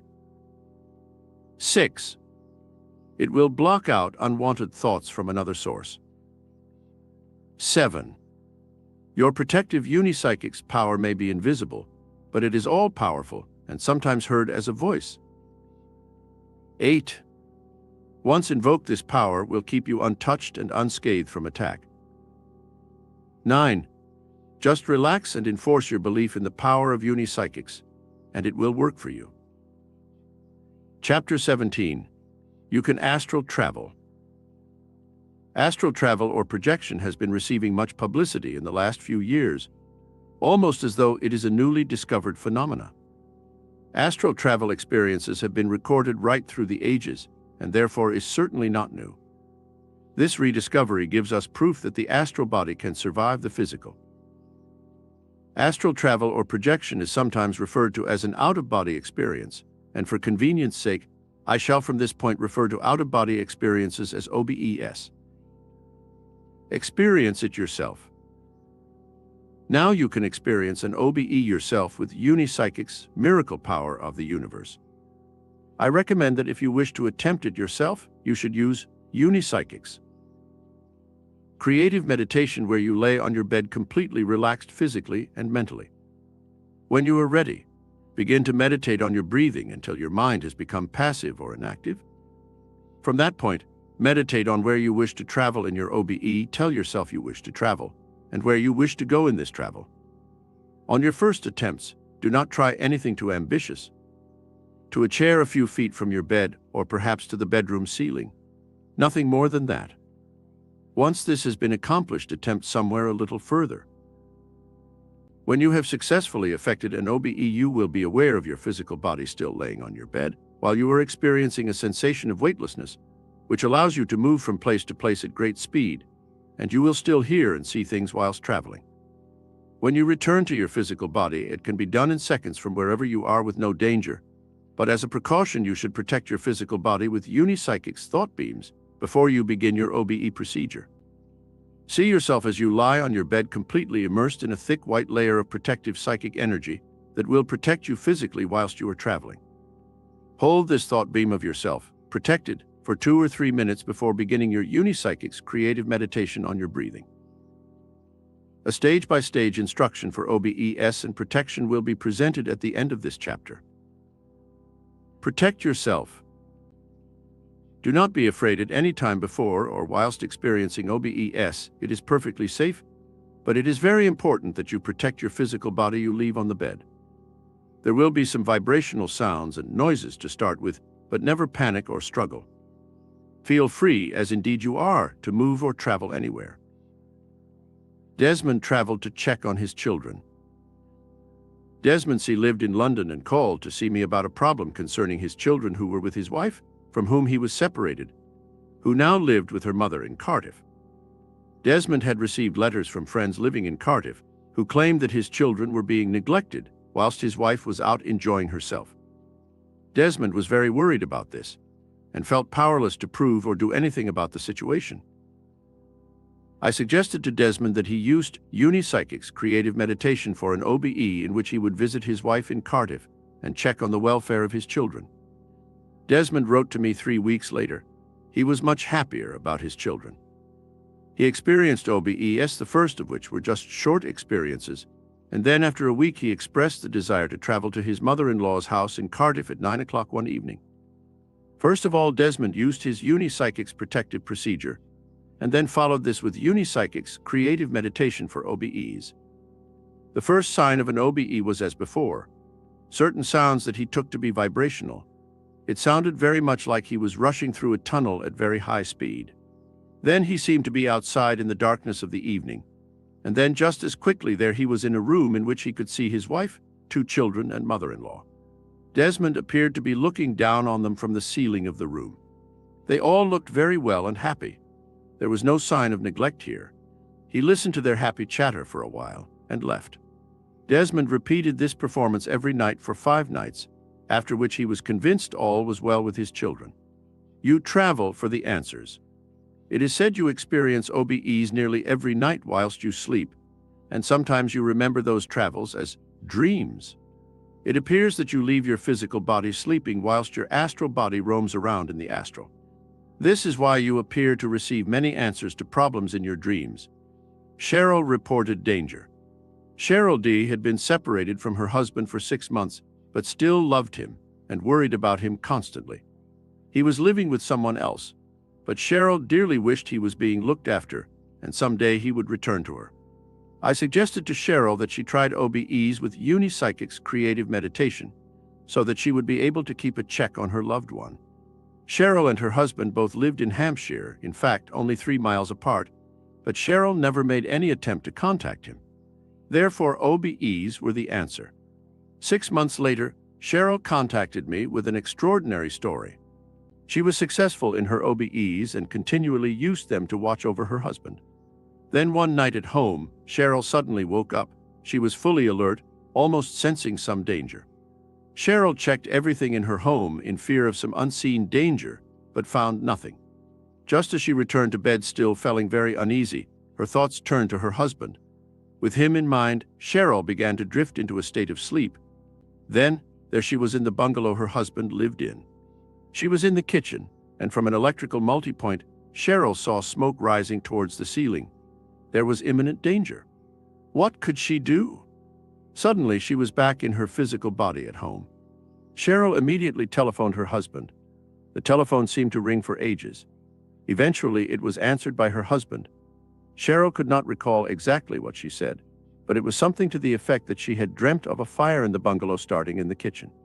Her husband replied that he knew, because as soon as he awoke on hearing the telephone ringing, he smelt smoke. Everything was now safe and well, thanks to her. This event led to a reconciliation of Cheryl and her husband. They are now back together again. Spirit Guide will give protection. I have stressed to you the importance of protecting your physical body when your astral body vacates it during your OBEs. In the case of a spontaneous OBE, that is where you travel whilst you sleep, or just entering or leaving that sleep state. You are protected by your own spirit guide, who sees you are not being responsible for your spontaneous OBE, and therefore you require protection. A free trip to the pyramids.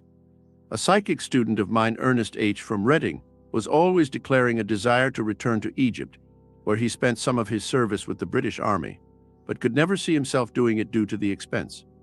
I suggested he tried OBEs. He did, and had many exciting OBEs looking around Cairo and the pyramids. Thanks to Unipsychic's creative meditation. The long-distance garden advisor. Dolly H. lived in Dublin and shared her house and beautiful garden with her brother Terry, who was often away in the USA on prolonged business trips. Terry was the gardener, and Dolly always became uneasy when he was away in case she forgot some important job to be done or did it wrong. She relied so much on Terry in this respect, particularly in the greenhouse with seedlings and young plants. Terry was a student of psychic phenomena, and he studied unipsychics. Apparently, when he was first aware of the problem with their garden when he was away, he decided to study and have OBEs to ease the problem. During his OBEs, Terry visited his garden in Dublin, inspected it, noted what was required to be done, and then when he returned to his physical body in the USA, he telephoned his sister Dolly and told her what needed to be done and how. Your tremendous advantage, use it. To be able to travel on the astral plane puts you at a tremendous advantage, even with your garden. It means you can see events, places, people, and remember them when you are back in your physical body. Also, through these OBEs, you can avail yourself to all kinds of information. Did Christine travel? You will remember in Chapter 10, I quoted the case history of Christine R., who had a dream that revealed the questions she would have to answer in her theory paper for her hairdressing exam. When Christine contacted me after her dream, I wondered if she had astral traveled and asked her so, but she assured me she had never had that experience to her knowledge. One of my students did have that knowledge and proved it. Grace's teddy bear proved it. Grace M. was a student nurse in the west of England. She was studying and living at a hospital 60 miles from her home. As Grace was approaching the end of her 2-year course and the final exams, she went home as often as she could at weekends to quietly study. The weekend just prior to her exams, Grace took home a lot of studying material. When she returned to the hospital on the Sunday evening, she discovered that she had left behind some important diagrams she wished to study. Grace remembered just where they were on a table in her bedroom. It was urgent that she should study these diagrams just for a few minutes. She had experimented with OBEs and decided to use this with unipsychics to gain access to the diagrams she wanted to see so much. Grace used unipsychics to induce an OBE early the next morning, visited her home, saw the diagram, and noted the required information. After Grace had taken her exams, she returned home and mentioned those events to her elder brother, who had actually introduced her to unipsychics.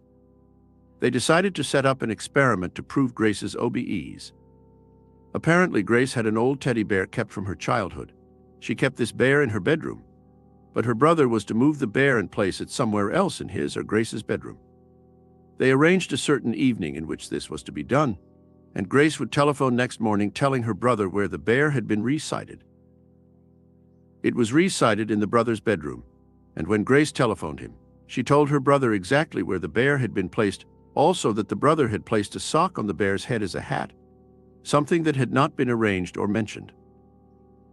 Grace and her brother told me all this by telephone, as they were very excited by the whole episode. How to have an OBE. Now in stages I will reiterate the way to OBE. S through unipsychics, miracle power of the universe. A. Lay on your bed completely relaxed on your back. B. When you feel completely relaxed mentally and physically, begin to meditate on your breathing, counting each breath in batches of 10, then begin again. C. When your breathing has slowed and deepened and you feel in a daydream or meditative state, begin to meditate upon where you wish to astral travel. If it is the pyramids in Egypt, then meditate upon those pyramids. Or if it be to a person, meditate upon that person. D. Whilst meditating upon a place or person you wish to see, also express a desire to visit it or them. E. When you are aware of an OBE, do not panic or be afraid. There is nothing to fear. F. Begin your OBEs with short experiences within your own room. G. This has been accomplished by unipsychics creative meditation. Protection. If you experience astral travel in a spontaneous manner, that is, while sleeping or going into and coming out of sleep, do not fear lack of protection, as you are adequately protected by your spirit guide in the astral. If your astral travel is self-inflicted and therefore voluntary, you must provide your own protection with unipsychics, which is as follows. A. Before you attempt to induce OBE, lay on your bed and back. B. Be totally relaxed mentally and physically. C. See yourself in a visualization, laying on the bed completely immersed in a thick white layer of protective psychic energy. D. Continue this visualization for 2 or 3 minutes with thought beams. E. Then begin your unipsychics creative meditation for OBEs at stage B. Points to be reinforced. 1. Astral travel is an OBE which can be induced by unipsychics creative meditation. 2. Your early attempts must not be too ambitious. Try an OBE onto a chair just a few feet from your bed. 3. Do not be afraid or fearful. Protect your physical body with white psychic energy. 4. Feel free to move or travel anywhere. 5. It is said we must travel most nights in our sleep and remember our experiences as dreams. 6. Grace and her brother proved astral travel. 7. You can use your OBEs to see new places, old friends, seek out information and contact loved ones you are apart from. Chapter 18. Attract love and your perfect mate. I consider the word love to be grossly overused, not unlike the word dream we discussed back in Chapter 10. This word love is used in many ways, from song titles to emotional blackmail. In fact, it is used so much it is very much a part of our conditioning. Many deeds and misdeeds are done in the name of love. Great acts of heroism, lifetimes of pain and hardship are endured.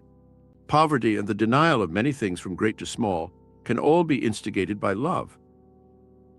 Lives are laid down, and great works of art, music, and literature can be achieved with the help of this great force. It can motivate very ordinary human beings into giants of action when its force is directed upon them. Call it in. As with so many things we have discussed in this book, love can be yours if you call it in. You have to attract it, and this is where unipsychics plays its part. There are many kinds of love, and you will only receive the kind you deserve. And so again you see that you must play your part in not only attracting love, but also the right kind. That kind is determined by you and your quality of thinking or consciousness. Remember, like attracts like. With love, it is no different. Can you recall our analogy with physical muscles, where if we use them opposing each other, they become stronger? So it is with love. Give and you shall receive. If you want love, be a lover. If you want a perfect mate, be a perfect mate. Unipsychics will help you to attract love and your perfect mate. June showed love and attracted it. June K. lived in Boston, USA. She was nearly 40 years of age and what I would call average in looks. Her father died when she was 16 years of age. Her mother was in poor health, which deteriorated with her advancing age. June never left home due to her mother's health, and now she had died. June felt that life and love had passed her by during those years in which she worked in a department store, and during her free time did most of the work at home. Now her mother had gone, June felt totally lost. She never had time for fun or interests other than the home. She told me she was so out of touch with everything that it frightened her. I told June that her experiences had consumed her energy and time so much that it was not surprising she felt that way. I introduced her to unipsychics, visualizations, and word imprints that I composed as the following. I am relaxed and composed. I accept my life as it is. I will express myself with love. I will experience harmony and unison with others. In her visualizations, I told her to see herself as her word imprints, relaxed, composed, happy, and being in tune with others. Almost a year later, June sent me a wedding invitation. She was marrying Ed, who was a departmental head at the store June worked at. He was a few years older than June, and his wife had died a few months before June came to see me. Ed was going through a rough patch, and it showed. June showed him sympathy and compassion, which eventually blossomed into love and eventual marriage. Reap what you sow. June was able through her own experiences relate to what Ed was suffering. She showed sympathy and compassion when it was most needed, and Ed responded. June was able to behave this way as she was relaxed and composed, aiming to be in harmony with others. If she lived her life in a bitter and resentful way, that is how she would have responded to Ed's problems. Instead, she gave love and understanding, which attracted the same qualities. From the depths of despair to a perfect mate. Chris M. from London had been divorced a few years previously and came to see me as he felt his life was so empty and shallow. He wanted to express himself more fully and effectively. He was without a job or the prospects of one. He was living in a lodging house and keeping bad company. I suggested unipsychics, thought beams, and word imprints to him, and told him there was a lot of work he had to do upon himself. He seemed quite determined when he left me, but I was a little unsure of how he would apply himself to the task ahead of him. The word imprints I composed for him were: I reject all the negative forces within me. I dispel and discharge all fears. I am relaxed, composed, and alert. I express myself with love and understanding. I express myself positively and creatively.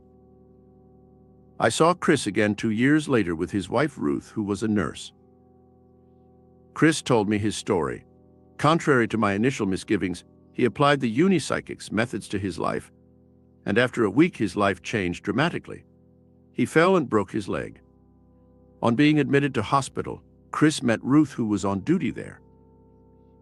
Ruth told me she was not keen to become involved with Chris, but she sensed his determination to improve himself, and one day Chris told her she may be able to help him. He had applied for a job as an ambulance driver and was told he must have a knowledge of first aid. This is where Ruth came in. Chris asked her to teach him first aid, which she did, and Chris got the job. He then began to see Ruth a lot more, and eventually they decided to marry. I asked Chris what motivated him to use and continue to use unipsychics. He said it was the love for 2 women. One was his mother, who was worried so much about him, and this made him determined to improve himself and ease her concern. The other woman was Ruth, who inspired, motivated, and eventually loved him. Chris called her the perfect mate. Broken leg introduced love. I have remarked several times already how unipsychics can work in obscure ways, and I feel in the case history of Chris it is shown again. If he had not broken his leg, he probably would not have met Ruth or got the job as an ambulance driver, which she helped him to qualify for. Also note the driving force behind these events: the power of love for 2 women, which was amply repaid.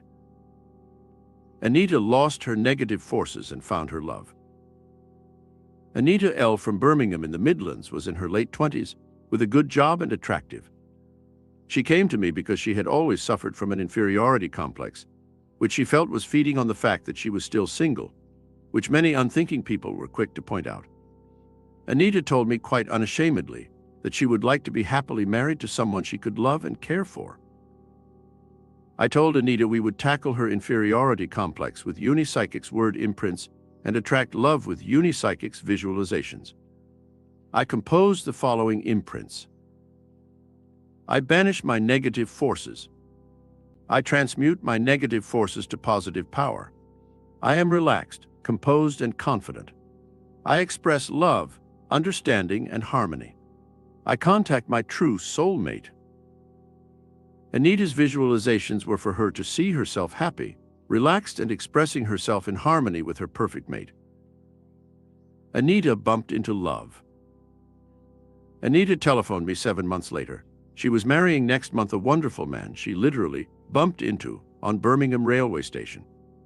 They were both rushing for trains, bumped into one another. Anita sprained her ankle, and Leon, her husband, helped her home and remained in her life from then on. Let the power of love flow. The power of love is a positive thing, and negative destructive forces must be erased before it flows with full power. With Anita, her negative forces, which manifested as an inferiority complex, were obstructing and probably completely blocking her positive creative forces of love. Once this positive force was unobstructed and allowed to flow, it manifested a situation where it could be fulfilled. The agent responsible for releasing this power was Unipsychic's miracle power of the universe. Lived with love instead of fear. Rosemary T. came from Newport in Wales, where she worked in a large newsagent's. She was very pretty, articulate, and on the surface lively. Her problem, she told me, was one of fear and anxiety in relationships with the opposite sex. She just could not trust any man on his face value.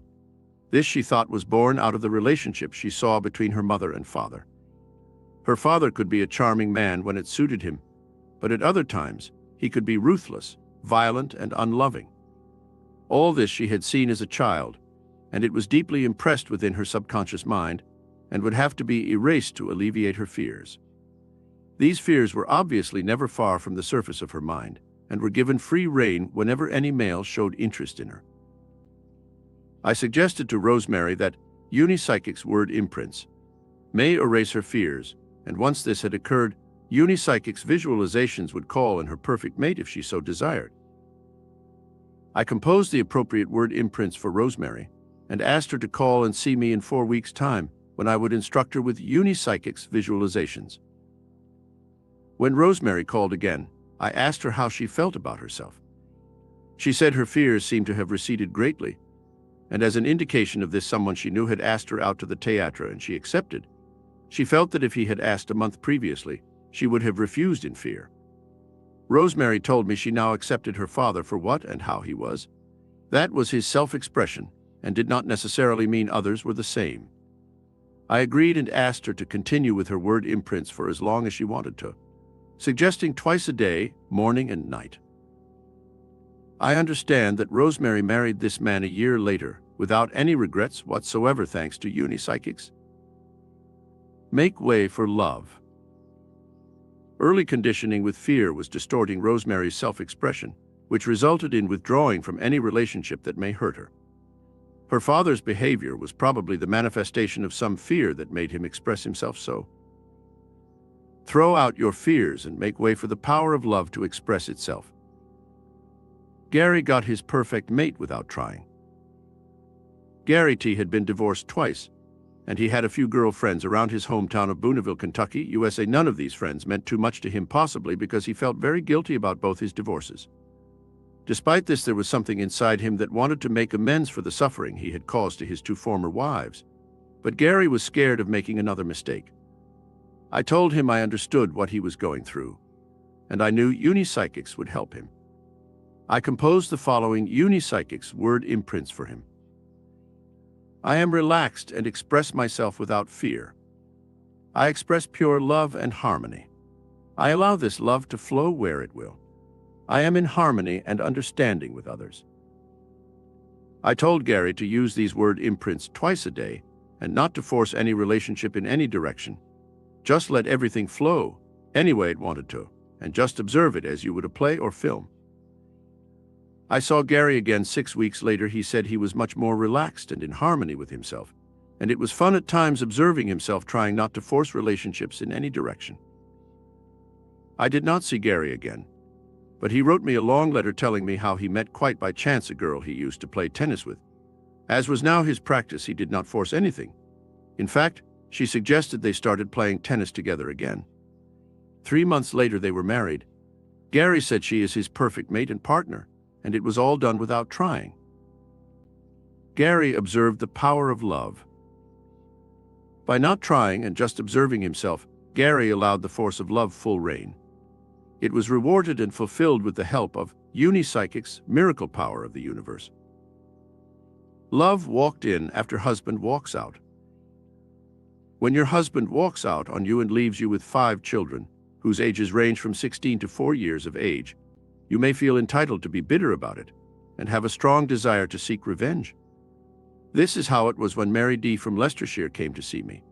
She was intent on revenge, and I feel sure that if I had suggested some powerful ritual that would have inflicted great harm on her wayward husband, Mary would have readily agreed. I pointed out to Mary, this is not the way. Be positive, not negative, however badly you feel about the situation. It appears that Mary's husband had been a perfect partner for 18 years, and then, suddenly he went off with this younger woman with whom he worked. Mary had written to him asking him to return home. He just ignored her request. I introduced Mary to Unipsychic's methods of word imprints and visualizations. The word imprints were to relax her and allow the power of love to express itself through her. They were to be used twice a day for 6 weeks, and Mary was to begin her visualizations in which she saw herself with her husband and children together, once more working and living as a happy, contented family. 4 months later, Mary contacted me again. She told me that when she began to use the Unipsychic's word imprints, she could feel herself relaxing more and more each day. She began to work in harmony with her family, instead of inwardly blaming them for her departed husband.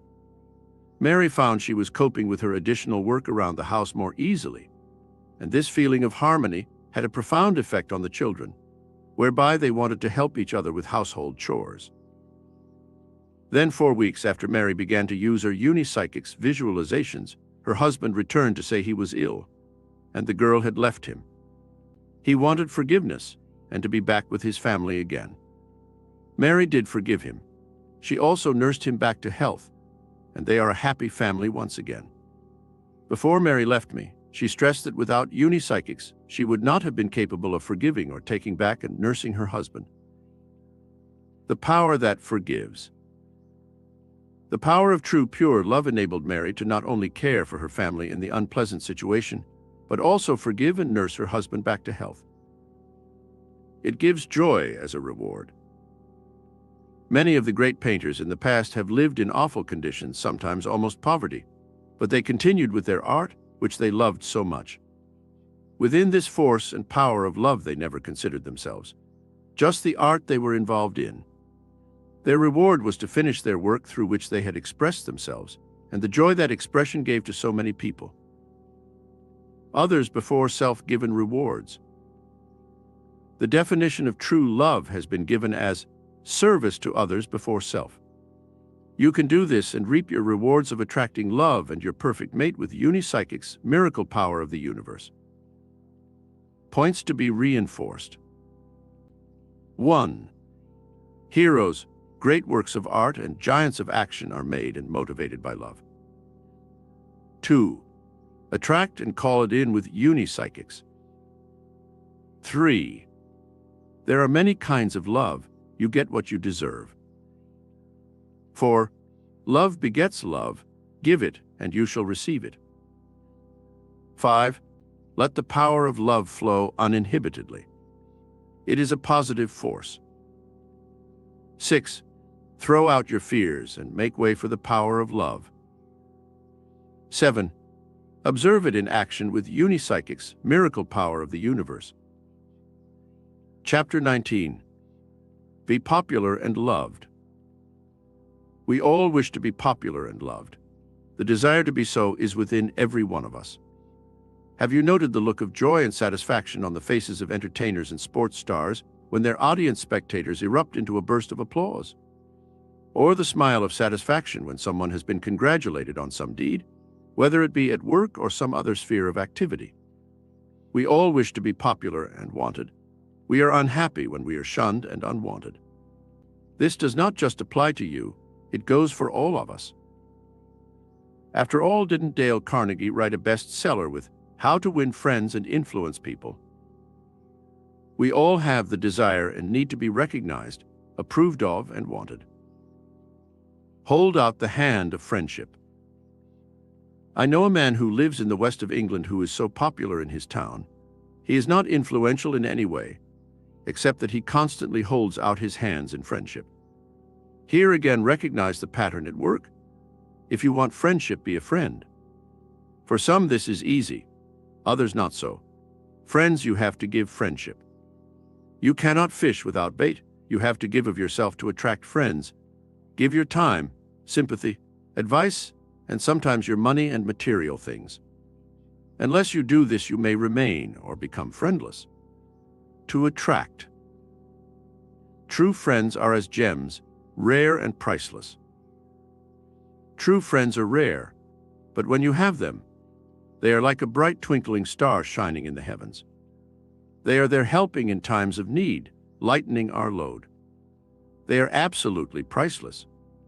We need true friends as they need us, and we can attract them with Unipsychic's miracle power of the universe. It will manifest persons with whom there is an instant rapport and comradeship. If you do not have any true friends, ask yourself why. You may be surprised, even shocked at some of the answers. Vincent was friendless, and he found out why. Vincent Beale lived just outside London and was extremely concerned about his lack of friends. He said at one time he had many friends, but one by one they disappeared. I asked Vincent if they were true friends. He believed they were. I questioned Vincent on other facets of his life. He told me he had an inferiority complex, which he believed to be the result of his childhood experiences when his family were very poor. Consequently, Vincent had less than most of the boys he knew. As this aspect of his life seemed prominent, I asked Vincent to think more about it and see me again in a week's time. A week later, Vincent came to see me again with the news that his wife had told him the cause of his disappearing friends, and he felt it hardly necessary to see me again. Vincent's wife had told him that he had lost his friends because of the way he treated them. He was always, she said, trying to score off them with a form of one-upmanship, e.g., being the last one at the bar so that someone else bought the drinks, forgetting his wallet to avoid expenses whilst out with friends, using friends' cars and not his own when going out with them, etc. I asked Vincent what his reaction was when his wife told him. He agreed he had behaved this way on occasions. This behavior pattern I believe to be the result of Vincent's inferiority complex, or in a word, fear. Fear of not having, fear of losing, fear of being seen without. We discussed these fears, and the result was I suggested Unipsychics to him. I composed word imprints for him and asked to see him in 3 months. At this later date, Vincent was much happier with himself. I asked him what had happened, and he told me he had invited all his old friends to a special party at his home for the first time. He apologized to each and every one of them personally for past behavior and welcomed them back into his life as true friends. Vincent told me he would never have done that without the help of Unipsychics. Use Unipsychics to beat the problem. It took honesty and courage on Vincent's part to make amends to his old friends that way. Believe me, it is worth it if those friends are true. If you have any problem similar to this, be like Vincent, use Unipsychics and overcome it. Paul encouraged his staff and found a friend in return. Paul W. was an author who lived in New York, and he attributes his creative flair to Unipsychics, of which he has been a student for some time. When Paul began to write, he was so excited with his newfound talent that he did very little else and consequently had no friends. He just lived to write books. Eventually, he became even busier with his newly formed publishing company. Paul was so busy he did not even think about friends, but as his publishing business grew and he began to find more time for himself, he began to socialize with fellow publishers and attend other functions where Paul needed to be accompanied by a partner as he was unmarried. He didn't know any eligible girls, and this was clearly a problem. Therefore, he applied his knowledge of unipsychics to the problem. A few weeks after he began unipsychics creative meditation, Paul found his business was escalating so much that he decided to advertise for a stenographer. He received quite a few applications and made a short list from which he arranged interviews. This was Paul's first experience in interviewing prospective staff, and he decided he would be guided by intuition in the final analysis. He saw all the girls, and there was one he felt in tune with. Paul offered her the job, which she accepted. She showed great interest in the business and expressed a desire to write. Paul encouraged her, and eventually she began to write books for the business. They became great friends, and she still works for Paul together with a lot more people, amongst whom Paul has many friends simply because he encouraged them in self-expression and friendship. Neighbor is a true friend. Shirley and her husband moved to the coast in Sussex from London. The move was made as Terry, the husband, had been promoted in his job to a position in this coastal town where neither Shirley or Terry knew anyone. It was not too worrying at first, as Shirley and Terry were settling down in their new house, and they also had 2 children to look after. Shirley then became ill for a while, but Terry managed to cope. After 3 weeks, Shirley's illness became serious and was admitted to hospital. Terry obtained leave of absence from his job for 3 weeks, hoping Shirley would recover by then. Terry came to see me with a plea for help, which I answered by introducing him to unipsychics visualizations in which he saw Shirley, restored to health, with him and their children at home, relaxed, happy, and contented. At the end of 3 weeks, Shirley was still in hospital. Terry had to return to work, and there was no one else to help, with no relatives or friends near enough to ease the problem, which was mainly concerning the children early in the morning before school, and when they returned home in the late afternoon when it was dark. Terry could find no answer to the problem. Then, during the Sunday afternoon prior to his return to work the next day, there was a knock on the door. It was a near neighbor wanting to invite Shirley to her home for coffee the next day. When Terry told the neighbor Shirley was in hospital, she immediately inquired about the children. When hearing the problem, she volunteered to take them to school, fetch them back home in the afternoon, and look after them until Terry arrived home from his work. In 2 weeks, Shirley was home again, fully recovered. She, Terry, and the children were a happy, reunited family, thanks to a very sincere and helpful neighbor, who, Terry told me, was a true friend of the family. Make the first move, the rest is easy. You see, friendship has to be offered before you have a friend. We could all go around in our lives determined not to make the first move, and at the same time, blaming others for being unsociable. Be prepared to meet people at least 75% of the way, and your life will be well rewarded with true friends who love you. Unipsychics change the children. Friends of mine who lived in Surrey had 2 children, Tim and Frida. They were both good-looking youngsters, but inclined to be surly and withdrawn. They were then in their early teens. The whole family then went to live in Kenya, East Africa, for 10 years, and I met them on their return to England. Tim was now a relaxed, fun-loving boy with a very outgoing personality. Frida was very pretty, sociable, and had a lovely smile that was rarely missing. I mentioned to my friends how lucky they were to have attractive children like them.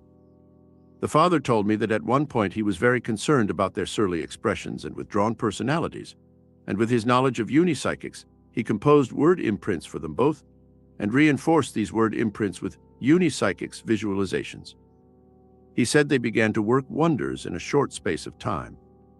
Frida and Tim were now well-adjusted, outgoing, friendly young people who made friends wherever they went. The father also told me of Frida's secret weapon to attract friends, particularly boyfriends. It was her smile. Frida reasoned that if she was seen to be smiling and happy most of the time, not only did she appear more attractive, but people wanted to know what made her so happy, and therefore wanted to be friends to know the secret. Right attitude and unipsychics means friends. I believe the attitudes of Frida and Tim say all there is to say about attracting friends, being popular and loved. Who wants to be seen with a dismal Dan or miserable Millie? If you can just let go and be seen enjoying your lives, what a difference that would make to your popularity and number of friends. If you find your attitude towards doing these needs adjusting, you have a true friend waiting to help you. Unipsychics, miracle power of the universe. Points to be reinforced. 1. Desire to be popular and loved is within every one of us. 2. We do not want to be shunned, ignored, or unwanted. 3. We need friends as they need us.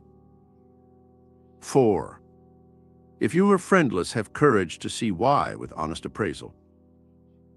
5. Be prepared to make the first move towards friendship. 6. Wear the badge of friendship, a smile. 7. Never neglect the one true friend that is always there. Unipsychics, miracle power of the universe. Chapter 20. See your past and future lives. No doubt you have all at some time wondered why certain things happen to and for you. Why some people are more attractive, lucky, clever, healthier, and dynamic than others. In other words, you are asking yourselves, why are we different from one another? Some will say it is the result of what we inherit from our parents and grandparents. Others favor the reincarnation theory, whereby you experience many lives, and the experiences gathered during those lives are retained within your ongoing soul. Then there are those who are skeptical of anything that cannot be proved. They demand definite proof. There are no shades of gray in their thinking. It's either black or white. There are no areas for negotiation. They consider you are what you are. End of story.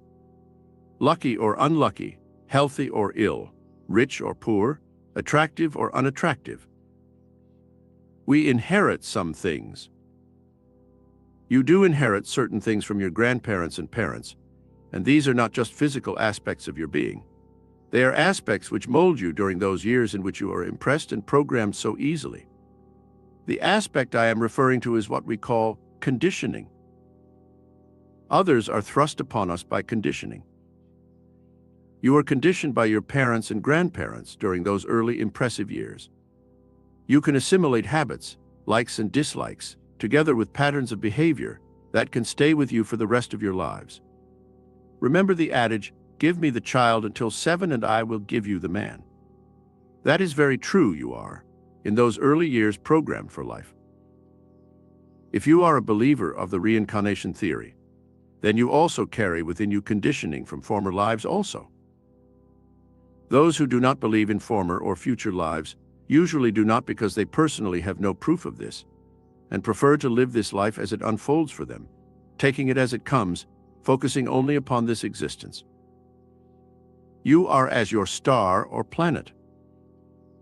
Whilst in this stream of thought, you must not forget those who place great importance on astrology, where you are influenced by the star and planet you were born under. You should think about it. Where do you stand in these expositions of what makes you what you are?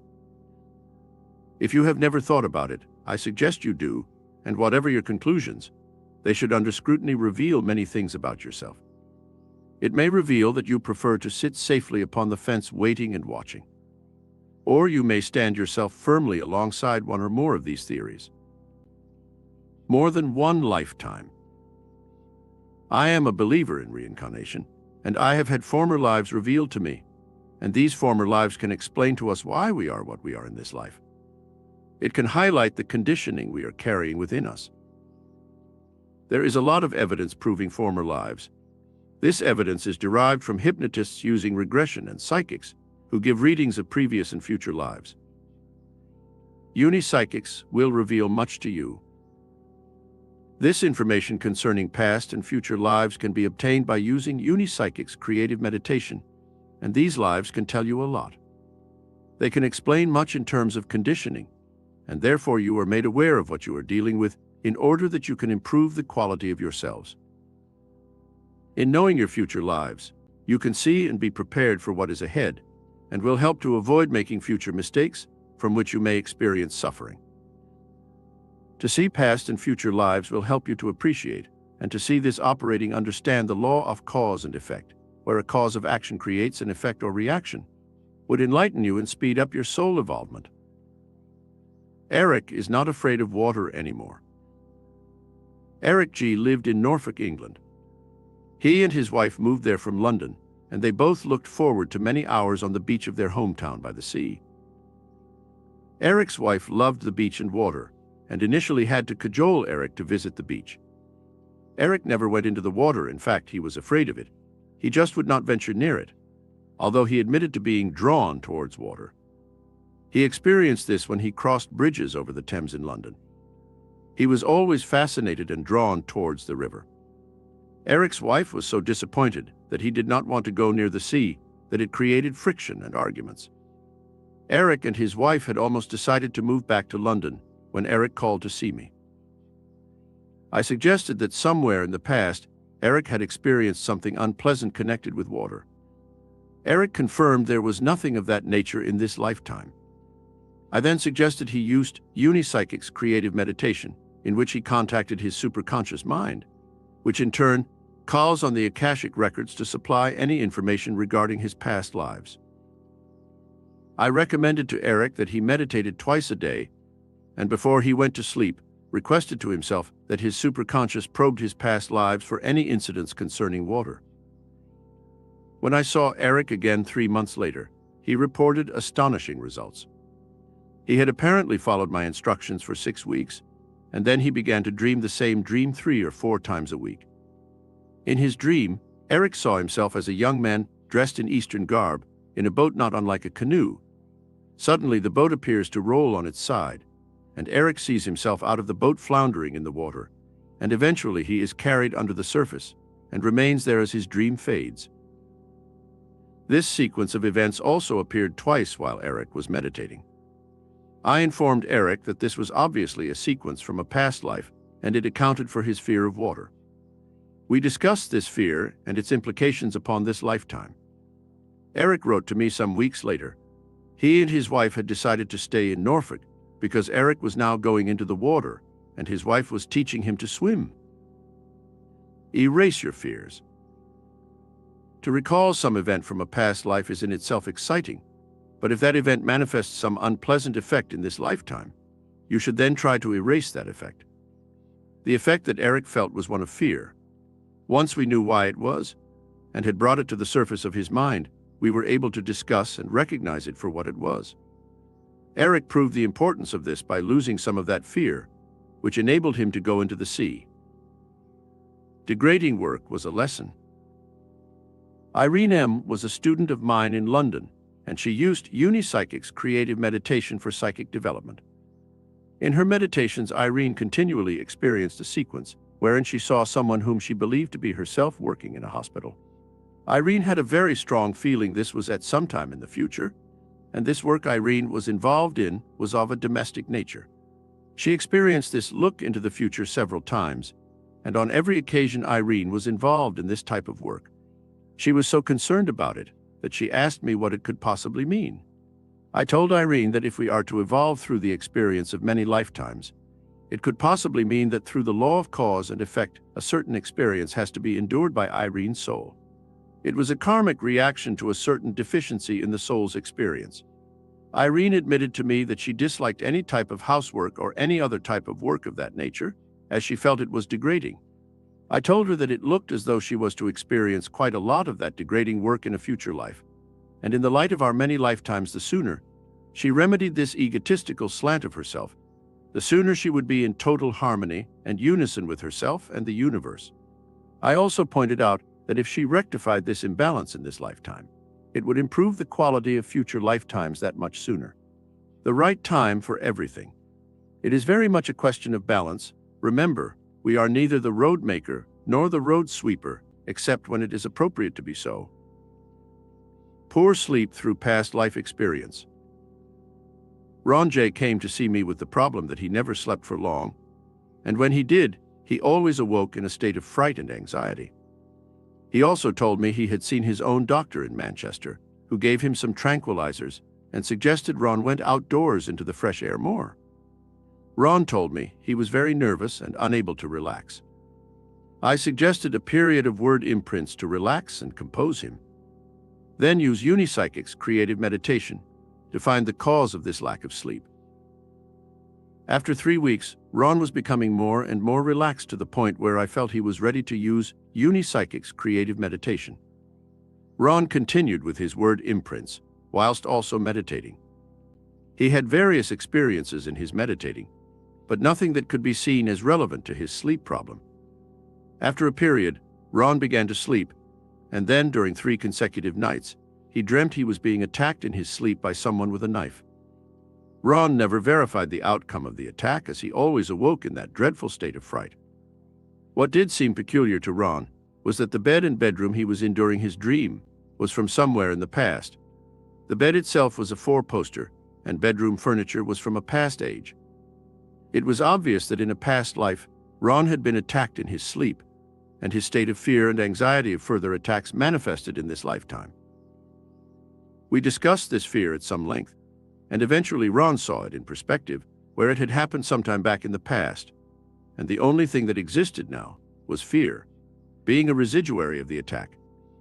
Ron continued with his word imprints and started Unipsychic's visualizations, in which he saw himself relaxed and confident in his everyday life, also safe and protected by white psychic energy in his sleeping hours. Within a few weeks, Ron told me he was sleeping like a baby.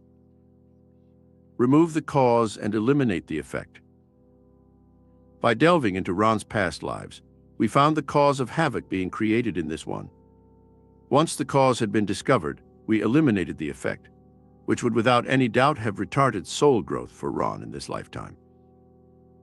Harry saw past and future lives.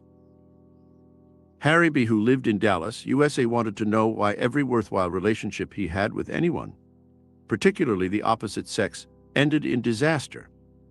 In reply, I asked him if he had any idea why. He just said no. I suggested he used Unipsychic's creative meditation to find some answers if possible. I warned Harry it may take some time, but he was a determined character bent on finding out. I instructed him with the creative meditation and asked him to contact me every month. The first month produced nothing of note. Midway through the second month, Harry contacted me to say he had experienced some terrific stuff. During one of his sessions of creative meditation, which Harry now recalls went particularly well from the start, he saw himself in what he can only describe as a 3-act play. In the first act, which seemed to be distant and vaguely in the past, Harry saw himself in a state of turmoil and distress, which finally resulted in a complete loss of self-control, in which he throws himself out into a dark abyss. This is followed by a scene in which Harry is gesticulating in the presence of 3 or 4 people, and then wanting to dive into the abyss again, only to stop himself at the very last moment. He repeats this attempt several times, but on each occasion, he stops himself just in time. In the third and last scene, Harry sees himself with clarity and brightness with a woman and 2 children in an atmosphere of love and harmony. I asked Harry if he had any ideas on what this meant. He said he felt sure that in the first portrayal, he was actually committing suicide.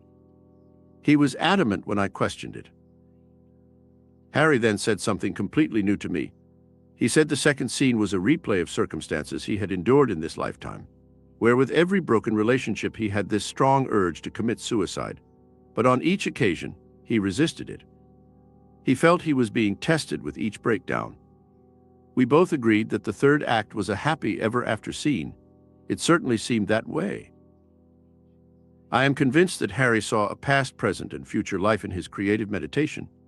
It was as though his creative forces wanted to explain the misery of his broken relationships in this life, where suicide could have been an easy way out. But Harry decided to face up to his problems and resist it. You will see what happened and why. Unipsychics can help you to see past and future lives, which can explain why you are experiencing your problems here and now, together with the eventual outcome in a future life. Our purpose here in this lifetime is to grow spiritually, evolve and refine our soul. With the ability to see into past and future lives, we have a tremendous aid towards that aim. an aid given to us by Unipsychic's miracle power of the universe. At this point, I should reiterate to you the Unipsychic's method of creative meditation. The absolute essential for the method is total mental and physical relaxation. Prior to this, I would strongly suggest these two aids. A. That you write boldly on a piece of paper, "I will contact through my higher self, my past and future lives as required." B. Use this piece of paper twice daily with Unipsychic's thought beams. C. As you drift into sleep of a nighttime, see your piece of paper with its written word imprints, as in A, and focus on it continually.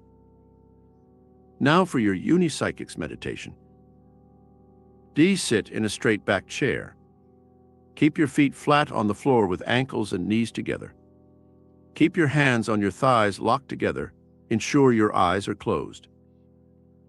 E. Concentrate now on physical relaxation. Concentrate on every muscle and group of muscles from the feet upwards, instructing them to relax. Once this has been achieved, begin to concentrate and meditate on your breathing. F. Meditate on each breath as you inhale and exhale. Number each breath starting at 10. When you reach number 1, start again at 10. Aim to slow and deepen your breathing. G. When your breathing has slowed down and deepened, begin to focus and meditate upon your word imprints as written in A. H. Continue to do this, then visualize a blank television screen. See your word imprints on this screen. Also, any subsequent feedback from your superconscious mind. I. At the end of your creative meditation, gently begin to focus more on your breathing, thereby gradually breaking contact with your superconscious mind. J. Write down any impressions or thoughts you receive whilst in meditation. With practice, patience and perseverance, your impressions, thoughts and mental pictures will become clearer and more accurate. Points to be reinforced. 1. Why do we experience diverse lives for no apparent reason? 2. We inherit certain things and are conditioned by others. 3.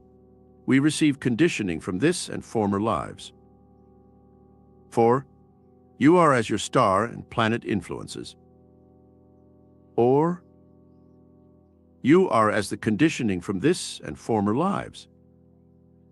Or, both are evident in our makeup. You should think about it. 5. Unipsychics will reveal much to you. 6. Erase your fears. 7. The right time for every experience. 8. Remove the cause and eliminate the effect. 9. You will see what happened and why. 10.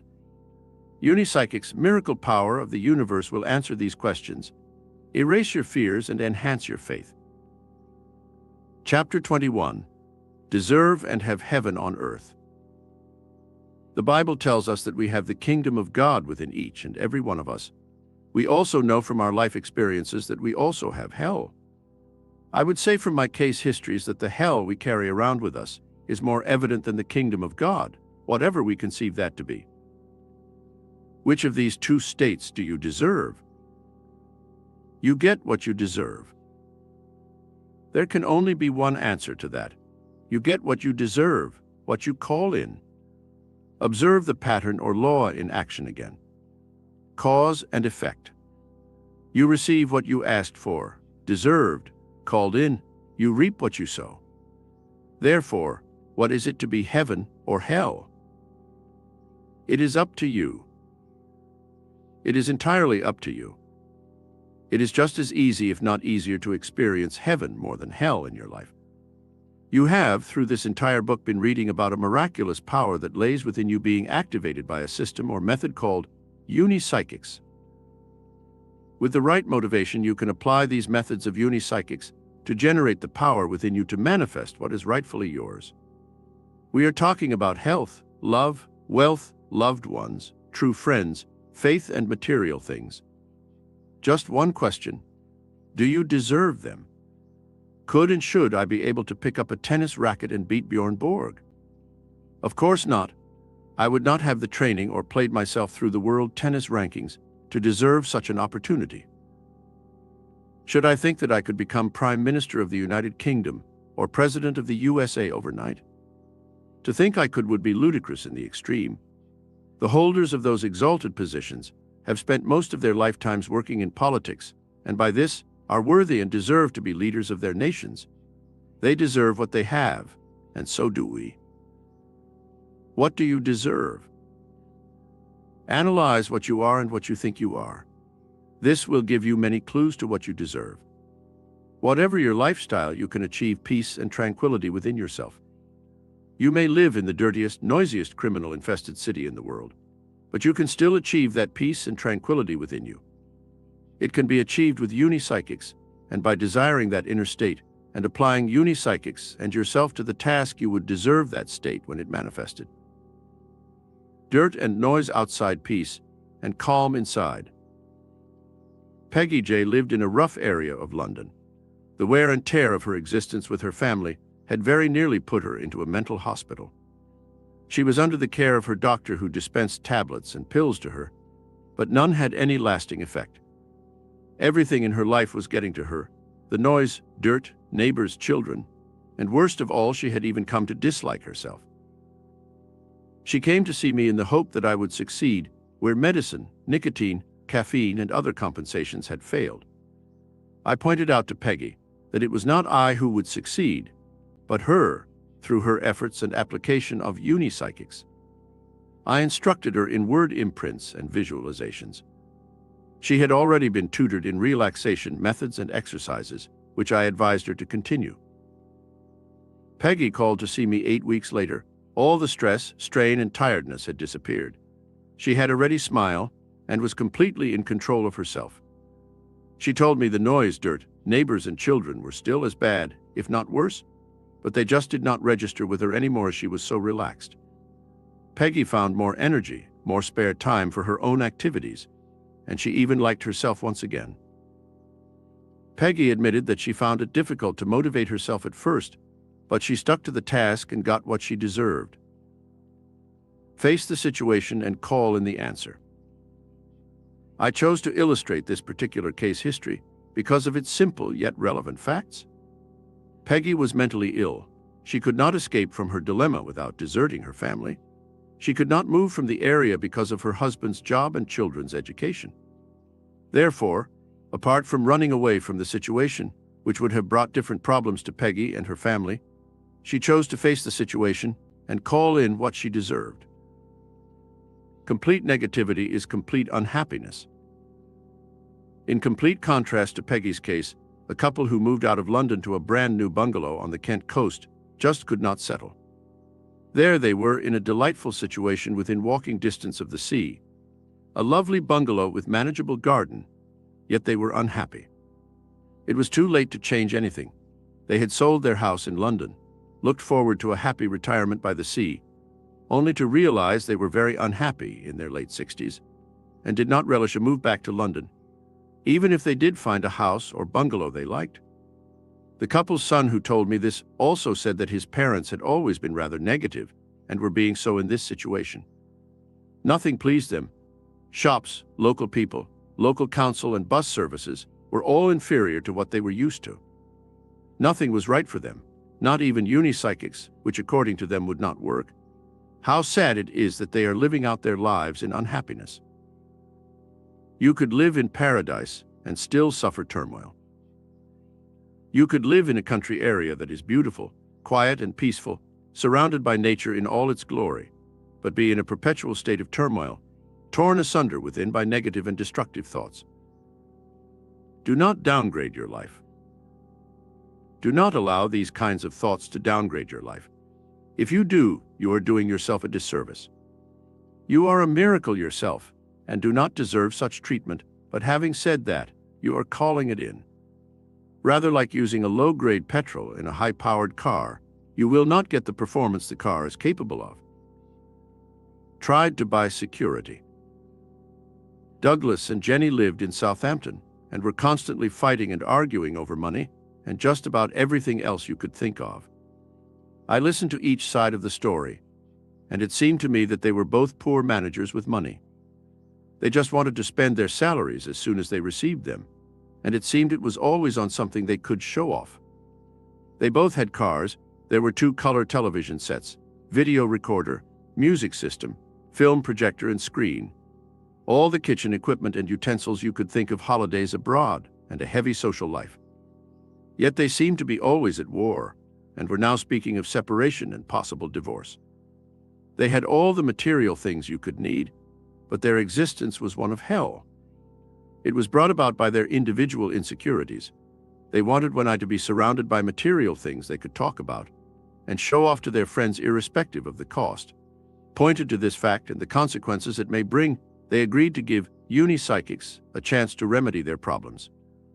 I suggested they tried word imprints and creative meditation for 3 months. They did, and the transformation in their relationship was remarkable. When I saw them again, you could see the difference in them immediately. They were now totally relaxed and in harmony with each other, and they even laughed at their previous pattern of behavior, which they called deplorable. They seemed so well adjusted and happy. They now stayed at home a lot more and enjoyed their possessions rather than keep showing them off. They had also reorganized their finances, whereby they were now saving money on a regular basis. As they left me, they said this had all made possible by uni-psychics, miracle power of the universe. 6 months later, they wrote to me to say that Jenny was expecting their first baby. That was something their money could never have bought. They fed their insecurity and therefore deserved it. The acute insecurity of Douglas and Jenny drove them to spend their earnings as they did and be seen to be spending it on material things. This pattern of behavior seemed to satisfy their insecurity in the short term, but it wasn't long before it reared its ugly head again, because they were feeding it and it wanted more. They did not look for the cause of this insecurity, they only saw and felt the effect, and it must have been hell. Road maniac to calm, courteous driver. Jean T. lived in Atlantic City, USA with her husband Ray. Jean had been a student of uni-psychics and had often tried to interest Ray to help him cope with his ill temper. He had always declined any help, for, as he put it, he would not lose his temper if the fools of this world kept out of his way. One particular morning, Ray was a few minutes late starting out for work. Jean was with him, and she was appalled at his behavior whilst driving.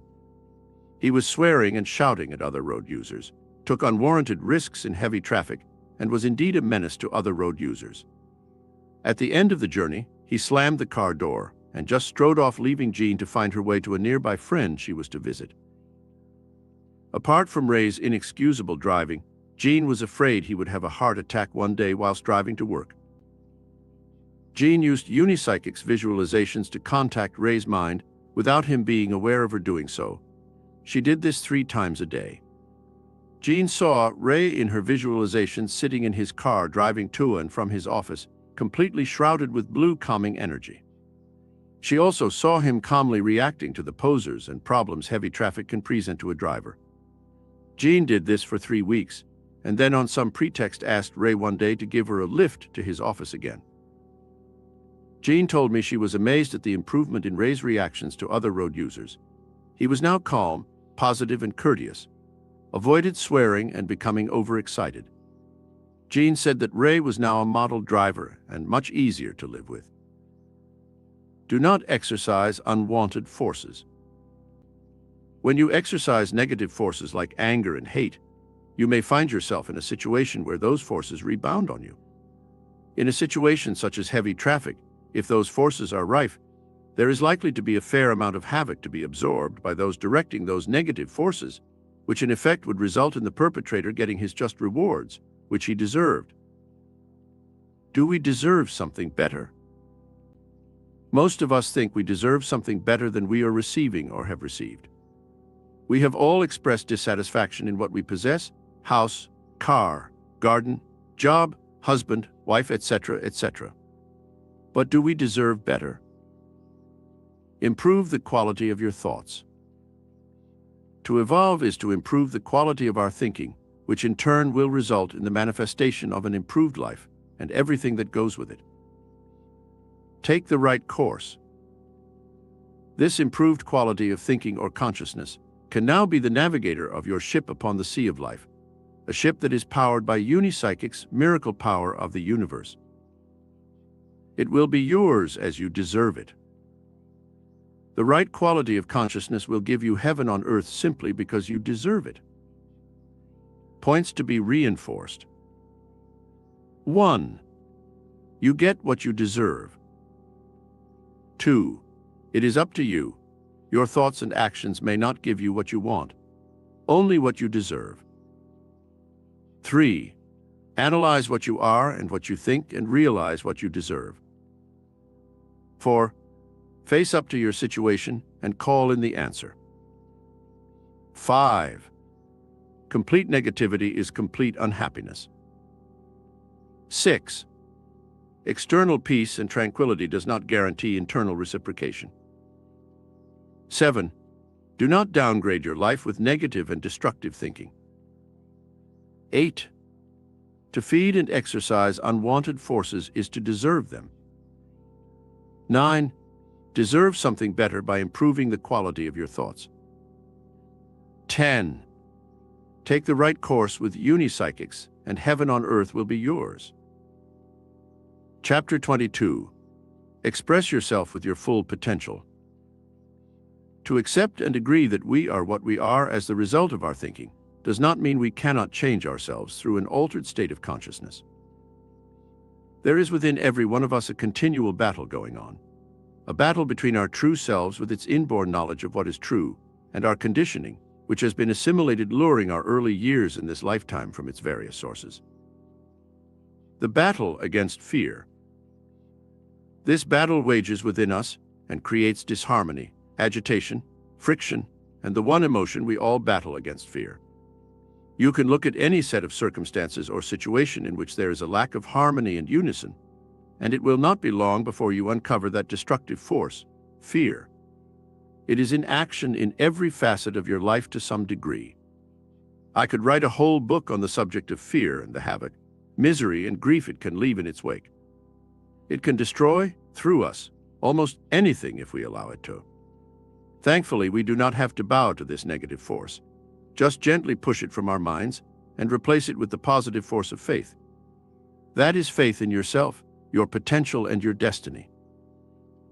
Live in faith, not fear. If you are to express yourself in this lifetime to your full potential, or anything like it, you must live in faith rather than fear. Fear distorts. Fear will only distort your expression in whatever sphere you wish to express yourself. It will dissipate your creative and physical energies.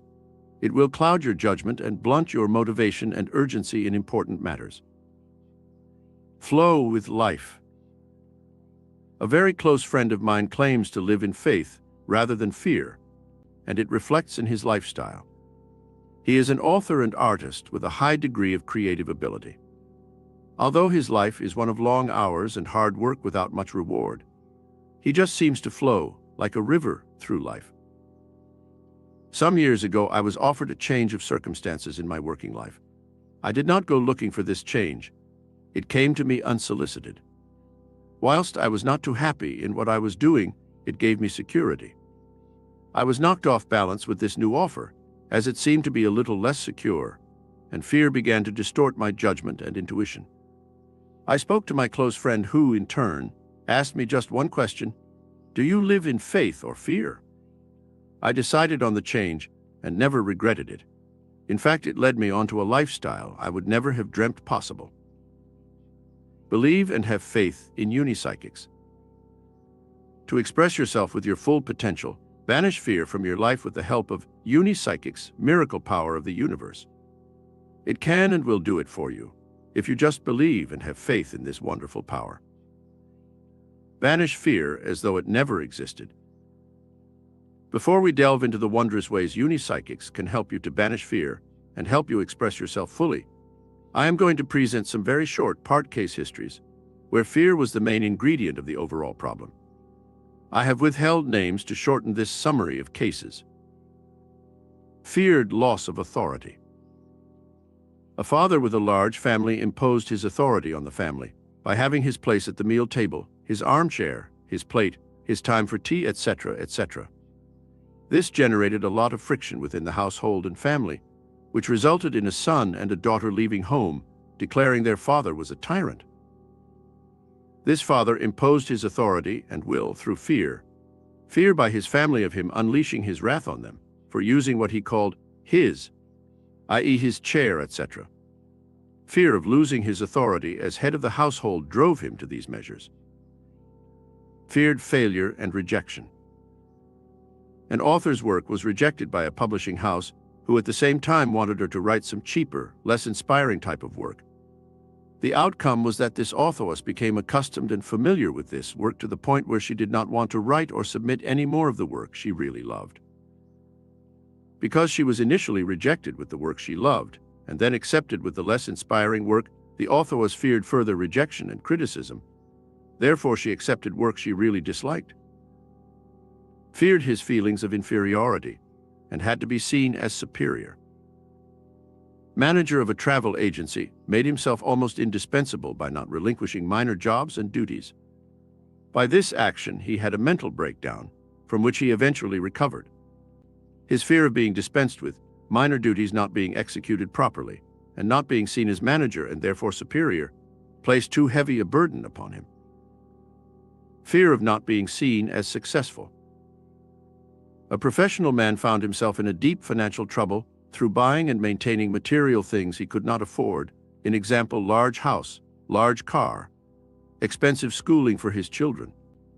Through these material things, this man portrayed the kind of image he believed suited him and which he deserved. This man's financial ruin was brought about by fear. Fear of not being seen as successful. Fear of not acting out the image he portrayed. Fear of being seen as ordinary. Feared lack of talent to replace youth and good looks. A lady show business personality was losing sleep, energy, and almost her sanity because she was beginning to look her age. It was pointed out to her that the stress and worry brought about by her fears of losing her looks were doing just that, making her look older. She was obsessed with this fear rather than faith in her talent to extend her career for as long as she wished. Feared loss of girlfriend through his inferiority. A young man feared losing his attractive girlfriend, as he considered himself not to be as handsome and witty as other men his girlfriend was in contact with.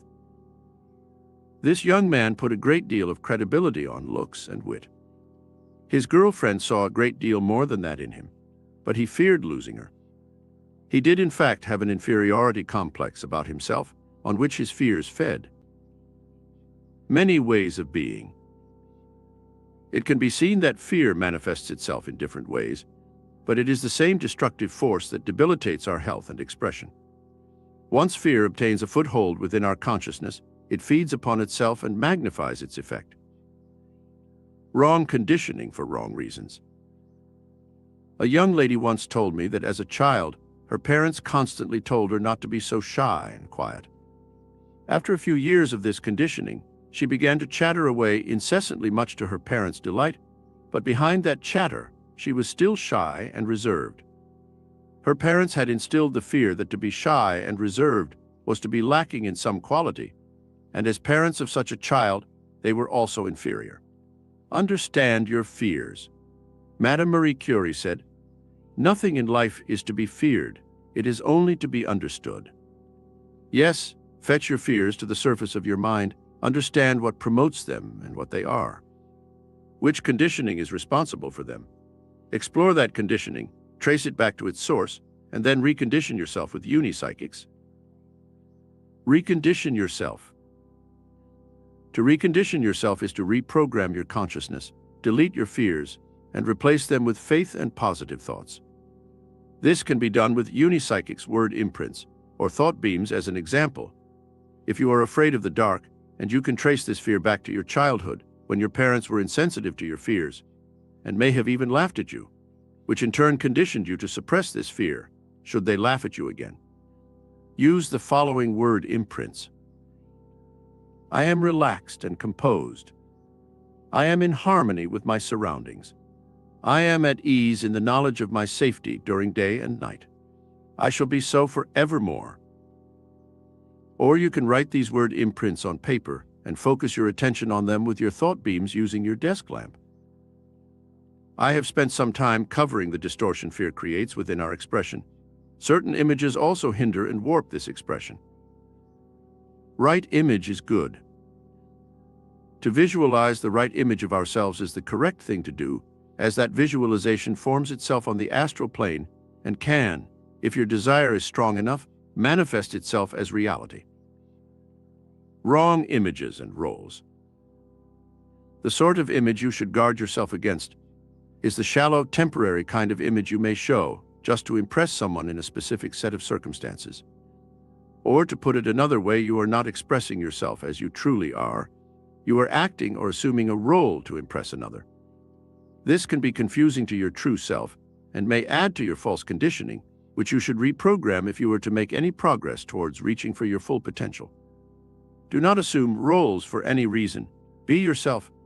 This is where you are at this level of vibrations. See clearly where you are and what you are. Ensure you have a clear understanding of yourself before you launch yourself towards your potential. It will not be easy, but total honesty and courage in your appraisal may save much time and energy. Experience. Learn, grow. You may be tempted to include suffering in that from which you believe you should be spared. But to suffer is to grow. I expect you have all experienced growing pains in your teens. So it is in your spiritual growth. You suffer within your earthly experiences, and if you are wise enough, you question why. You may find yourself with your constant traveling companion fear. If so, why? From what source did it manifest?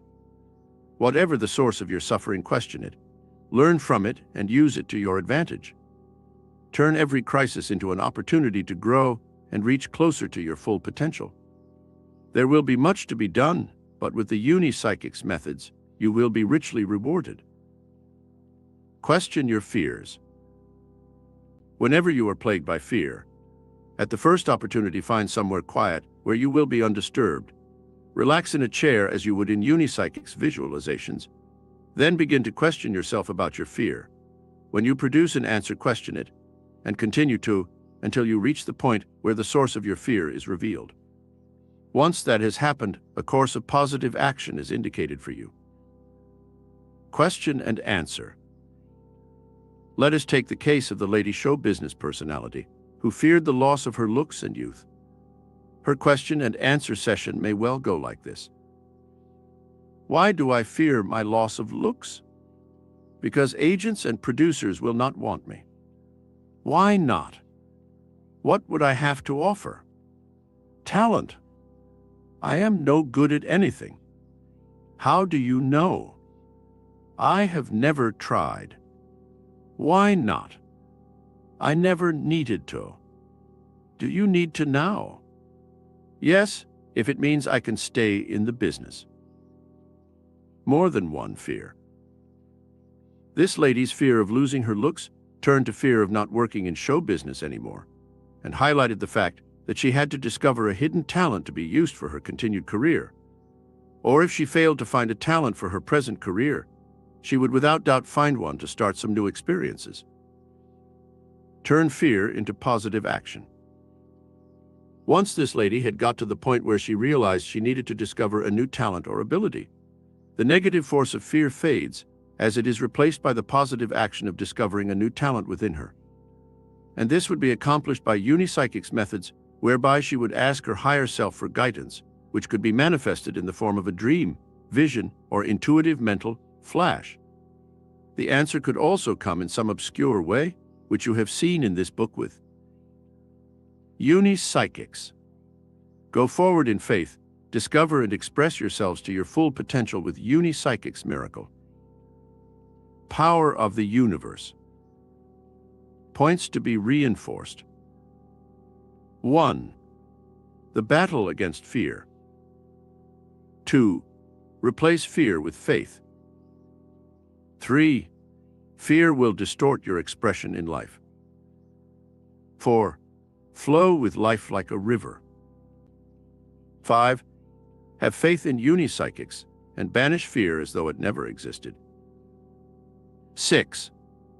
Fear manifests in many ways. 7. Understand your fears and recondition yourself. 8. Right image is good. Beware of wrong images and roles. 9. Experience, learn, grow. 10. Question your fears and convert them into positive action. Chapter 23. How to create your future and destiny.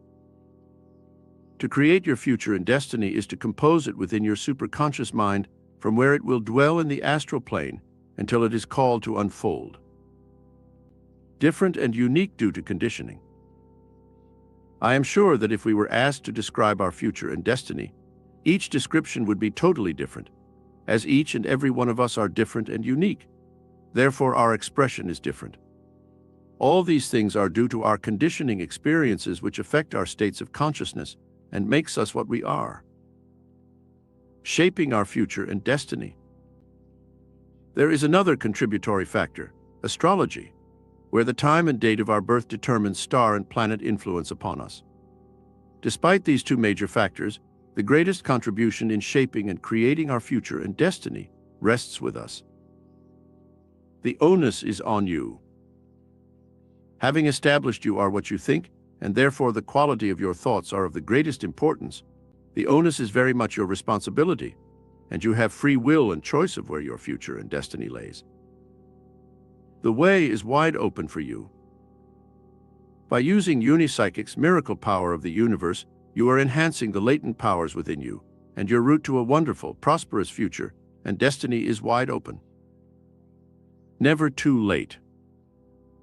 Whatever your age, it is never too late to avail yourself to this power, which will transform you into a healthy, happy, creative being, guided and powered to your destiny every second of your life. Create your blueprint.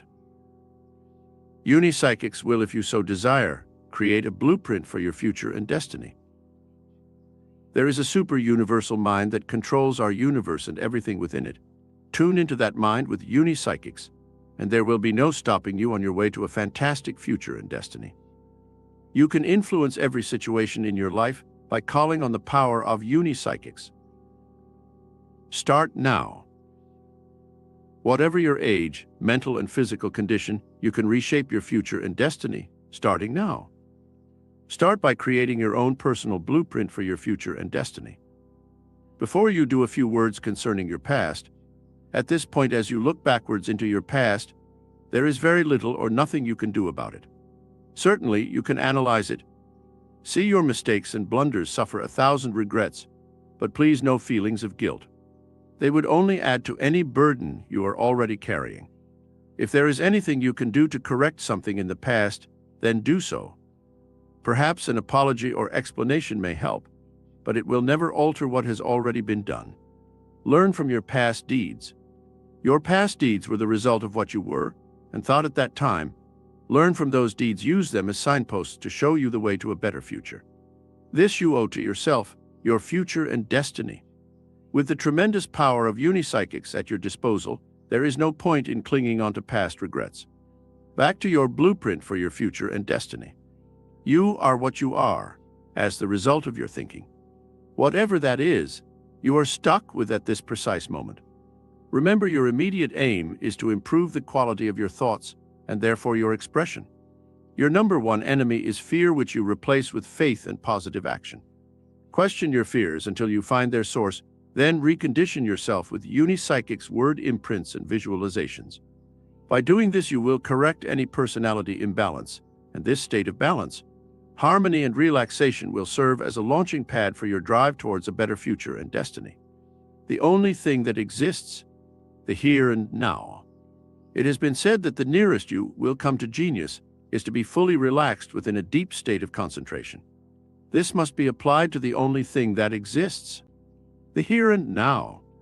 It was explained earlier in the book How to Relax Mentally and Physically with Unipsychics, and you can enhance your powers of concentration with Unipsychic's creative meditation, whereby you would meditate on just one object or thought.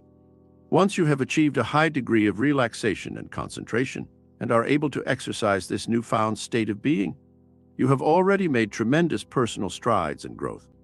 When you apply them to the only thing that exists, the here and now, you are well on your way to creating a much better future and destiny. You have, in fact, moved yourself up the scale of vibrations, and by these actions of growth, you have already created a new you. You have changed quite dramatically from the old model of yourself, and yet you have just begun this transformation. Learning. Plateau. Learning. You will find right through this total experience of creating your future and destiny, there will be times of what appears to be inactivity. I choose to call these times plateau. These plateaux are evident in any sphere of learning where you have to consolidate your thoughts and experiences in order that you can assimilate knowledge with renewed vigor. During these plateaux, affirm and reaffirm where you are in the course of constructing your blueprint.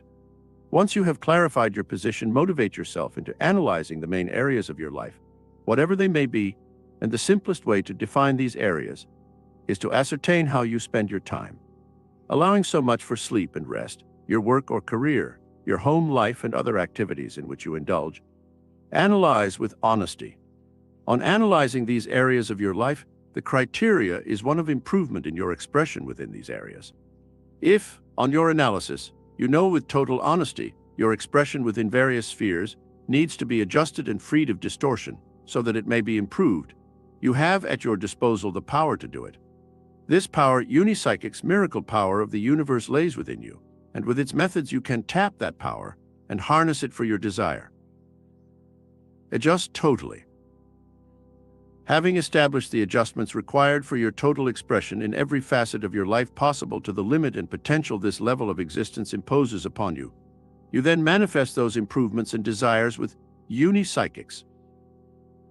You can improve any area of being. Through the preceding chapters of this book, I have covered as many aspects of our being as I thought necessary, and you will, on rereading the relevant chapters, be able to effect any improvement of circumstances within your being you may desire. Be warned. I have warned you of the dangers of desiring that which is not for you at the particular time you desire it. I have emphasized the immutable law of our universe, which is forever operating, and any attempt to break that law will only result in much suffering for yourself. To suffer is to learn and grow. Remember, to suffer is to learn a lesson and grow. If that lesson is not knowingly learnt by the recipient, further suffering may be manifested. To clarify the situation and what type of desire may not be for you at a particular time. A. Another man's wife. B. Another woman's husband. C. Material possessions belonging to another.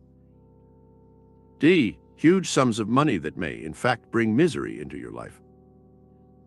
E. Acts of wrongdoing against another. F. Opposing another's right to express themselves correctly. Heighten your consciousness and be nearer to your potential. As you heighten your level of thinking or consciousness, you are in effect getting closer to your potential of expression on this level, and Unipsychic's miracle power of the universe will manifest whatever is necessary for that expression. Use this power of Unipsychics to push yourself closer to your potential, but please see this potential realistically. I am going to present a case history for you to illustrate what Unipsychics can do for you in creating a better future and destiny. Rags to riches. Tom F. lives in London, and I have known him for many. We studied Unipsychics together, and for Tom this power transformed him and his life. I want to emphasize his earlier life and struggles to illustrate the power of Unipsychics. Tom's parents had to get married in the late 1920s when Britain was experiencing a terrible recession without any of the securities of the 1980s. His father became a seaman, not from choice, but because it was the only work available for him. This meant long periods of separation from Tom's mother, who lived in a slum area of southeast London in 2 rooms upstairs. Underneath these 2 rooms lived a couple of whom the husband worked nights only, which meant he slept during the day, and young Tom had to be quiet, not very easy for a youngster with plenty of energy. At the age of 5, Tom's parents moved to the outskirts of London into a house with a garden. This was better, but Tom, through ill health, had to attend a special school. His education suffered, and then eventually, in 1939, the Second World War started, and Tom was evacuated to Somerset. Initially, there was no school. Then later it was half a day only, and eventually full-time schooling. Any chance of a higher education was gone. Further education at evening classes was ignored, and Tom's standard of education was elementary, to say the least. He started work at 14 years of age in a factory in London, whilst buzz bombs and rockets were hitting London in Hitler's last attempt to win the war. As time went on, Tom just drifted through his teens and early 20s until he married and again continued to drift in and out of various jobs, without much money or material things. And even worse, he felt out of harmony with himself, having no ambitions or idea what his life meant to him. Tom had a daughter, but his marriage was breaking up, and eventually he was divorced and contemplated suicide. He was thoroughly dejected and constantly asking himself, why all this suffering? About this time, Tom became interested in psychic phenomena and allied subjects, which led him onto uni-psychics. He didn't know where to begin. He did not know where to begin with himself, and we often discussed his problems and how he was to apply uni-psychics to them. Tom's early conditioning had given him an outsized inferiority complex, together with a lack of drive to express himself. In my view, a carry-over from his early years when he was repeatedly told to be quiet should the sleeping night worker downstairs be disturbed. His lack of education and any particular skill or talent also weighed heavily upon him. The beginning with his blueprint. Tom composed his blueprint for his future and destiny. He began to work on himself with uni-psychics, a stage at a time. His fears and feelings of inferiority would not allow it any other way. He got a better job and began to study and improve his education. He continued with his uni-psychics work on himself because he still felt unfulfilled. He realized his creative forces were still not being sufficiently expressed, and he once again applied uni-psychics to the problem for the answer and possible solution. Dramatic change of fortune. It came in a quite dramatic way. Tom was now an office manager with a large company in London. And one evening, a former employee of his company telephoned to say he was now working for a newly formed music company who wanted a first-class office manager. This person believed Tom would be interested, as it was an excellent salary, presented a challenge, which Tom now realized he needed. Tom accepted the offer, and through that he met a girl whom he married, and they were true mates. Another opportunity also presented itself to Tom. He became interested in writing lyrics for songs, and through a connection with his company, he is now part of a two-man team of song composers. Tom writes the lyrics and his partner the musical score. They are a very well-known and successful team in the musical world. And Tom has told me he now feels complete and fully expressed. If he is ever asked the formula for his success, he always quotes uni-psychic's miracle power of the universe, for his is truly a rags to riches story. As a short writer to this story, I can tell you that Tom used to bite his nails terribly. Now he has beautiful nails, of which he is very proud, for he tells me they are a constant reminder of what uni-psychics has done for him. You can also do it. I am sure many of you will be able to relate your own problems to those of Tom's earlier years, and I sincerely hope his story will inspire you to adopt the methods of uni-psychic's miracle power of the universe. Use it wisely and be rewarded. It is a power that will enrich your life and create a better future and destiny for you all. Call on this power, use it wisely, and may your aims and desires be the result of your work with uni-psychic's miracle power of the universe. Points to be reinforced. 1. You are different and unique due to your conditioning. 2. Shape your future and destiny. 3. The onus is on you as to where your future and destiny lays. 4. The way is wide open for you. 5. It is never too late to create your blueprint and transform yourself. 6. Start now, learn from your past deeds. 7. The only thing that exists is the here and now. 8. Learn, affirm and reaffirm on your plateau. Learn. 9. Analyze with honesty and adjust.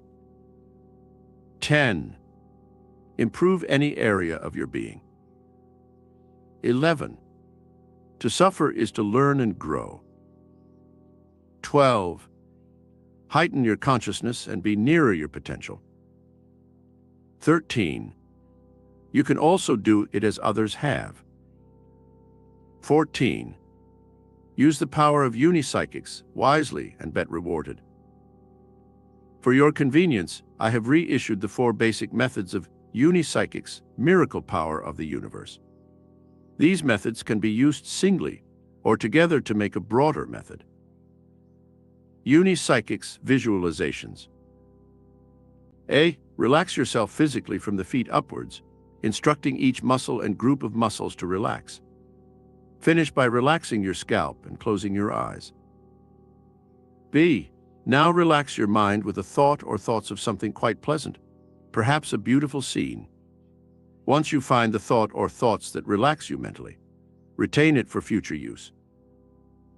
C. Visualize the object of your desire. See it in your mind, see its color and every detail and contour of it. If it is something that you can use, such as a car or motorboat, see yourself using it. D. Ideally, this session of visualization should last 10-15 minutes, twice a day, morning and evening. E. Obtain a photograph, preferably colored, or anything that will strengthen and enhance your visualizations by looking at it just prior to your visualization. F. Your desire and yearning for the object of your desire must be strong and clear. Unipsychics word imprints. Word imprints are a powerful suggestion directed to the subconscious and superconscious mind by a short message which should be repeated, one line at a time, at least 10 times before proceeding to the next line. A. Establish your desire or aim clearly in your mind. B. Compose your suggestion or message in a short, positive, and simple form. C. Now relax yourself mentally and physically as you would with unipsychics visualizations. D. Be seated somewhere you will be undisturbed. E. Now begin to repeat your word imprints to yourself, line by line, repeating each line at least 10 times before passing on to the next line. F. 2 sessions a day of 10 minutes a session is suggested. G.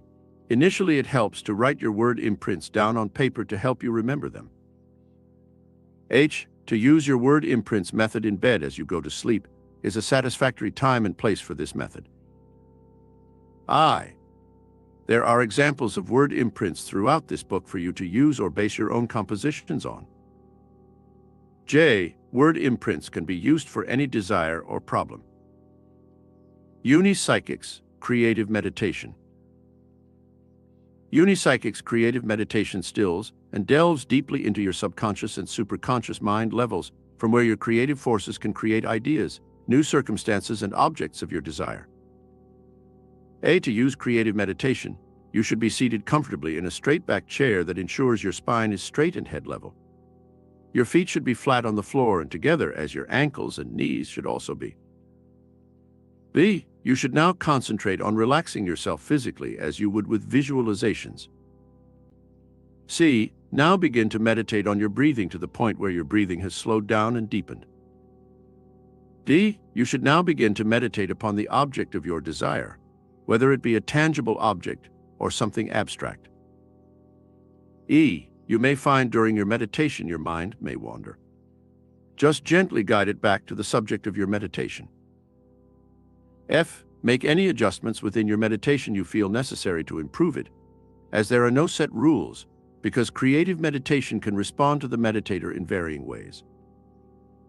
Unipsychics thought beams. This method is simpler and more direct for most people to use. It can be used anywhere virtually, as it is a matter of focusing your concentration directly upon the object of your desires. A. Have a photograph or write down the object or whatever it is you wish to obtain. B. Now direct your beam of concentration upon the medium of your desire. C. If you desire money, it may be a bank note. If it be a new car, it may be a photograph of the car in question. Or if it is an idea, it can be written down on paper. D. To assist your concentration, it will help if you use a table or desk lamp and focus the shaft of light from it onto your banknote, photograph, or piece of paper. This recording of Unipsychics, Miracle Power of the Universe by William D. Beale, was presented by Stargate Book. Sound recording copyright 2023 and produced by Deep Send Limited 2023. Jesus also said, "Except ye become as a little child, ye shall not enter the kingdom of God." 2. A falling drop of water will gradually carve the hardest rock, Lao Tse taught. Water is the softest of all substances, but its persistent action will remove the hardest rock gradually. So too we must use gentle language and actions to gradually wear away the obdurate, opposing forces of life, not force or violence. 3. Live in the dream of love, and the harsh experiences of life cannot harm you. Hate destroys and greed erodes. 4. Obey the cosmic laws of the universe and live under these moral, ethical, physical, and spiritual laws taught by all the great prophets, and life will flow smoothly and easily. 5. Attune your mind to the higher spiritual forces of the universe through daily prayer and meditation, and you will receive divine guidance to help you overcome life's problems. Mystomatic pointers. 1. Build your own mental and spiritual world, in which you can retire when misfortunes and tragedies strike. In this inner world, you will be fortified by the knowledge that all things are transient, and that this too shall pass away. 2. Never try to hold onto anything or any person permanently. Everything is in a state of flux, and new experiences can only come when we have released the old. 3. Curb your desires so that they do not get out of control.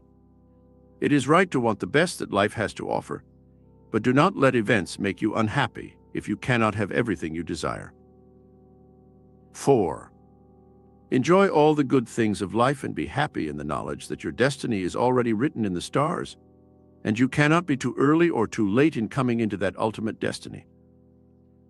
5. Adopt the inscrutable oriental calm in which you do not register too much emotion at any time. Be peaceful in thought and present a personality of unruffled calm to the outer world. 6. Face both life and death with the knowledge that there is a divine plan to life, and that death is a rebirth into another dimension of time and space in which the soul shall know its rewards. Chapter 9. Secrets of Ancient Yoga for Health, Rejuvenation, and Long Life. The form of Indian mysticism called yoga deals with some of life's deepest mysteries and shows you how to control the forces back of life. Yoga can be used to maintain the body's perfect health. It can also be used to rejuvenate the body and keep it functioning perfectly for 100 years or more. But yoga relates to more than the body. It shows how to gain mastery of the mind and the emotions, how to relax the body through meditation and exercise. And most important of all, yoga reveals how you can attune your soul to the soul rhythm of the universe for mastery of life. The word yogi means the practitioner of the art of yoga. Yoga, in Ancient Secrets of Ancient Yoga Sanskrit, means linked to or yoked to the power of the Absolute, which we call God. You will learn in this chapter how to use the mystical power of yoga to elevate your consciousness to the higher realms of the Absolute. This will give you unity and oneness with that cosmic mind which created the universe and which sustains all creation. How to release the mystical power of Kundalini for life energy. You will be shown how you can use the power of yoga to control your mind and to direct the dynamic spirit of life within yourself. You will learn how to build powerful stores of nervous and emotional energy with which you can overcome mental and bodily fatigue, keeping your body forever healthy, strong, and young.